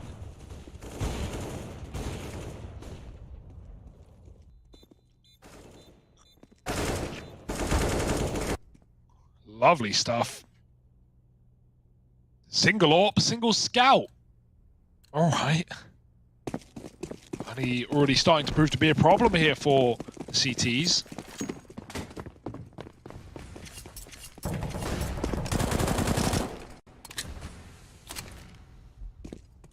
Scout on B, AWP on A, and mouz will meet them right there. They've just got to clear middle first. Underplay coming in. Fuzi had a flash ready for lower. Ollie's going to push the player out. ZTR hits the shot as that T-flash comes in. No sweat. Yeah, great little opener to have nabbed, especially in a, you know, mismatch buy round like this. Nilo with this scout, and not any worse off no matter what you're giving him. That shot is wild. There is no way that that should have gotten away with a kill in favor of Young Ninjas. He's even holding the pixel gap. Oh, smooth moves, gets him up into the windowsill. But he hops down, playing in the site now. He feels the push coming in. He's got support from Sapek over at short, but his teammate is dead. This scout has got to hold the line. The rotations are in market. They're nearby, but they're not near enough to trade these kills out. And mouz NXT are clawing a path back into this round. Some missed shots for Fuzi. Bomb plant still denied, however. ZTR, that is such an important kill in that moment. Now Torshi, not only has he got a 1v2 to embark upon, but he needs the bomb plant first. They know where he is, and there's the fight one for Fuzi. 9-5. And a heartbreaker for mouz NXT. That looks pretty crazy for Fuzi to like make that play in a 2-on-1 with a bomb loose, but that's fully by design. The closer he gets to ZTR, the easier a trade is in that one. Instead, if he sits back and mark it, you're giving the room to your opponent. You're letting them pick their fights, and maybe they get 2 1v1s. With Fuzi going out and moving close towards apps, even if he dies there, ZTR's ready to pounce. So big round win out of the Ninjas. ZTR just denying the bomb plant is everything there. And they're looking for double digits. It might not be out of the window either. We have only pistols for mouz. They're going to hit B again. They want another try at it. But this time, 3 CTs here. Stacked up. Orb trained in from market. Here comes the rush. mouz, they've got to get through the Molotovs. Orb takes first blood, and Sapek spots the drop. It's cool that at least 2 have made it to the bomb site. The other 2 still milling about in the apartments. The Orb won't let the bomb move anywhere, but be thrown to the ground in the face of Sapek. He can just hold on, live as his team go in, move into the site, and pick up the round. Fuzi's here to close it all out. Shane's just not armed for the job. Yeah, that's a on-the-fly molly right there. Guy's got a protractor out, and Shane still trying to fight for every little chance he can, refusing to concede until he's brought to his knees. Fuzi shuts in that round for the Young Ninjas and solidifies a 10-5 half. Great showing from the Young Ninjas, considering we had quite the fight bought in the middle of that first half of play. mouz started to look a lot more formidable then, and Young Ninjas were able to double down, refocus up, and close that out with a big old advantage, now moving on to their T side. Yeah, as said, mouz won this matchup first time around in week 1, so this is already looking like a bit of a revenge story for the Swedish side. That would be cool. And I think this would make the standings better, or like more exciting, more close, right? If Ninjas win this game, because mouz are top, Ninjas are in 3rd. 2-game difference between these guys. So this would at least draw it just that little bit closer.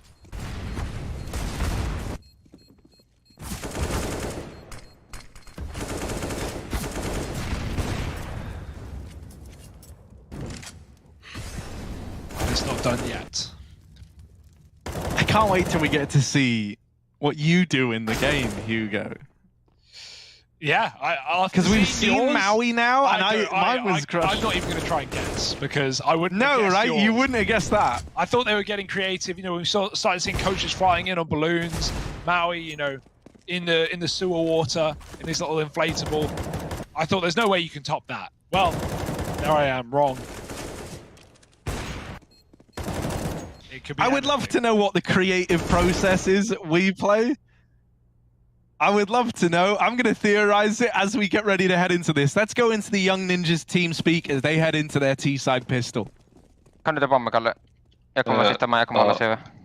Jag gör mig mild i toppmiddet. Migger. Var beredd med målarna. Jag går och linar nu. Målar nu. Vänta, jag la där. Eller smoke keep djungel, där. Jag ser en CV. TV, jag är med mer. Hoppa in i window. Håll CV. Jag fattar hur burst 3. Jag har djungel burst 3. Ja. Just det, CV! Jag har djungel. Ja, chilla, jag har djungel. 2 CV. Jag har djungel här, boys. Jag kommer bara safea. Spela borde komma CT med mig. CV. Jag fick en pallas. Kan du backa? 2 CV, 2 CV. 2 CV. Japp. Borde CV. Solo, nice. Jag pikar med det, Anton. Ser ingen. Jag har Horus. Chilla på Anton, Anton. 3 CV. Testar CV. Horus, typ. Ni laddar jag. Nice, bra boys.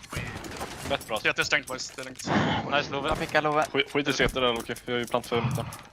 Okej, boys. Lägg bara toppmid åt mig, sen så kör ni B-poppen. Anton eller någon lägger upp. Uh-oh, this trapdoor is opening up below mousesports and they're falling into the unknown, Harry. Yeah. What lies below the bedrock, some may never know. And the ones who do, never reported back. So, Are you on about Minecraft or yeah, real life? There was a tie-in. There's a bit of both there, you know, Counter-Strike, Minecraft, you know, video games, you get it? Yeah. Basically, mousesports are running out of time here, Harry. Running out of options, and now they're forcing. That's going to delay their first gun round. Unless, of course, they win it. That's the risk you're taking. But I wouldn't bet money on mouz to win this round. Look at the map. That should tell you all the story you need. Bomb heading B, stack on the A site. Wait, Hugo, why? Why would that tell me all I need? B, stack on the A site. Oh. There you go. Yeah, this is really as good as done. It shouldn't get out of hand. I'm never ready to count out mouz NXT, but now I am. There we go. Wow. All it took was one kill. Yeah, I mean, you know, all of the analysts who were paid for this job and the, you know, the other casters, you all pick mouz NXT as I recall. Because if there's one thing that matters more than anything, it's who do I think is going to win? You know, that's what everyone's here for. My opinion, my guesstimation, based on no more information than anyone else has. Wow. Could make excuses, or you could just get it right, right? You know? Yeah, well, luckily I switched my prediction after that first round when you offered it to me. Oh! I'm pretty sure I switched it. No, man, fair play. Casters, team NIP, let's go, baby! We got knew it. This is going to happen. 12-5. Hey, Harry, you're the one counting mousesports out with the comeback. Have you been paying attention today? If there's one thing we've had all day, it's been comebacks. Yeah, hate to break it to you, though. Comebacks that did lose eventually. Yeah, so you know, your own point is pretty shit at best, really. Like a broken comeback is right twice a day. Right. So let's see. Yeah. We got the rifles out for mouz NXT. And when the rifles are out, you're having a good time. little A play for the young ninjas. They throw bunch of set smokes over. These are pretty standard, with the exception of that one additional smoke middle of the site. It's going to cut down some of these sight lines. Shane's trying to hide behind this smoke, but for the most part, it's young ninjas winning all of these fights. They even spot him. They've seen his helmet. Oh no! Given away by the tippity top of his head. A 2-on-5 for mouz NXT. This is not what you wanted coming into your first rifle round, and it's gotten worse now. Just Sui. Just one guy, tap down low. And he's dead on the re-swing.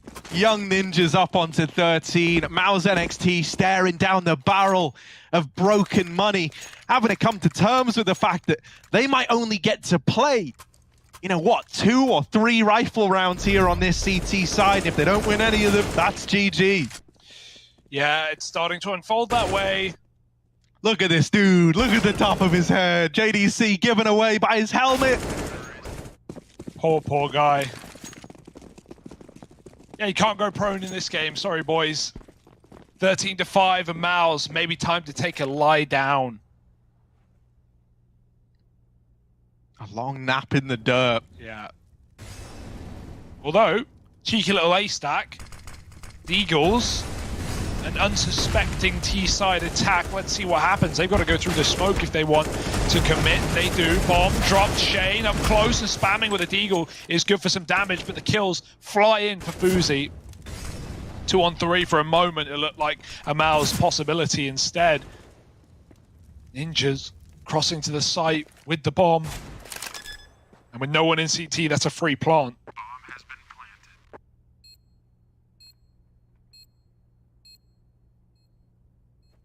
And look at it.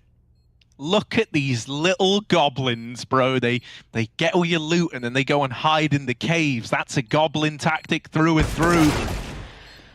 Now, goblins only good in numbers, and they're in an even odds fight here. They're getting swarmed upon, and they will answer back.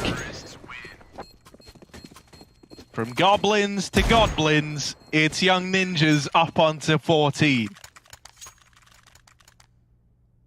And this is the buy round mouz have been waiting for, right? This is the one that finally has to show some result, Or, well, the more realistic option, they just roll over and take it at this point. That does feel inevitable, even if this gun round slips by the wayside.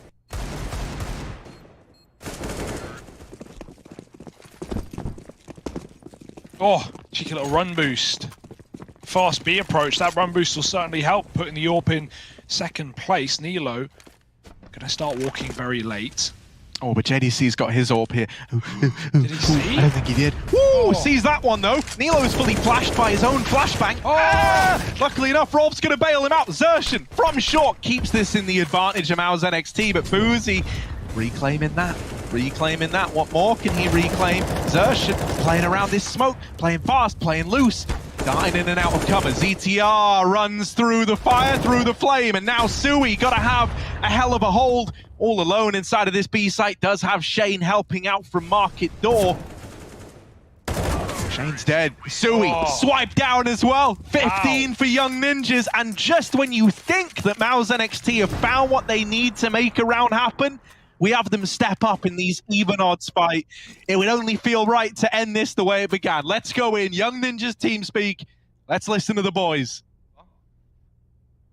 Lägg topp med mig, sen så lägger ni A-nade. Någon flash åt mig från A. Jag kommer picka i början också. Jag läser från A. King, sen så lägger ni på A-nade. Rolf går A-hus solo. Jag kommer stå topp mid. Jag lägger topplänk från topp mid sen. Ta bomben. Jag kommer döda nu. Ja, jag får lägga. Ja, jag får ta. Ja, jag lägger en till en nu. Ja, jag kommer kolla flash. Vänta, det ser ut som scout. Ja, dubbel. Jag kommer lägga en early. Jag lägger en early där. Jag kommer lägga en till. Kolla. Lägg nu. Lägger där. En länk. Jag är ute mitt här. Ni borde köra nu typ. Ja, vi kör. Kolla flash ut. Chilla.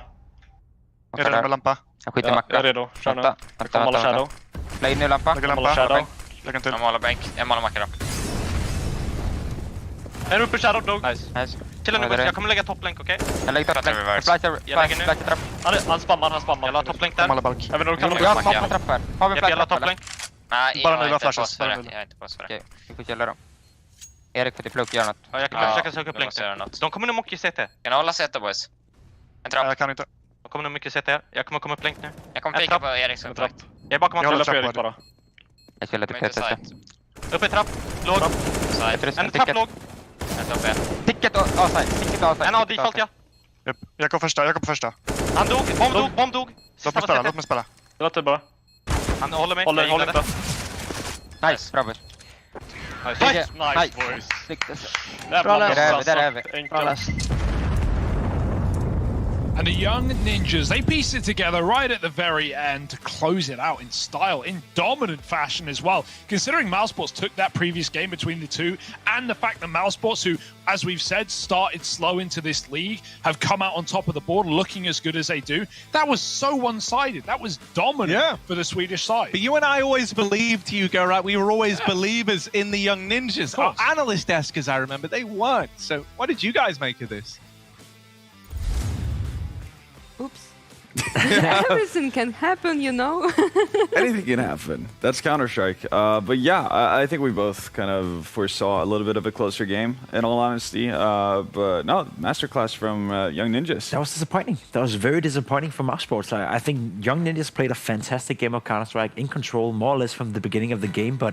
But yeah, we chalked this matchup to be potentially the best match of the day, potentially the best map of the tournament, potentially a grand final of the entire tournament when we get to LAN. I expect both these lineups to be there, but mousesports NXT today just didn't deliver. Yeah, fell really flat individually. Didn't really seem to get much going for them. Again, obviously going to be a big issue if your offer is not feeling it. Torsi definitely didn't have a great game today.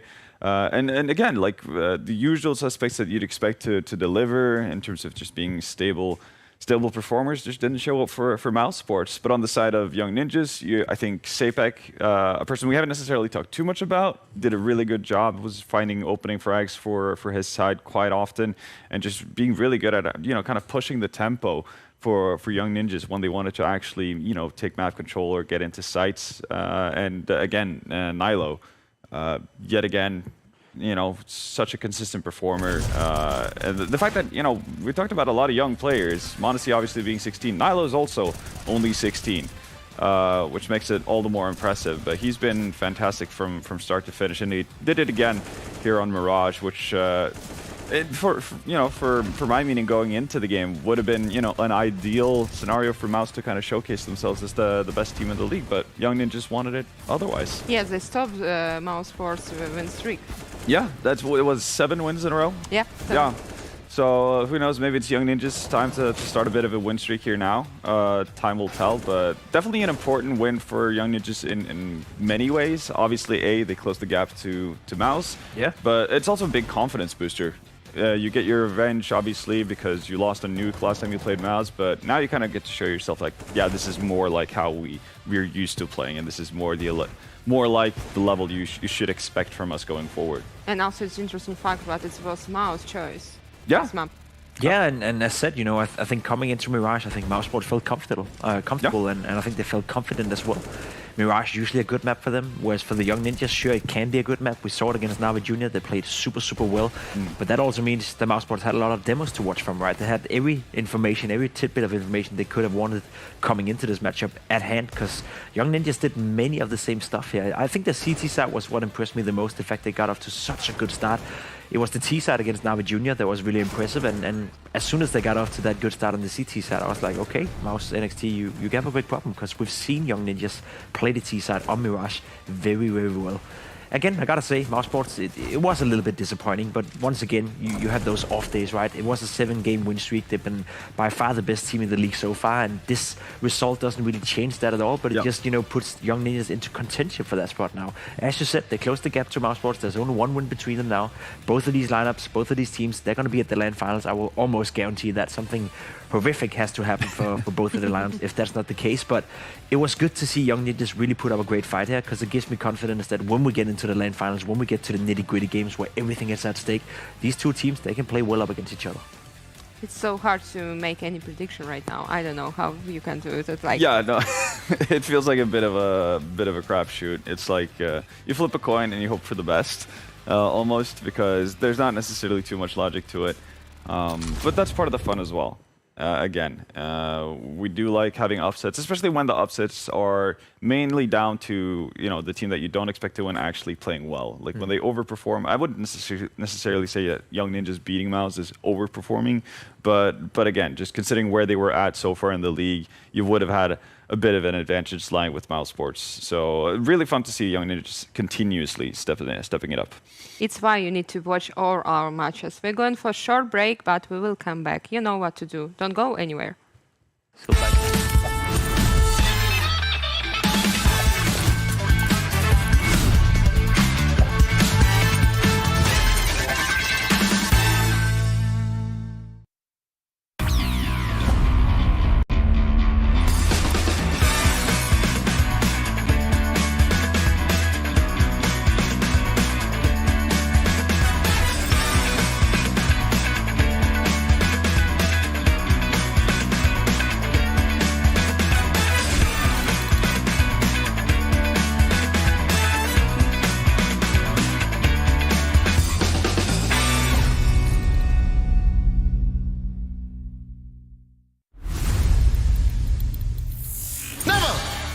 Never repeat the orb.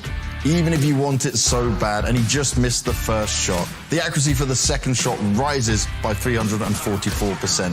If you don't have a flash and there isn't any option to flank the sniper, wait for a good timing so that the sniper might start second guessing himself.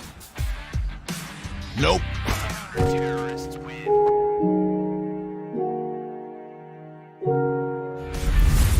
Evaluate your skill with clarity. Hold the scope where you will have time to react. Never leave a thin line for your cross, unless your name is simple.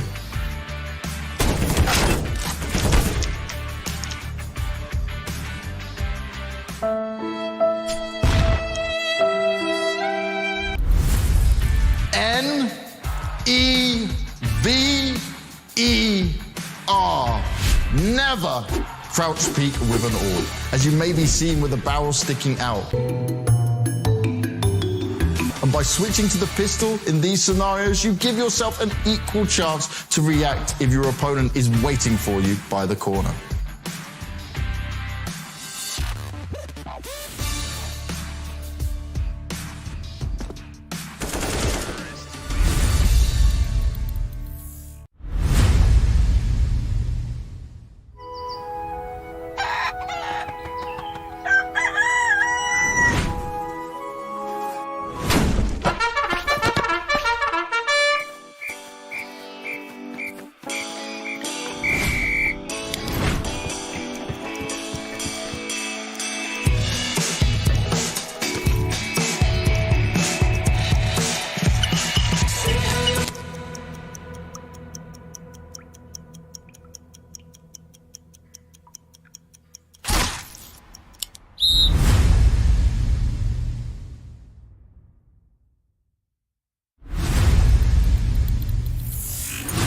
how to use smokes when you are in a clutch.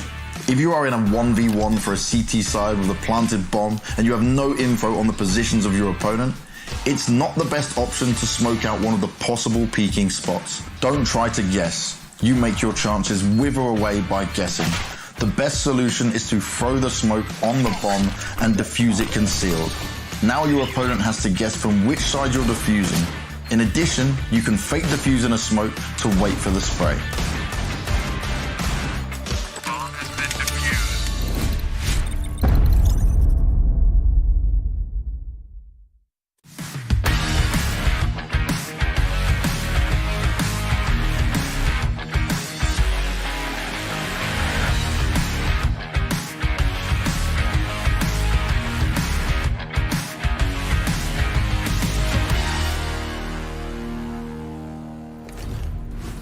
Now it's time for last but not least match, Furia against Virtuspro. Yeah, two of the teams that desperately need a win for a little bit of a different reason. Obviously, Virtuspro, they can kind of solidify themselves within like a safe distance to the Gauntlet playoffs. I think it's going to be more important now, especially considering that Astralis talent beat NAVI Jr. earlier today. And for Furia, they just need a win to have a hope of making to make it to the Gauntlet stages, because you don't want to be that one team to go out in 8th. It's do or die for Furia. Let's put it that simple. If they were to lose to Virtuspro, then both Astralis and VP would have 4 victories. Furia had 2. They have 3 games left, and there's no way in hell that Furia is going to win, all 3 games. No, I just don't believe that, right? So it's super, super important for Furia that they win this matchup. I would go as far as saying if they lose today, there's a very, very high chance and a very high probability that Furia will finish as the last and the worst team at the tournament, which would be a shame considering they started out with 2 victories and they're now on a big loss streak. So hopefully these guys on the screen right here, they can show up today. They can give us a good fight because they need that win desperately. No. And they're in good condition.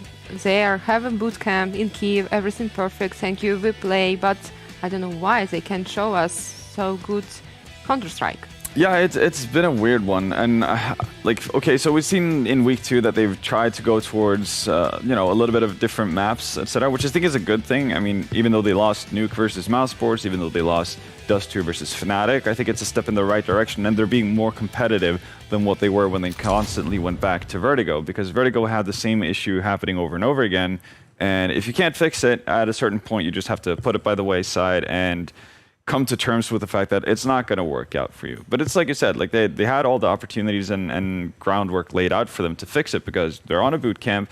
They have the opportunity to not necessarily, it's not going to be hard to get all 5 in front of a computer, watch through a demo and kind of pick out what's going wrong here and there and how they could potentially improve on it.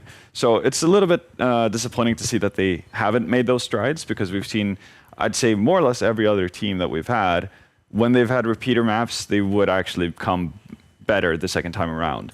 So it's a tough situation to be in, and yet also even really unfortunate the fact that when we actually see 2 of the guys who've been performing under expectations in ZMV and Ninjas actually deliver on Dust 2 versus Fnatic, it was Decenti and Furia who weren't quite able to deliver the goods, which probably would have tipped them over and actually have a big win versus a team that they aren't expected to beat. So they kind of need to get everything right today. That's really how it is. Jacob said it's do or die, and you can't really escape that fact for them right now. Do you have any advice for Furia? Oof. For me, okay, I'll go back to something that Maui and me talked about in the first week, and that's simply don't try to do too much at once. And one of the reasons why we see their CT sides being a little bit messy, especially on Vertigo, was the fact that they wanted to get aggressive on A, and they wanted to do stuff on B at the same time. And unless you're having great success with, obviously, individuals having a good day, then you are very likely to just give up a round somehow, some way, because you might be able to defend on B, and you might get that 1 kill you wanted, but over on the A bomb site, because, again, you're spreading yourself thin, you might have lost 2 players there. It's becoming like a retake scenario where you're down 1 man, and everything just becomes really, really difficult. So just take it easy, slow it down a little bit, and let the game come to you more than what they've done up to this point. Avoid Vertigo would be my go-to. That's fair. Go-to one here. It hasn't been looking good at all, and I agree with you. It feels like like we saw the first 2 games that they can actually play Counter-Strike at a fairly high level, right? And then they go into this lose streak where I guess it's also a mentality thing. 2 of the losses in week 1 was 16-13, 16-14. They were dangerously close getting some more points. So I think right now it's more mental than anything else, right? They got to come into a great state of mind. It is do or die, and as you said, you can't escape that effect. You just got to be there, right? You got to be ready, you got to be clinical. And as they also said in a couple of the interviews we had with them, they're taking this as a learning experience, which I like that. But now, there's no more learning. There's no more, trying. There's no more figuring out what map you want to play. There's only winning at this point. So you got to go in laser focused on winning this game. They go up against VP, who, let's be honest, they've been looking better here in week 2 than they did in week 1, but not scary at all. I think Furya, the way they played yesterday against Fnatic Ryzen, is a team that can beat VP today. They just got to be there mentally today. Also, as I remember from interview with Virtuspro, they said that it was some kind of issue with ping. So some of the players went to Moscow. So it's why probably they right now can be better, against Furia. But at the same time, it's strange because Furia right now in good condition and they can performance every day very good. But I don't know what's going on with them. Yeah, no, it has been a weird one, and I think what you mentioned with VP kind of sorting out whatever ping issues. For me also, it was question to them why you didn't do it before this league, because it's important league. Why you already know what one of the players have so high ping, you already need to be in Moscow. Yeah, no, that's a fair point, especially considering it obviously wasn't that big of a trek to go, seeing how they managed to get him there overnight.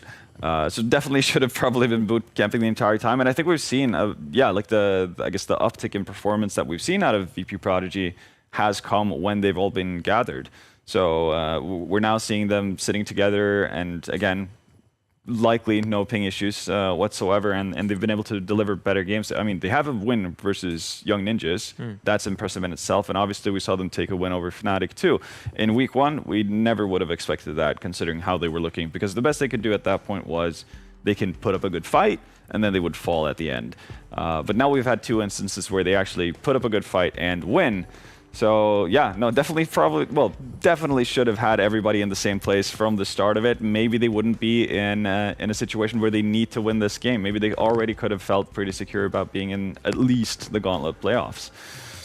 Yeah, maybe. And also it will be Virtuspro turn to choose a map for this match. Yeah, and that's going to be a big one as well, because I personally liked seeing the fact that Furia went to Dust 2 and they went to Nuke in their last 2 matches. Even though it didn't end up with a win, I think that was improvement. We got to see some more, of what they've been working on and a little bit more of their map pool.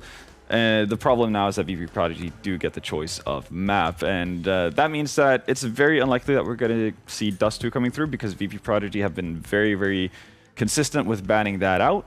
And they've also haven't shown any sort of interest in playing Nuke either. So now the question becomes, if you're Furia, do you leave one of your usual vetoes out to start us off, or where to go? No, Vertigo. I mean, I like it from the perspective that we don't really want to see Furia anymore in Vertigo. We've seen enough. But then again, that leaves a lot of options for VP. I'm thinking instantly Overpass, isn't it? Yeah. I think it's maybe Overpass, yeah. Yeah, right. That'll be a fitting map for VP, especially considering the performance against Fnatic. I know they went down 15-9 and they probably should have lost that one, but the way they fought back and the way they prepared themselves for that game, you and I talked about it as well, it felt like they were the better team throughout, despite losing some of those duels and maybe individually not matching Fnatic Rising. But I mean, Overpass is more or less a given at this point. Nuke goes out of the way, that makes sense. They can't pick Ancient, of course, would have been another given.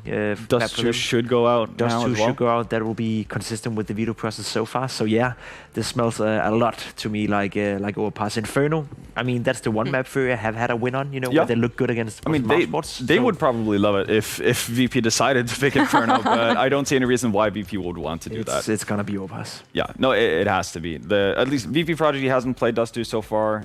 I'd be shocked if they decide to kind of risk. I think all CS teams play Dust 2. I mean, I'm sure they play it to a certain degree, but do you really want to chance your potential tournament life? Especially because you lose this one, Furia, they get one step closer to you, because you are the closest target together with Astralis talent in terms of being in that 8th spot.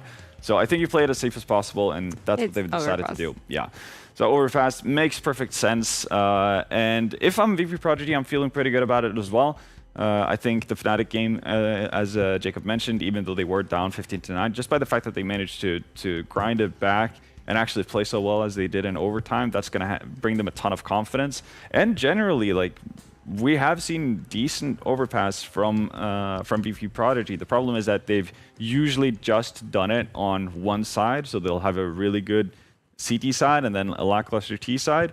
It could be a problem right now. Yeah. Because Furia will choose a side. Yeah, again, so now they need to kind of sort out their T side and make sure that one of the biggest issues we had in week 1, which was spacing, is kind of taken care of. So they have the options, or they have the possibility at the very least, to be able to trade for each other. Because like good teams, they're going to take advantage of you not being in a position to get any sort of help from your teammates. And unless you're having a fantastic just individual performance, being that sole isolated guy is rarely going to work out. So it's going to be interesting to see what kind of approach VP Prodigy has for this one. But I just, from the get-go, I do like VP's chances here going up against Furia. Me too. I like him a lot, especially considering the in-game leader as well has started to play much better here in Very VP. true. Rufa has been doing a good job. Of course, on overpass, he probably won't pick up the max 7 that much, maybe going into to connect a couple of times with it. Back to the auto sniper. Back to the auto sniper, maybe a possibility, but he was like the big... There's a weak link in week 1 where you could look towards one player and say he weren't living up to expectations, he weren't holding his end of the bargain in terms of putting up numbers on the server. So far in week 2, I think he's been one of the better players for VP Prodigy. So if he can continue that trend and you know, move on with that, I think there's enough firepower within VP Prodigy to deal with Furia today. So it's going to be a tough one for Furia, and as said, it is do or die time. They have to win this. What is your prediction? Okay, so simply off of the back, because they need to win in order to keep hope alive, I'm going to go with Furia Academy for this one. I'm not saying like it's a strong belief or anything. I honestly think that VP Prodigy are going to win, but I'm going to go with Furia either way. Yeah, I'm not so sweet as I think everything I've seen so far in this tournament, especially in week 2, I think VP Prodigy is the better team. They've been playing better, so I expect them to win here as well today. But I give you the fact that Furia, they have to win, so maybe they raised the level just a little bit, and that could be enough. But VP Prodigy is going to take this one. I'm quite certain. And from our videos, you know, whenever do this, I want to ask you, if you like one-on-one and you have some utility, you need to use it or just try to use your skill and aim? I think it's very dependent on what the scenario is. If the player who's like, are you the one diffusing? Like, are you the one who has to retake in the 1v1? Both sides. Oh, both sides. If you're a CT, I think there's a bigger likelihood of you wanting to use utility, simply just to lure your opponent out, right? Like you tap the bomb while it's smoked off, maybe you get some sort of information you can play off of. Also, just depends on how long it's taking you to get to the site after obviously the bomb has been planted or anything like that, or how much time you have after you've planted the bomb yourself until the CT comes in. So it's a very like up in the air kind of a thing. This is very much round dependent. Yeah. One thing I do feel I need to mention out here for some of the young players out there who want to get better, think about it like this, especially if you're on the T side, if you plant the bomb, throwing utility gives up your position. People don't think about it. You know, you may have a smoke, you may have a flash, you may have a Molotov who can be useful for you. You can maybe flash your opponent, you can smoke yourself off, or you can do some nice moves with the Molotov, but just be aware that every time you throw utility, you also give up your position. So if the CT player don't know where you're standing, has no idea, don't use any utility. Let him play it out, you know, and maybe you can use it later in the round or later in the clutch, but a lot of people are throwing utility before the CT player has even located where that player is, and that's giving up your position, that's giving information to the opponent he didn't have before that. So be careful with that. That's a little nugget for the new guys out there. Any other advices do you have? Oof. Don't play with Harry. Play with Hugo. Hugo is a nice kid. You know, I feel like he's the glue between the players. He can be the guy that elevates everyone. You know, you have a level 5 player, you have a level 6 player, but Hugo on the team, he elevates those guys to be level 8, level 9. Whereas for Harry, he's just going to drag them down in the deep, and you're just going to feel so terrible if you join a server with Harry. So stay away from Harry and play with Hugo. How is to play with you? Is it the same? I mean, Harry, yeah, I don't want to talk about it, to be honest. It's every time I think about Harry, I get in a bad mood, so let's try to stay positive. Yeah, but Hugo's a nice guy, though. Hugo's lovely. I love Hugo. Yeah. It's your favorite teammate? Yeah, definitely. I mean, if I ever had the chance of bringing Hugo into any of my pro teams, like Liquid, for example, back then, I probably would have done it. Whereas for Harry, no, not at all. Let's create pro team. Okay, who you want to choose for your team? Like a pro team? Yeah. I'd go for Saivu as my primary AWPer. Then I want Simple as my secondary primary AWPer. Then I want Hugo next to me, just for that glue between Cybu and Simple. Again, we need those two to work together. I'll put in myself, of course, because I'm a star. And but you can be coach, you know, it will be enough for you. Nah, I think I'm better on the server. Or you just can be like, you know, superstar to take a but photos. I feel like when you have Cybu, you don't need to play. And Hugo, you need more firepower on the server. And that's where I come into it. For the 5th player, I'd probably go with an old school in-game leader like MSL. I think he has some good calling abilities and some nice ways of reading the game. And if I wanted, you know, 2 primary AWP players to work together, MSL is the perfect fit to do that. Perfect. Everyone ready for our last match, Furia against Virtus.pro. Harry and Hugo, how are you?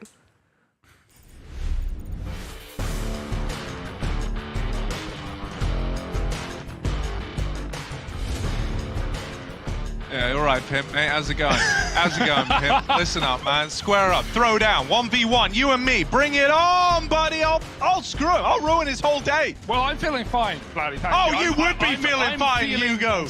I'm feeling great personally. He is muted. He has his ego shattered. So maybe I need to get duct tape. Maybe the mute button's not enough, Harry. But shout out Pimp one time. Shout out Halva. Shout out Vladdy. Shout out Y'all on the desk. Not this guy. Not this guy at all. I should probably unmute him, right? We got a game to cast. Here we go. VP Prodigy, Furia Academy. And yeah, man, I guess I can play in Liquid. You know, just send me the contract. You know, let me know. Please. Please. I'm gonna ruin Pimp's life. I'm gonna end this man's whole career. He beat you in a 1v1 on LAN, Harry. You got anything to say? I know that really makes you mold. Don't even bring that up. That was the most rigged 1v1 I've ever played. Yeah, well, Pimp, I was going to insult him, but I'm not even going to do it. Yeah, don't you dare, because apparently he's living deep within your anal cavity right now. He's the only one in my corner, Harry. He's the only one. But yeah, dude, calling me the glue, yeah, I appreciate that, Pimp. I appreciate that, you know. Damn. Man like Pimp. Damn. Well, Harry, you may not be glue, but you're in a bit of a sticky situation, aren't you? I'm not. No, not at all, actually, Hugo. I'm in a sticky-free situation. I have a 10-meter no-stick zone around me. Okay. Nah, why? What makes you say that? Just wondering. Just seeing how you feel. No, I just can't believe Pimp would say or do some of the things this guy says and does. Like, he's... Are you new? Oh, he's got some nerve, I'll tell you that much, right?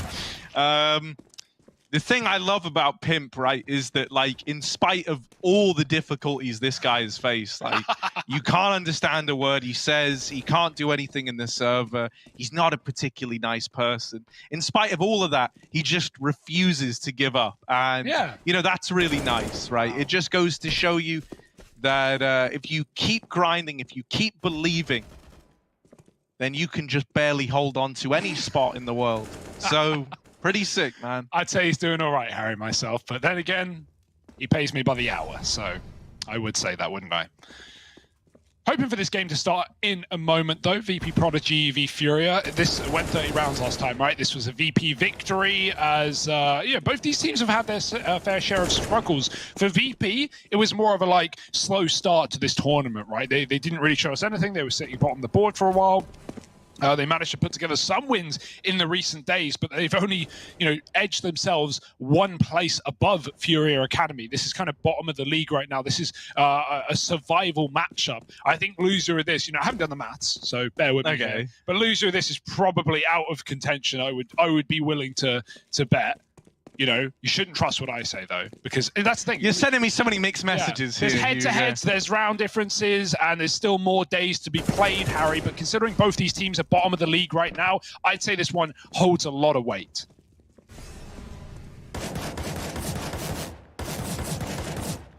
Yeah. It's like a big load-bearing pillar. Sure. It holds a lot of weight. No. Yeah. Sure. Yeah. I got that right, Hugo.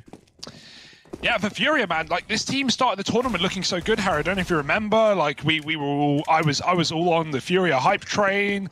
They grab a couple of wins to start the tournament. You feel like, oh, what could go wrong, right? Their wins were over Astralis at the time, and mouz NXT, who are another team that built into this one. But the fact that Furia took down mouz on day 2, I thought there were high hopes for this roster ever since they're on an 8-map loss streak. And they've been all over the place. They've tried Inferno, they've tried Overpass, Vertigo, Nuke, Dust. They've done it all. You know, an argument to be said that Furia have maybe even shown the most maps, or one of the most maps out of any of these teams at the tournament. Despite all of that, they can't find a map that seems to get them over the line. Maybe it's Overpass. Maybe they just haven't tried it enough. Today will be the true test. As VP, more than happy to be on this map as well.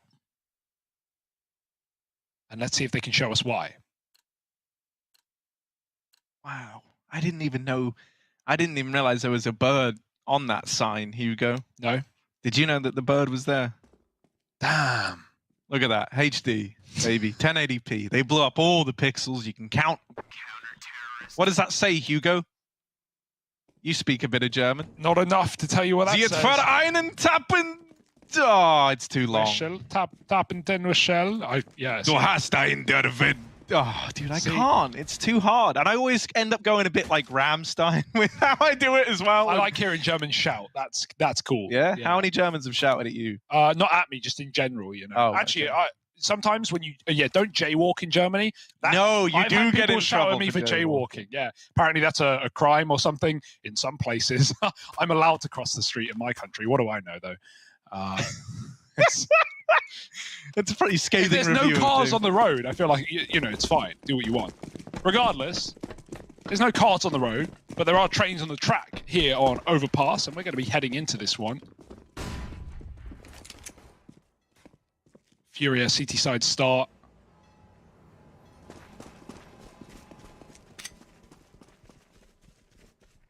Fast up long for VP. No one spotting this yet. Furia are back in the bomb site. Heavy towards B, but not forever. Already the in-game leader moving back up to join Furia on this A site. Yeah, look at bloody K, man. This guy's on a bit of a journey all the way through the toilets. It's like flushed away. You ever seen that film about the rat? The rat, yeah. Well, maybe this will be just like that. The rat's name is Rodney, and right now, Furia has got his big rod out on the knee of VP Prodigy. That all kind of came together in a roundabout way. ZMB last a low. Oh, he's got support, and there it is. Drop with a double. Great little pistol. I love what Furia does there. The work he's able to get away with. Pop, pop, back of the head. I wish you could have seen Harry while he did that. Pulled out his little gore. Yeah, I did the hand gesture. Very handsy. Yeah, when talking. Yeah, when talking. When talking. Jeez. Yeah. I love being animated. You know, I think one day we'll get the caster reactions like on cam. I think that's becoming more of a thing, slowly but surely. I never really cared either way. I think people want to watch the CS, not me. Yeah, exactly. I want to watch the CS over you. And I'm sure you feel the same about me. It's nothing personal. It's just that CS is great. CS is life, bro. Like, being real. Basically is our whole lives. Yeah. And I love it. I love it. Wouldn't have it any other way. I used to say, I wish CS could be my whole life. And then it's like, oh, that is it. That is the situation we live in. And for these young players, that's the journey they're looking to embark upon. That's the whole focus of this Academy League. The little Glock rush into A should never get interesting, right? I've kind of just been talking over it because this is what you expect. Oh, hang on a moment. Ooh, gets him down low, but ZMB not going to give it up. I'm not about to lose to a Glock of all things.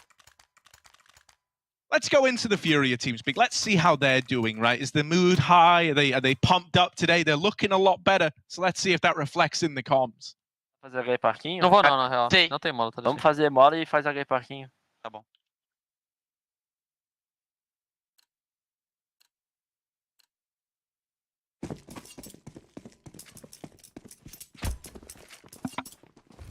Esse cara não tem muita bomba, viu, guys? Eu acho que eu vou ficar strafando esse round, ó, Ninjola. Eles não tem muita bomba pro fim, se a gente segurar a gente vai arrebentar. Liga, tem liga. Tá, deve ser um B, um liga. Tem meio, guys?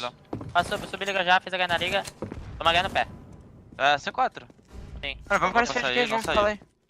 Vou girar B. Saiu liga na mira lá. Não, a gente vai ficar no fade aqui pra avançar só. Relaxa, smoke. Pegamos o sapo. Vantagem, pode ficar pulando lá. Give aí você, Ninjola. Tá, com 40 de vida. lá. Tá bom. Vai checando outra? Pode, fica até 10. Tá. Ninguém se mete de cara. Fundo 2, Piria. Cadê? Bloquei fundo. Tá. Tô jogando pilar aqui no jogo. Tá cravado no sapo. Hoje é um cimento na frestinha. Também funda. Tamo colete, passei caminhão. Jola, fala aqui. Saiu fundo, DT. Guarda.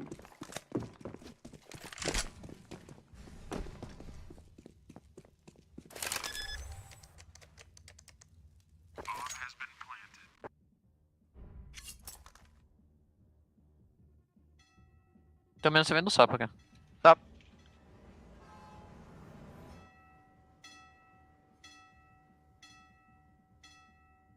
Se quiser jogar por inf, tá safe. 40 de vida. Não, sim, tá de boa. Tá de primeiro que se vier eu consigo recuar. Se precisar.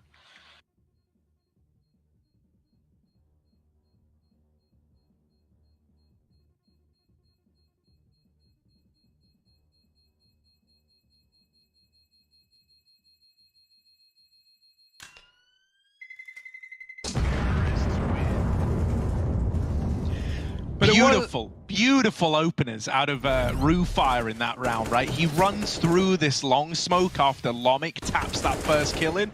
And look, no one's even considering it, man. Like, the moment those kills came in, the round was lost, and Furia just admit defeat, falling into a save. You know, when it comes to respecting smokes, when it comes to giving you space, Rufire, not the kind of guy to do that. Yeah, and it's being sold as well because Lomic is spamming from a range. Obviously, him getting a kill certainly helps, but because he's shooting from so far, Furia going, oh, they're deep long. They're not close. I don't need to worry about this smoke. Not yet. Yes, you do. It wasn't going to take long before VP were on the board, and so they do it with their first gun round. No warps now. Back to the scout for ZMB. VP with a man outside of B making a lot of noise. Result doing the lurk while his team take middle, clearing connector in the process. You want to make sure you have that top con exit before you start walking up the stairs, right? Means if there is a CT there, they can at least be trapped in middle and they can't get back to the bomb site for free. Right now, they seem pretty assured that con is empty, and they're right. Double short setup for Furia. VP sneaking, slinking back down to the depths of this B bomb site. Bomb being retrieved by Cheerful in spawn, and then they'll be ready to go. Yeah, Result netting that opener has really sweetened the deal for VP Prodigy. They're in this little 5-on-4 now, and Furia are having to rotate players down. The rotation in Furia are going to take a little while. He's able to deal with some of this short aggro, at least on this con wrap, but there's only one player out on short for VP Prodigy. The rest are out through Monster and into the site. Furia dead on his flank, and ZMB dealt with in heaven. These two remaining Furia players are dedicated into the site. Like, they have no choice but to fight this, and so it's a very costly round for Furia. They would have loved to have been able to back up and save there, but as mentioned, just too committed, too deep. And so we have a tie game on our hands already. Yes, yes, let the rounds flow through you. Full eco now for Furia. It's about to get easier for VP, and that's always welcome with open arms.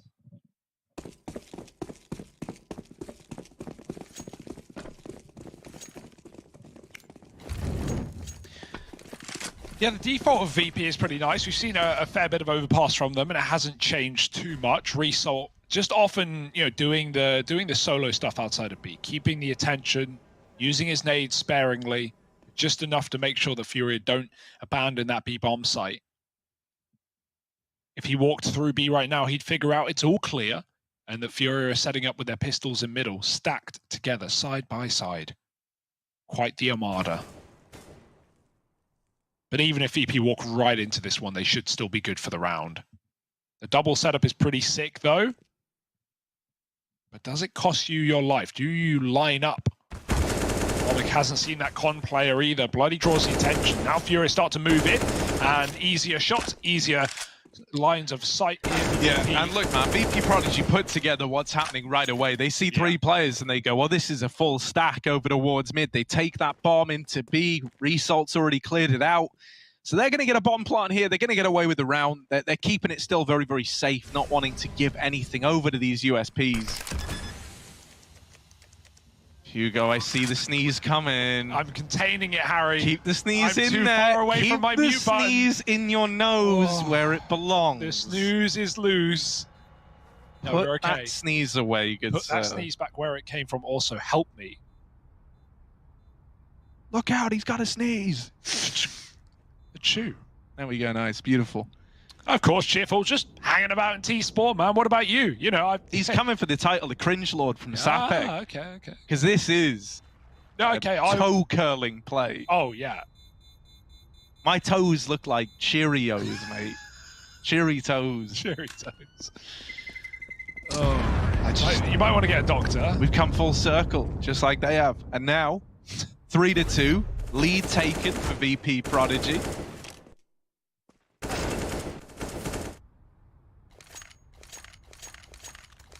And, you know, when we do compare these teams, I think out of the two of them, you could say that, you know, this is more of a home map for VP than for Furia. Yeah, well, we don't know what Furia's home map is. We don't really know what they're... Like, they seem keen to play Vertigo. Like, that was pretty good from the get-go. Most teams have wanted to play Vertigo at this event, and so I think that's been the problem. Like, you come in thinking, we're going to Europe, and we've mastered Vertigo. Well, actually, funnily enough, so is everybody else. Everyone coming in with that game plan to this tournament. But I don't even know what a home map is for Furia. Dust 2 and Overpass, maybe, but Overpass they've had trouble on. Dust 2, it looked pretty flat on T side yesterday against Fnatic. They did manage to, you know, make it a close game. But yeah, coming to Europe has proven to be quite a test for these guys. However, I think that's awesome. I think that's really good because it's experience that even in the upper echelons of, you know, tier 2 Brazilian teams, they don't get this experience. Yeah, okay, maybe they'll go to NA, they'll play some NA events, but you know, they won't get to come to EU because I can guarantee, you know, while playing this 1BO1 a day Furia, you know they're getting scrims versus, you know, decent EU opposition and learning a lot as a result. You know, sometimes you got to get beat to get better. And so, Furia, will they be able to put all that hard work, all that learning to use in this matchup? Jumping and spotting is ZMB. VP setting up for this A take right now. They can drop back down connector if they don't like what they see. They've still got that short control. Coming up long is Cheerful. Everyone else, toilet side, ZMB can't get that kill. Furia has not been cleaned out, and he does win his 1v1, meaning A is still up in the air, but chasing him is Lomic, trapped in the corner. Furia won't last long, and the bomb's going down. Ooh, that's a nice opener, though, for Decenty. That's going to spur you on. Drop, finding even more success, and suddenly it's all eyes on Lomic. 1v3. This guy often pretty capable in clutches. It's the presence of this long player that gets me concerned. He's never even needed. Drop, spams him out.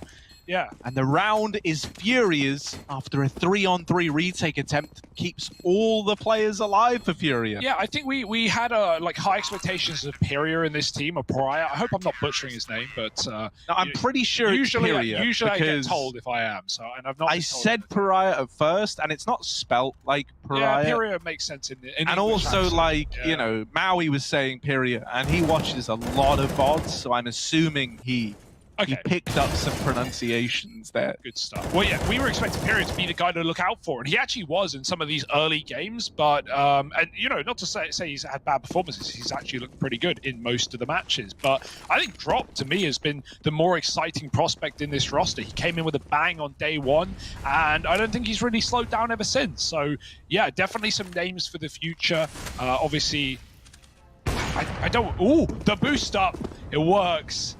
Lomic catching, Decenty jumping, and oh look, they try and aggress. Fury try and take space, but they don't realize that one man, remember the 5-man boost? One man is freed up after they throw the AWP on top, and that man got out middle and took a 1-for-1. ZMB is still here, he can't leave, he's committed, and his teammates are even pushing up on the B-bomb site. They will die, so will he, and this round is already over. Oh dear. Good space taken by Rufire, though, right? The second he's boosted Lomic back up, he's already starting to take that real estate, knowing what Furia are going to do once they realize the boost is in play. VP Prodigy onto a round, and Drop looking to save.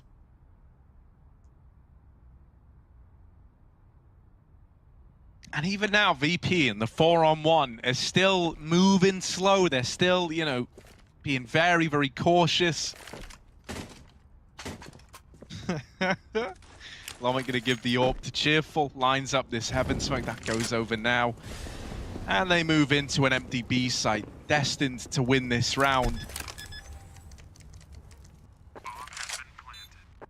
No, that was really, really lovely, right? Like, you assemble that 5-man boost. One of the best things you can do when you see that 5-man boost pulled in is take map control as a CT, right? You know that if they're doing that, they're employing a lot of people to make that boost happen, all 5. And at the very, very least, your single guy that isn't needed to hang around, he's going to be late out mid.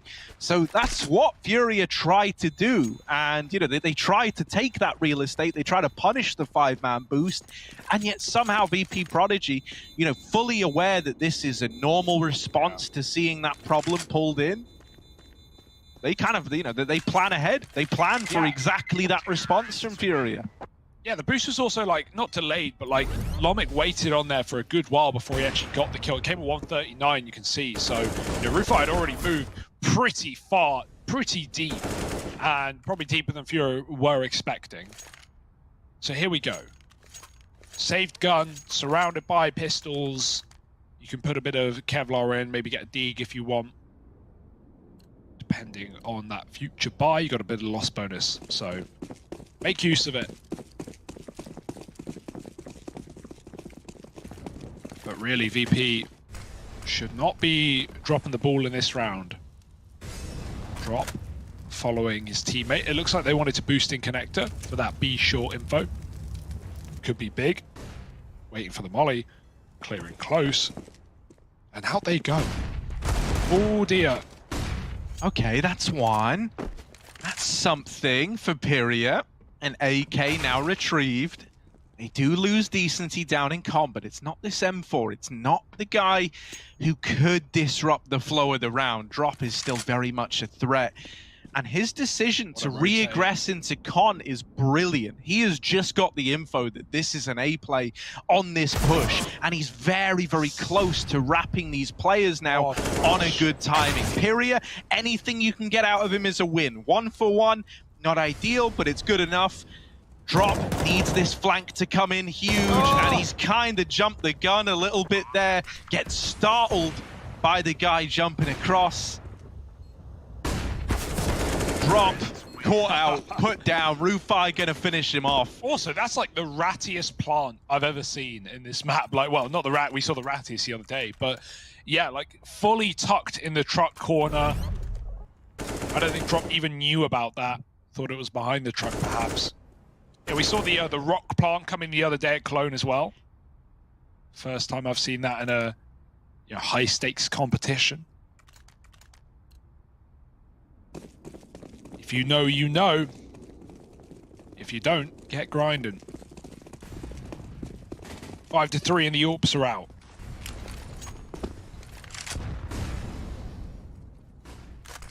Yeah, thus far we've been kind of spared of the head-to-head between the AWPers, right? I really hope we can have ZMB... Oh, this smoke is...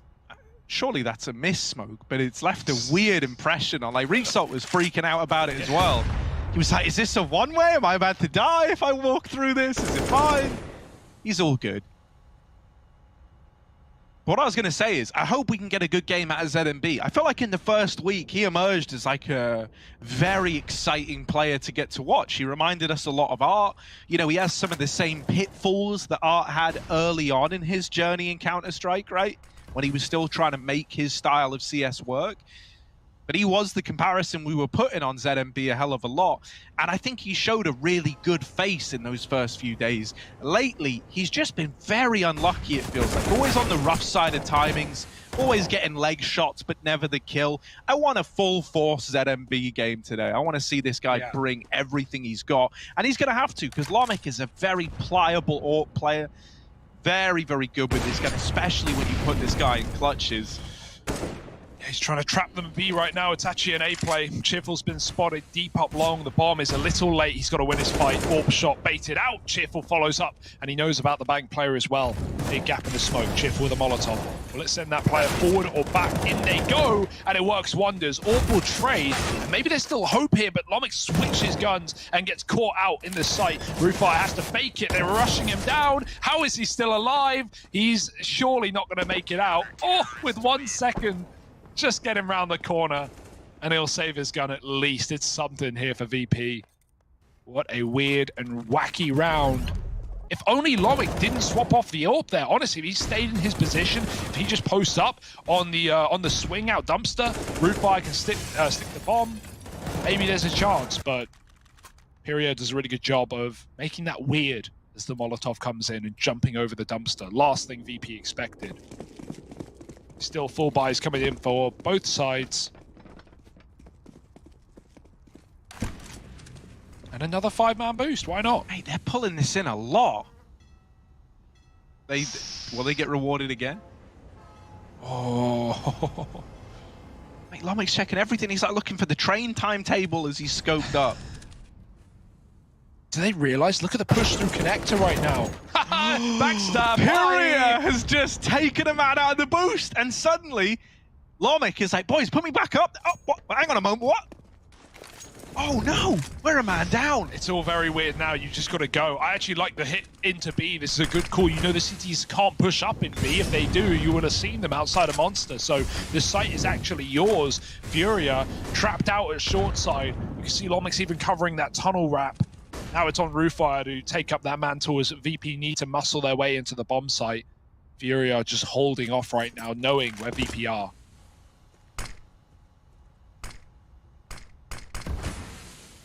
Yeah, no one's able to peek in and like confirm that this is an all-in B play, right?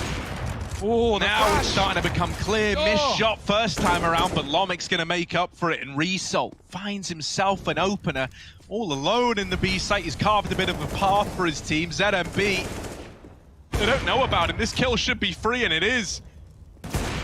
25 seconds, ZMB another, not quite the third, just one man left to beat. It's low HP Lomic, 2 points of health, one shot is all ZMB needs to find, and there he is, taps him out.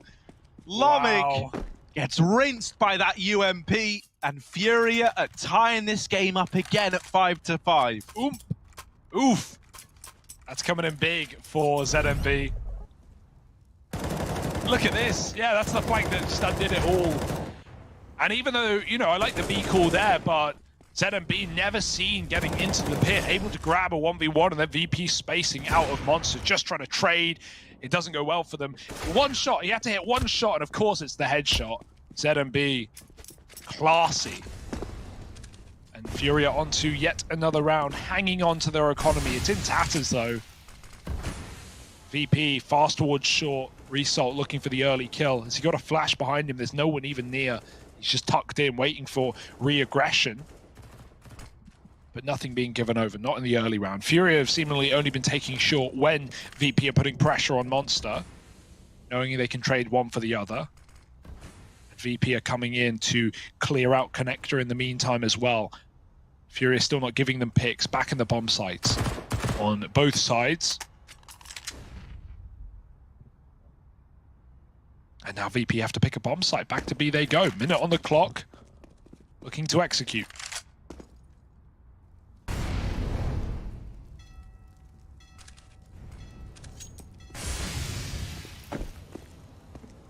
I love that, man. Re-smoking at Monster. That's throwing from ZMB all the way over at A. And it's going to keep VP back and out of B for the time being. As that smoke fades, you're going to be looking at about 24-ish seconds left on the clock. And they're going to go running right through it. No respect for that. Instead, it's into B. Good bit of time still left here. They don't need these kills immediately, but they will have to clear them out eventually. Both players for Furia Academy down in the pit, just playing for time. 15 seconds, this bomb crossing into the site, now getting stuck, and it can't get denied. They flush out, drop down in pit. The bomb plant comes in just in the nick of time, and Lomic even plucks Furia out of thin air. ZMB can't give this 1v3 a go. He'd like to. He'd really like to. But you're right. It's just too far gone. Lomic, mate, those trades are gnarly. Hunting the pit player. Quick shot with the AWP. Up close. And even catching, like you said, that Heaven guy. Just bounding away. Beautiful round out of Lomic. Getting a good game from him right now. ZMB needs his kill more than anything. Oh, he turns. And Bloody removes that AWP from play, at least for now. Furia are on the back foot. Now they are broken. They're down around. And that hole is about to get dug deeper. 6 feet deeper, maybe. You might even have to force here. Like, if Furia buy, don't be surprised. So 2 players below 2k, you're screwed. You can't buy next anyway. So, might have to be that double eco. And at that point, VP are going to have a horrendously good T side. Here's the investment. ZMB saving for AWP. Everyone else putting in what they got.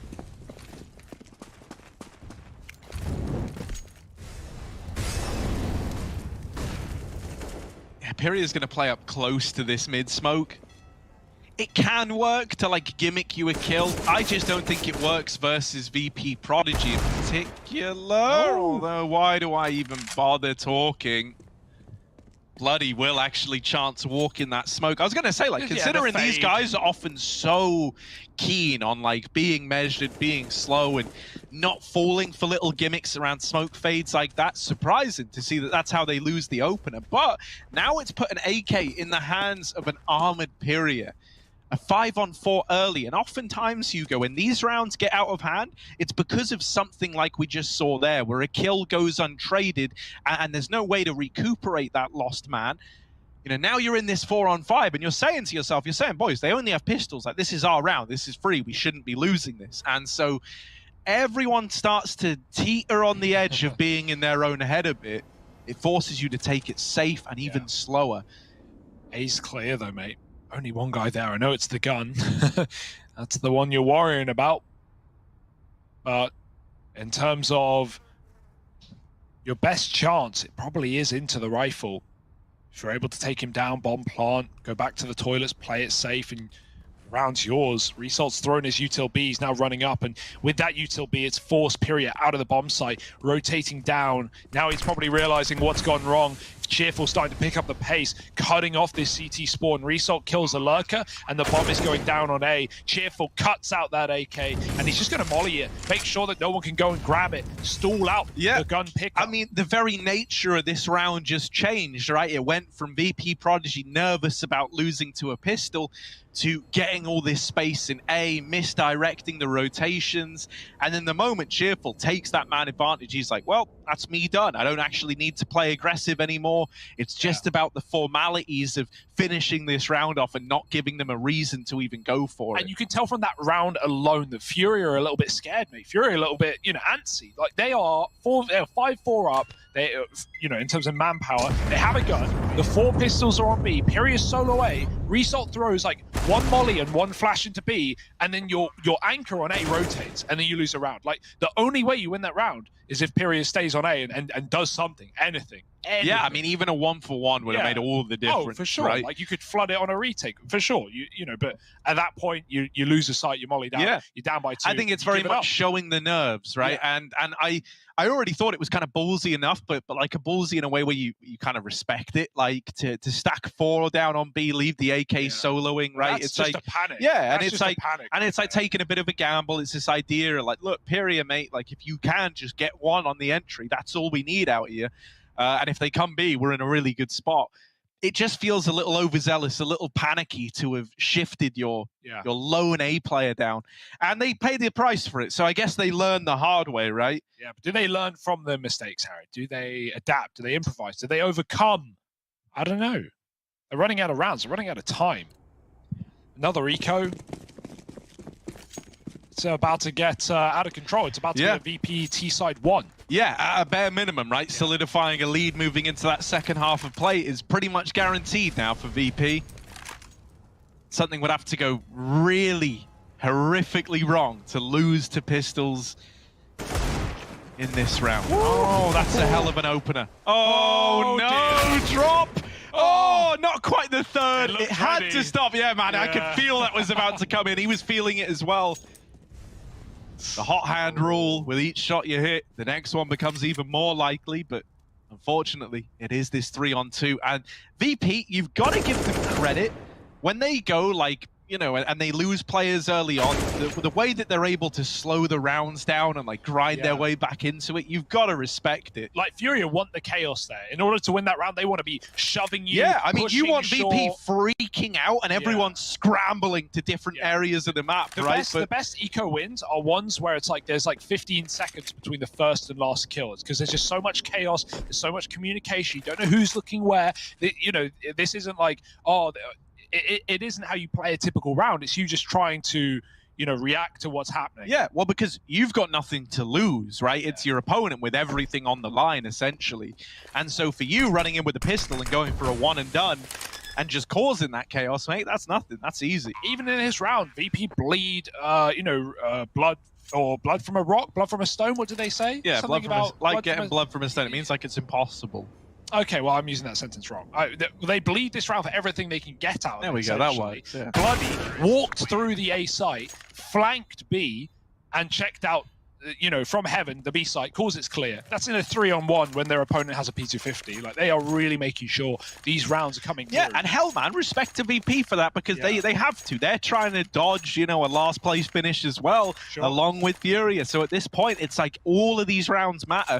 Even 3-on-1, they're not getting ahead of themselves. And I think if there was one thing for VP to have taken away from a lot of the games they've played, it's that, yeah, don't get ahead of yourself. It's not over till it's over. They've nearly made comebacks happen. They've been on the receiving end of comebacks a hell of a lot. And so it feels like they really are taking every round as losable, as awful as that sound. You know, they're like playing it in a way that it's not over till it's over. Yeah, don't get ahead of yourself. Result dead of Vigo, that's a first time around, and another kill goes the way of Furia in the middle. Furia is stuck, he has to fight for his life, and he won't get out of there. Decency would have loved that trade, but it was only a one and done peak for Cheerful. He's back to long. Running back to A, and Decency gets heard doing so by Roofire.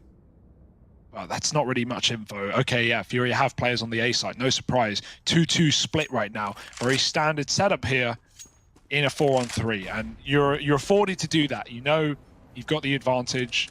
Things are looking good.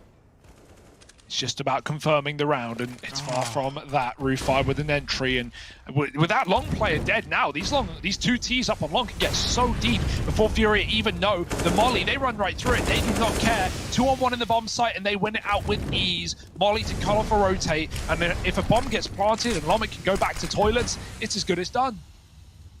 Yeah. Oh, no, the orb! It got blew out by the grenade! He had to grab an orb! That's unreal! Where did it go? It just got sent flying. The timing on that throw of weapons. Wow. They don't have the AWP anymore, and now they've got 2 rifles for 2 low players.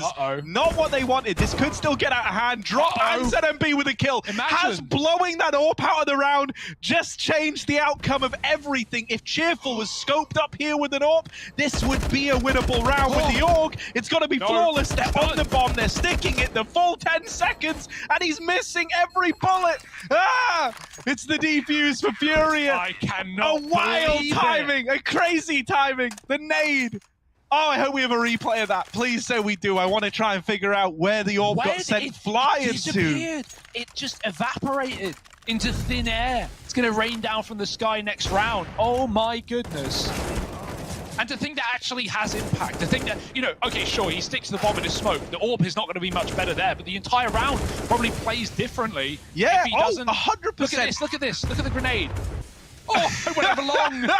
That went so fast. Yeah, mate, and their whole game plan originally was like fall back, play the post plant, just play trades, and suddenly they can't because of how low these players are. So they have to commit to entrenched crossfires at CT, and both those players then go on to die. That is just unbelievable. And that is why CS is a beautiful game right there, right? Have you ever seen that? You've been watching Counter-Strike, you at home, I'm talking to you. How long have you been watching Counter-Strike? Years? How many events? You've watched hundreds of events, you watched thousands of maps. Have you ever seen that? No. And have you ever seen it have that kind of impact? Oh my word. Furia, hell. I said that was a round that was never going to happen. And, well, I certainly didn't expect divine intervention. Yeah. Last round of the half, and Furia. Let's see if they can make something of this. Lomic's leaving a spare gun in spawn, just in case it happens again. Yeah.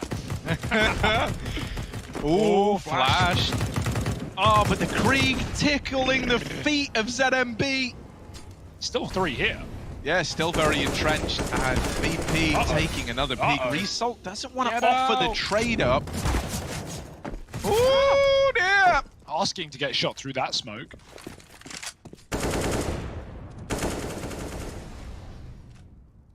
Yo, we're getting a good level in this game, though. This is a good match. Fire. Oh, he was walking. He was still moving. Ninja's going to pick up that kill. And Pyria wins his fight in toilet. Now, will he be ready for Cheerful, who could look to trade this out? He's hit a good timing, and Pyria shot in the back of the head. Will that accelerate the pace for VP into this A site? Right now, the one man rotating up is decently with the AWP, and he's going to land that first shot. He's actually committing, fighting ahead of these smokes, and VP Prodigy are not ready for it. This AWP has torn them apart. Just Result left standing, and they've seen him now. They've got him trapped out on an island. There's Drop to seal the deal, and a 7-8 half is well met for Furia heading into this second half of play. You're more than happy with that, right? This game started pretty slowly. You can see the rounds for Furia on that board there. Just little pockets of pairs trading back and forth throughout the half, but VP still went out, right? Like, okay, those last couple of rounds, they go a bit skew-if, but VP 8-round T-side is more than enough. If you remember that game against the Young Ninjas, I think it was actually on day one. I think it was the first game of the tournament. It was VP Young Ninjas on this map. Young Ninjas, like, dominant first half. They moved to their T side. They're 14-5 up. VP pull this like 9-round comeback in a row on CT side, and then they fall right at the end. They lose the 16-30. So that was on CT side. We just had them win out on T side. VP, if they can challenge Young Ninjas that hard on the CT side of that map, or this map, I'd say they're in for a good game.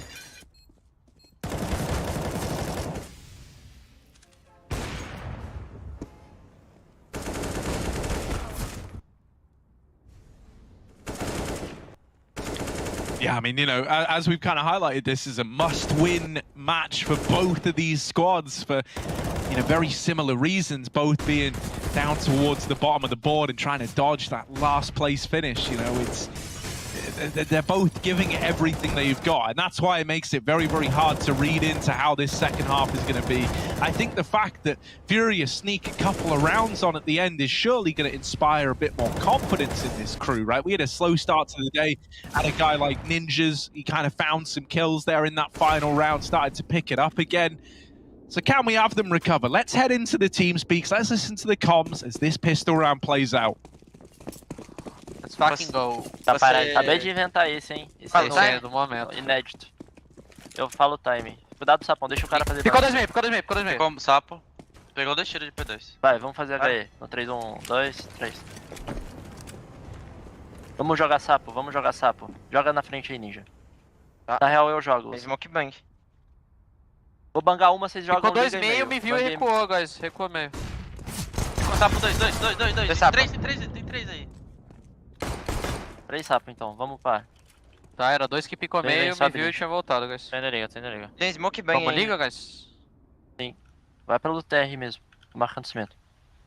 Tô no pé, parece. Nada liga. Tem smoke bang, tá? Ninguém é meio de cara, demorou. Tá esquerdinha do fundo. Nada. Nada peixe. Nada balão de cara. Vamos dar clear peixe? Ninguém fair. Pode ser. Nada peixe, cara. Não foi até lá, Pode desmocar a lixeira aí. Desmoca a lixeira e banga. Tá bom. Foi pela rua. Tá. Traz o mob, me viu já. Rodando. Lixo. Pede bang. Banga. Banguei. Bom. Banco. Vou comer nada ali, nada fundo, comer banco. Não sei. 10 banco. Falou. Oxe, o cara me varou do nada. Ah, fiz um move muito mal, mano. Esse don't. Acho que o cara falou do lixo mesmo. 5 alive on a pistol round. That's going to feel just fantastic for VP. Quick taps from those USPs and nice backup as well. They gave away the bomb plant, but for good reason. A clean retake for VP Prodigy. And a bit of a botch round for Furia. They tried their hand out monster. They wanted to B-rush, lose first man, rotate back out. Oh my goodness, I didn't realize Rufire got one of those. Dear oh dear. With a USP? He's cracked, mate. Built different. True. I do want to give, my love to Rufire. I think he's such an important part of this VP Prodigy squad, right? He is the calm voice amongst the sea of lesser experienced players, right? He is often the guy directing the flow. Very, very much you can tell that by his gameplay, right? He'll go try and find these holes, try to find this space. That's a nice opener. And the nade stack nets a kill on B as well. Suddenly, Result has to do a hell of a lot. And this was never meant to be a round that Furia win out anyway. They're looking for a bomb plant now. What a good call. Hang on a moment. The bomb's back out of Monster, and it's holding. And Lomic, he's going to fall to it. That fight could have made all the difference. It's a nice smoke. It sells this Heaven play even better, right? Ninjas has walked through and Bloody not ready. He seemed away. He must have heard something. There's no way you just give that a check in case. 1v2. He's moving in quick. No kit, though. First player on the pillar, and he knows about default as well. So Bloody, with all the info in the world, no one to stop him. They've got to try and double face. Bloody fakes the drop into water, and that forces a fight. There's the trade. Lovely shot from Drop. Little burst headshot with the MP9. And like you said, never should have been a Fury around, but there we go. What a call to not only eco that, but to throw the double nades over the boost from Monster, right? That's how they got one of the 2 opening kills. The Eagle also helped. But you're buying those nades in like a full eco round, and then you're winning it. Sheesh. That's going to feel good. And that's going to force the force back out from VP.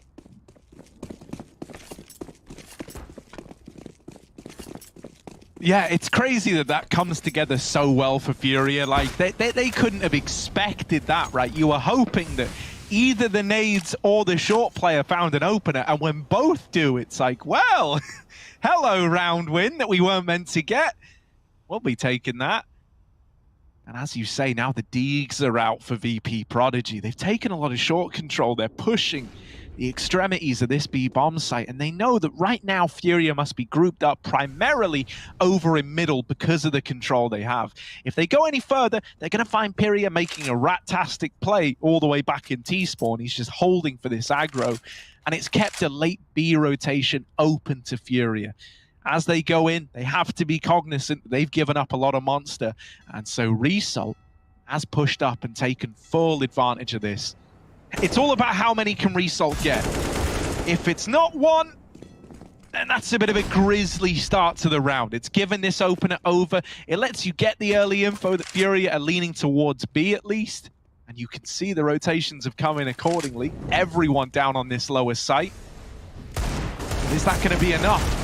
In the 4-on-5. Yeah, Rufire trading 1-for-1, but Furia are more than happy with those trades. Gonna look for another. Ninjas catches a close player in front of the Molotov, and now the entries are flowing. Sickly for Furia. And Cheerful smoked off again. They know about him. And they'll have no problem dealing with him as well. 9-9.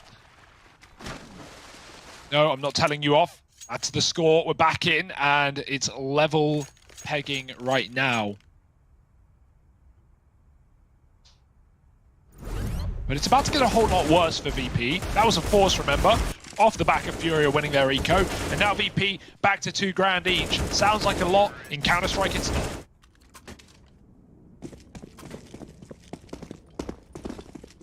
Yeah, they got one flash on Rufire. So maybe he tries to like flash a short peek or something like that. Oh, instead, he's throwing his flash out right away to try and slow down the monster aggro. ZMB gets shot from so many different directions, he doesn't know what's happening. Oh, they deal with that flank. Wonderful little 180 from Drop. That was commed across by Ninjas. He could hear the player running through T-spawn.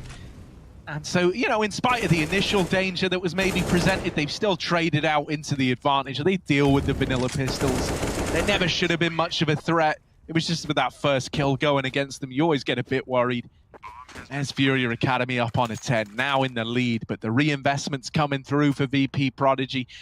Now's the time we find out, you know, is this a fleeting feeling of being in the lead? Is this just a little one-round high, and then it's right back to the reality of this game, which is a very, very close one? Or this is where Furia look to pull ahead and really start to solidify this lead that they're in. That would be awesome, considering, you know, at some point during the first half, it didn't really feel like Furia were in the game. Then we had that AWP drop round, which I think changed everything. Like, you know, it could have been VP running away with a 10-5. Instead, this game was pretty level, and now it's getting out of control. The come down for VP, and it's hurting their heads. Can they step up this time around? Lomic and Toilet. Here's some kerfuffling in middle. As they walk up short, now they run. Now they're being loud and proud, and there's a rifle here to try and stop them, but it can't help. Ninjas with a perfect headshot to open up, and the A site belongs to Furia. All they need to worry about is where is that second man? Drop is aware of Long, but he misses the timing, and Lomic is playing this really well. He's not activating, he's waiting to come in on the retake with his team, and his timing looks good. Oh dear, spotted out, damage done, and his team need to flood in to try and help out. Nice play from Drop, he dies for the cause, traded by ZMB, and everyone finds frags. Headshots galore for Furia Academy, and now they've taken the lead in style. You can feel it, man. They're really starting to believe in this one a lot more, and it's reflecting in the individuals. Like, you know, we really, in the beginning of this game, you had a couple of standout players for Furia, right? You had a couple of guys that you felt could make a difference. Largely, I'm, of course, talking about Pyria and Drop. Ninjas was 1-9. In round 13, I think it was. Well, he's got on quite a recovery right now at 8-9. He's really starting to find himself in this one.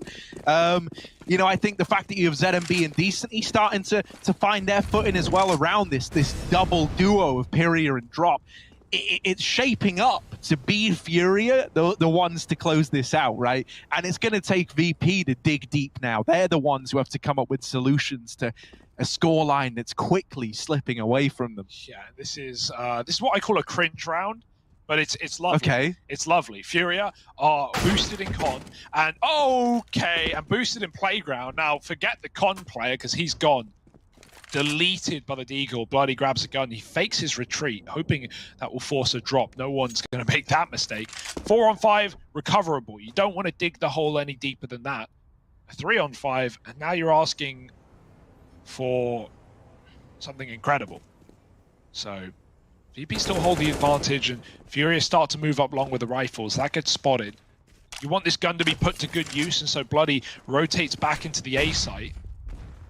He's actually already started off. At 5-on-3 we were talking about. It's getting worse. Okay, 5-on-2. 5-on-2. Oh, 1v5. ZMB dead as well. 4 players survive on that force buy for VP Prodigy. It wasn't even an all-in force. They were still looking to buy up in this round regardless. And that's kind of little horrible for Fury, especially because we come into this round going, oh, this is it. You can feel them starting to get back into this game now. And that round there, well, it's very, very quickly closed it up once more. And the funny part about that is that round was Furia just holding on for that exact play, and it still works. We got flashback into command the troops. It's even got the radio. They're right behind you, mate. You don't need the radio. Just talk to them. But whatever gets you going, whatever pumps you up, VP need it right now. They've just won a massive deco. I know this is only a minor thing, but even the fact that like that little animation was casting a shadow in the game is like so cool to me, right? Like, I didn't notice that. Yeah, it was like and little details. I know, man. They really knocked it out the park. WePlay, we love you. Yes.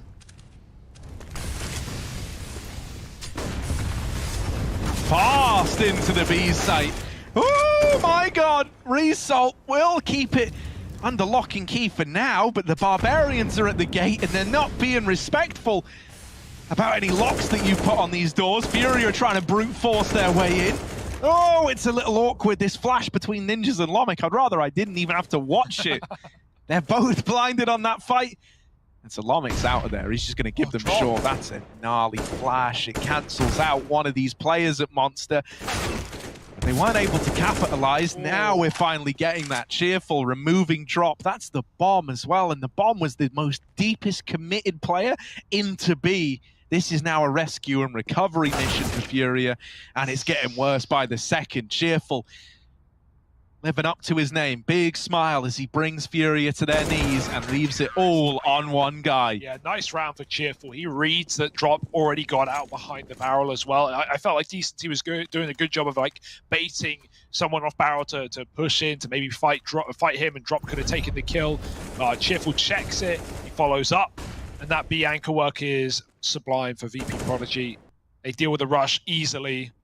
And when a rush slows down in like a 3-on-3 there, you know you're in hot water if you're Furia. You've already dumped all your util. And you've given up the aim of the game. Yeah, also that wasn't like one of those controlled slowdowns that like VP do where the bomb is still under your control and like you've got all these options open, right? There was no ability to play mind games there. ZMB did hit that tag. That's going to get Rufire away from his spam spot. He loves spamming that plywood. He did it with an auto sniper the other day, if you remember. He's got some very innovative ideas, some very cool little thoughts in his pocket. Probably takes a while for it to go from his like pocket to his brain, though. How's he? Yeah, you pre-prepare him, don't you? It's like when you make a tiramisu, right? You don't just throw all the ingredients in and it's ready. You have it all prepared and then you just let it set. Yeah. Here we go, little run boost. Whee! But now the AWP's there, after the run boost, of course. ZMB is still the guy to win that out. Flash. Now taking toilets and looking to exploit this long control and this A opener. They still have two back at T-ramp, but it does look like they're following through on the A play as well. With no con control, no B control, you are committed to the A play now if you're Furia. You better get these answers, you better get these results on the entry. Lomic is not looking at long. Needs to redirect his attention soon. Big nade. Dodging that flash, but still dead to Decent. Bloody will hold the line for now. Furia, spotted on this wrap as well, is held back in middle, but in the meantime, the A site has fallen into Furia control. They're not able to drop the bomb, and with that, any chance of winning this round is out the window. Yeah, I like the Pyria doesn't overcommit there, right? Like that's you locking in the round there as Pyria. If you die, he tried to spray, did some damage. He quick switched off the flash by accident. But if you go back in and you die, you give VP a reason to commit to that round. And hell, yeah, it could mean they just lose their guns and it's all worthwhile. But could also be the undoing of your A site. So Pyria, he just backs out, and VP know they can't commit to a retake with a player lost in the source who could backstab them at any point. Nice round out of Furia. Big entries into A, and we're just trading rounds now. It's anyone's game. It's whoever starts to take control, and your guess is as good as mine. Well, I always naturally lean towards the T side having an advantage in the late game, right? Like, I think it's a lot easier for these guys to bank up money. It's a lot easier for them to have ways to make money, and everything's a lot cheaper for them as well. So you better be very entrepreneurial if you're VP Prodigy here, right? Your cash is the real problem at this point.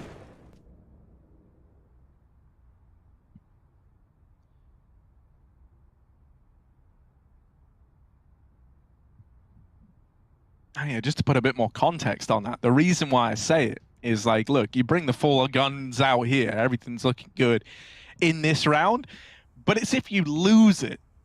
11-13 down, having to take an eco, not the time where you want to be pulling one of those in. So that's why I always look at the T sides as being in a more favorable position when the scoreline is this tight towards the end of the game.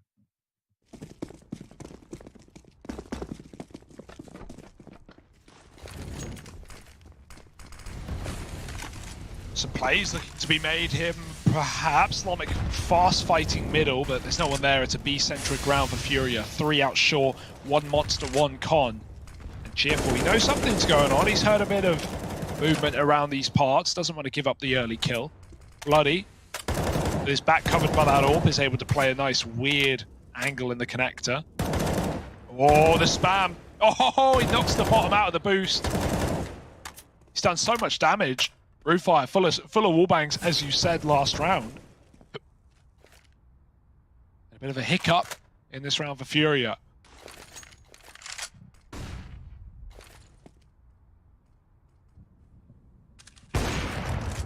Oh, and Lomic's been waiting here all round, waiting for this exact chance. They get the AWP, but Furia are out of there. They want nothing to do with middle.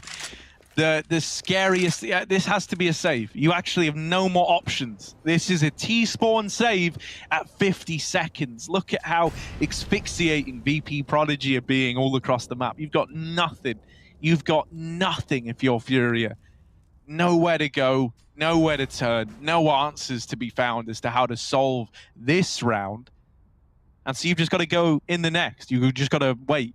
That's all you can do. That's all you're left with. Sit here for 50 seconds and have me explain how you're sitting here for 50 seconds and we run it back at 12-12.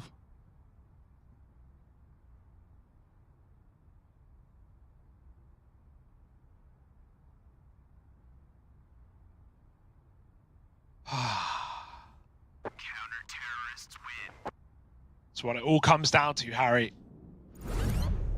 The last 24 rounds of gameplay, over an hour now.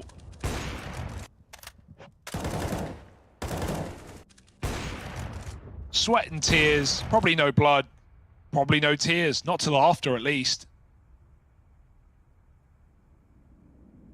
But as said, these two teams both at the bottom of the league right now, both fighting to not be the last roster out of this tournament.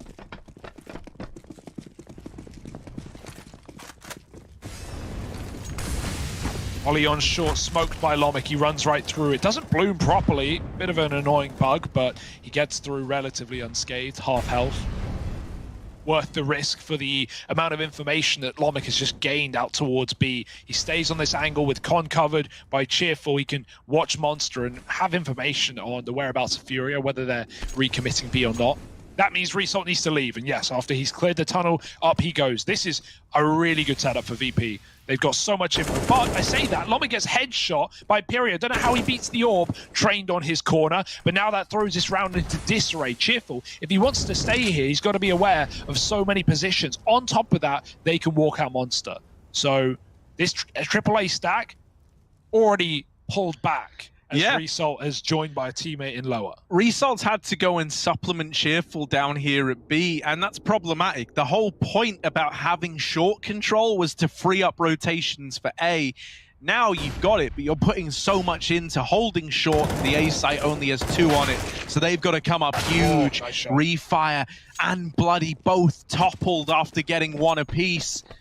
And even though the rotations are here in a 2-on-3, if Furia just don't give the fight over right away, VP Prodigy might be forced to save. Yeah, they got an AWP in toilets. This round is crafted for them. There's even a man on the site. That's a good spot for a 1-for-1 here. If you can get a kill, it's all worthwhile. Might have given up his position there. Oh, the flash is perfect though, and Drop's able to capitalize, leaving Result in the clutch. No smoke, no kit. AWP trained in. There's no way out, and ZMB makes it so. 13-12, and really Pyria's got to be given the MVP for that one. He only gets a kill, but that kill changes everything. As said, the pick down lower, the move away from that AAA setup when it was always going to be A. Look how he cleared it. He jumped over the AWP and took a better angle. Yeah, that was a great round out of Furia. That was always going to be A, and the worst part is VP knew it. Now they're pausing, trying to figure out what the hell they want to do. Look at this money. It's a mess. You could justify a buy here, but it won't be pretty. Yeah, and from where they keep trading these rounds back and forth, it's only hurting them more in the long run, right? Yeah. Like, they're in this same spot again. They just worked to get out of it. You thought they had after they put that round up on the board and kept players alive, right? They weren't really meant to get it, but they do. And so you're thinking like, man, this is recoverable now. And suddenly it's like right back to square one. That thing that you were squirming so hard, the economic grasp of Furia over you that you were trying to wriggle out of. Yeah, you got out of one hand, maybe you're straight into the other. They get ready for the molly to come in, but VP aren't doing that. They will push mid and get the info. Lomic clears it before he darts back through the smoke. I will say, when these rounds get really important and like the whole game is on the line, and this is very much one of those rounds, VP often manage to win these, right? Furia have had a real hard grasp of winning the rounds that would set them up for success. And that's why these traded rounds have been coming in. They're taking it slow again, you know, like not knowing the importance of this. Furia are very aware that this round victory right here could tee them up to win the whole damn game. And so the pressure feels altogether different.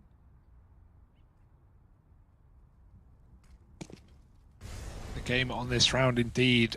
3 at long here for VP. A bit of a read perhaps. Furia, they're coming up onto A, they're clearing middle. Connector and B is still controlled though, so don't let the mid control confuse you. They're going to start to dart down below. They're going to start to edge their way to B. And with Rufire on the site, even though he has double long, he wants his A info, so he's still here for a while. Don't know what his rotate is going to look like. Might not ever come through. In fact, Furia have changed their mind. They clear connector from the top. Now they walk up short. Bloody gets that info. Now Furia know to care about long, but they do not know how many players sit in this position. Rufire, oh sorry, Bloody, another Lomic on that long corner. And Rufire burnt out. He was flashed in the fire. He couldn't see. Lomic still holding on, but with his teammate gone, he's trapped in to a cage. 10 seconds. They don't want to plant for short. They know the con flank's open. CT plant instead. Yeah, it's a pretty wide CT plant. You got to watch this one from Dumpster. You're going to be hard pressed to keep an eye on that from Bank. This fight on Result really does decide the outcome of the round. If you win this, no one's playing actually in CT instead. They're both in the site on Furia Academy. This is giving up some one-on-ones. Result, there's the backstab, first kill, but ZMB leads by example, closes out the clutch, and puts Furia finally into pole position in a way that is meaningful to the grand scheme of this matchup. No money for VP Prodigy, up against 14 rounds for Furia. We're now looking at a game where VP, it's overtime or bust. It's also stressful, man. That was a 3-on-5 for Furia Academy, and they pull it back after Bloody doubles up on long. Oh my goodness. And yeah, like you said, playing in the bomb site in that 2v2, very scary. You know you can die to numerous angles all over the place. Are you really going to try and end this with a B rush? Charging out with the MAC-10, getting rid of these pistols. Furia looking for their 15. Yeah, he didn't clear the site. It still shouldn't matter. It should be fine. The MAC-10 is kind of like your info grabber there. Nice. The forward scout gets all the word out, and the rest of the gang clamp down upon them. Yeah, even if the Mac runs up their left side, he clears out the left side. He clears out a lot of info. You know where to look, you know where not to look, and he's going to call things after he dies. But here it is, Furia Academy looking for the closer. Let's jump in and hear the elation if they can do it. Base. Eu sou base, só que eu tô muito longe. O Drop faz o quê? Eles mocam essa base, A, né? Moca meio e... Moca da base. Blá, blá, blá. Vou smocar a base e vou molar cimento.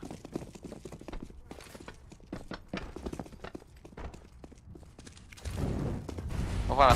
Ó, o céu caiu. Nossa. Sabem que não tem ninguém A, guys. Eles podem querer ganhar. Sabem que não tem ninguém A, porque eu varei. Smoca a caverna. Calma. Caralho. Léo, consegue me dropar? Tô com 20 de vida. Nem sei de onde tá me tira. O cara da segunda sessão. Bora, tem 12 flashes. Guys, eu e o Decente vamos A, fazer o fake. Drop, ajuda a gente a dominar com as bombas. Tá, volta aqui por cima, Drop. Calma. Vou voltar. Léo, vou dominar a liga na mira, tá? Não quebrou aqui. Banguezica. Nada. O cara terceira sala. Tem bang, Drop? Tem uma. Banga fundo aqui. Banga fundo aqui. Eu vou bangar fundo e vou cravar fundo pra vocês comerem. Vou bangar longa. Eu bango outro. Balão. Abre. Rasguei, balão meado. Boa, nice. Boa. Acabou as flashes. Vamos voltar B. Tá, eu peguei uma flash. Volta B, sapão. Consegue bangar pra dominar esgoto? Ah, não consigo. Calma, não domina agora. Espera, vou fazer o fake A, depois vocês fazem isso. Ah, tá. Cuidado na grade, Drop. Demorou, tem um flash nariz pra você picar ele, quer? Tá bom, pera. Prepara bang, Piria. Vai, guys. Tá pedido.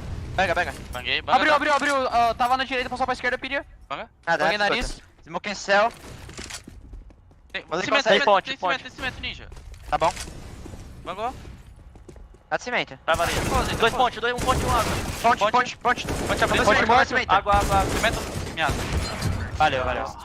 Valeu. Valeu, relaxa, guys. Vamos aí, mano. 2 roundão, tranquilo. Comunicação clean, calma. No way I just saw that spot used, Harry. You saw Result. He was like uncharacteristically tiny there, right? There's a little bit close to the short corner where you can get in a little, I don't even know what you call it, pocket. And you can crouch and be even smaller, like a tortoise. And he gets a double out of it. Look, just crouch down in the ground. And lovely little B anchor work. That almost worked, right? The A fake for Furia. ZB throwing some utility A. It drew the rotate. VP were running away from B, but then they catch Furia coming out monster, and this game continues overtime. It could happen. It could. There's a very real possibility of it, Hugo. See, while Furia are still, they're not worried. Well, they probably are worried, but like it's not out of control just yet. You still have a bit of a buffer. You still got 2 rounds between VP and overtime. The problem is, while you've got 2 rounds of space, you've got 1 round's worth of money. You can see the maths problem there, I'm sure, Hugo. Furia, this is the last chance with rifles they're going to have. Otherwise, it's the force to close it. Decency, getting the opener, a real change of pace out of Furia. No more of this taking it slow, waiting around. They charge at VP Prodigy, and that's netted them the opener. If there ever was a time to change the pace, this is the round. You just saw how unprepared VP were. You don't want to give up this opener that you work for, and so Decency winning another fight, that's massive. 5 on 3 now. There is this long repeat, gets the info that ZMB is here. That was the bomb spotted as well, so that's definitely going to draw some of these rotations up. Fire dead. It's getting worse and worse. 5 on 2. VP, is this all for nothing, or can Result save the day? He's trying his damnedest, but falls a little short, and there it is. Furia Academy with the victory. I mean, that was a crazy game. That was a sick game. I think VP deserve a lot of credit for holding on there. But ultimately, Furia, they were the ones on the back foot the entire time, right until that very end of the T side. The first half, man, they were out of it. They were locked out. So yeah, it was a battle of the losers, right? It was the bottom of the league, and Furia come out on top. It's an impressive win. Will it affect the standings though at this point in the tournament? I'm not sure. We're going to have to let the experts figure that one out. So back to Vladdy on the desk with the boys. Thank you, guys. So, as we said, it was do or die, and Furia did it. Vamos, Furia! They survived the do or die game. That was a good performance from Furia and a very important win against VP Prodigy, who dropped the ball a little bit here on Overpass. I feel like they came into this game being the favorites, especially after that comeback against Fnatic Rising the other day, where they were down 15-9, fought their way back into OT and won it. Coming into Overpass against Furia, who were on a 8-match lose streak or something. 7 or 8. 7 or 8. Couldn't get anything done, and all of a sudden they get that magic victory that now puts them even with VP Prodigy in the bottom of the league right now. That was so important for Furia, and I guess we said it, both of us, right? It was do or die. Pressure was on, and they delivered.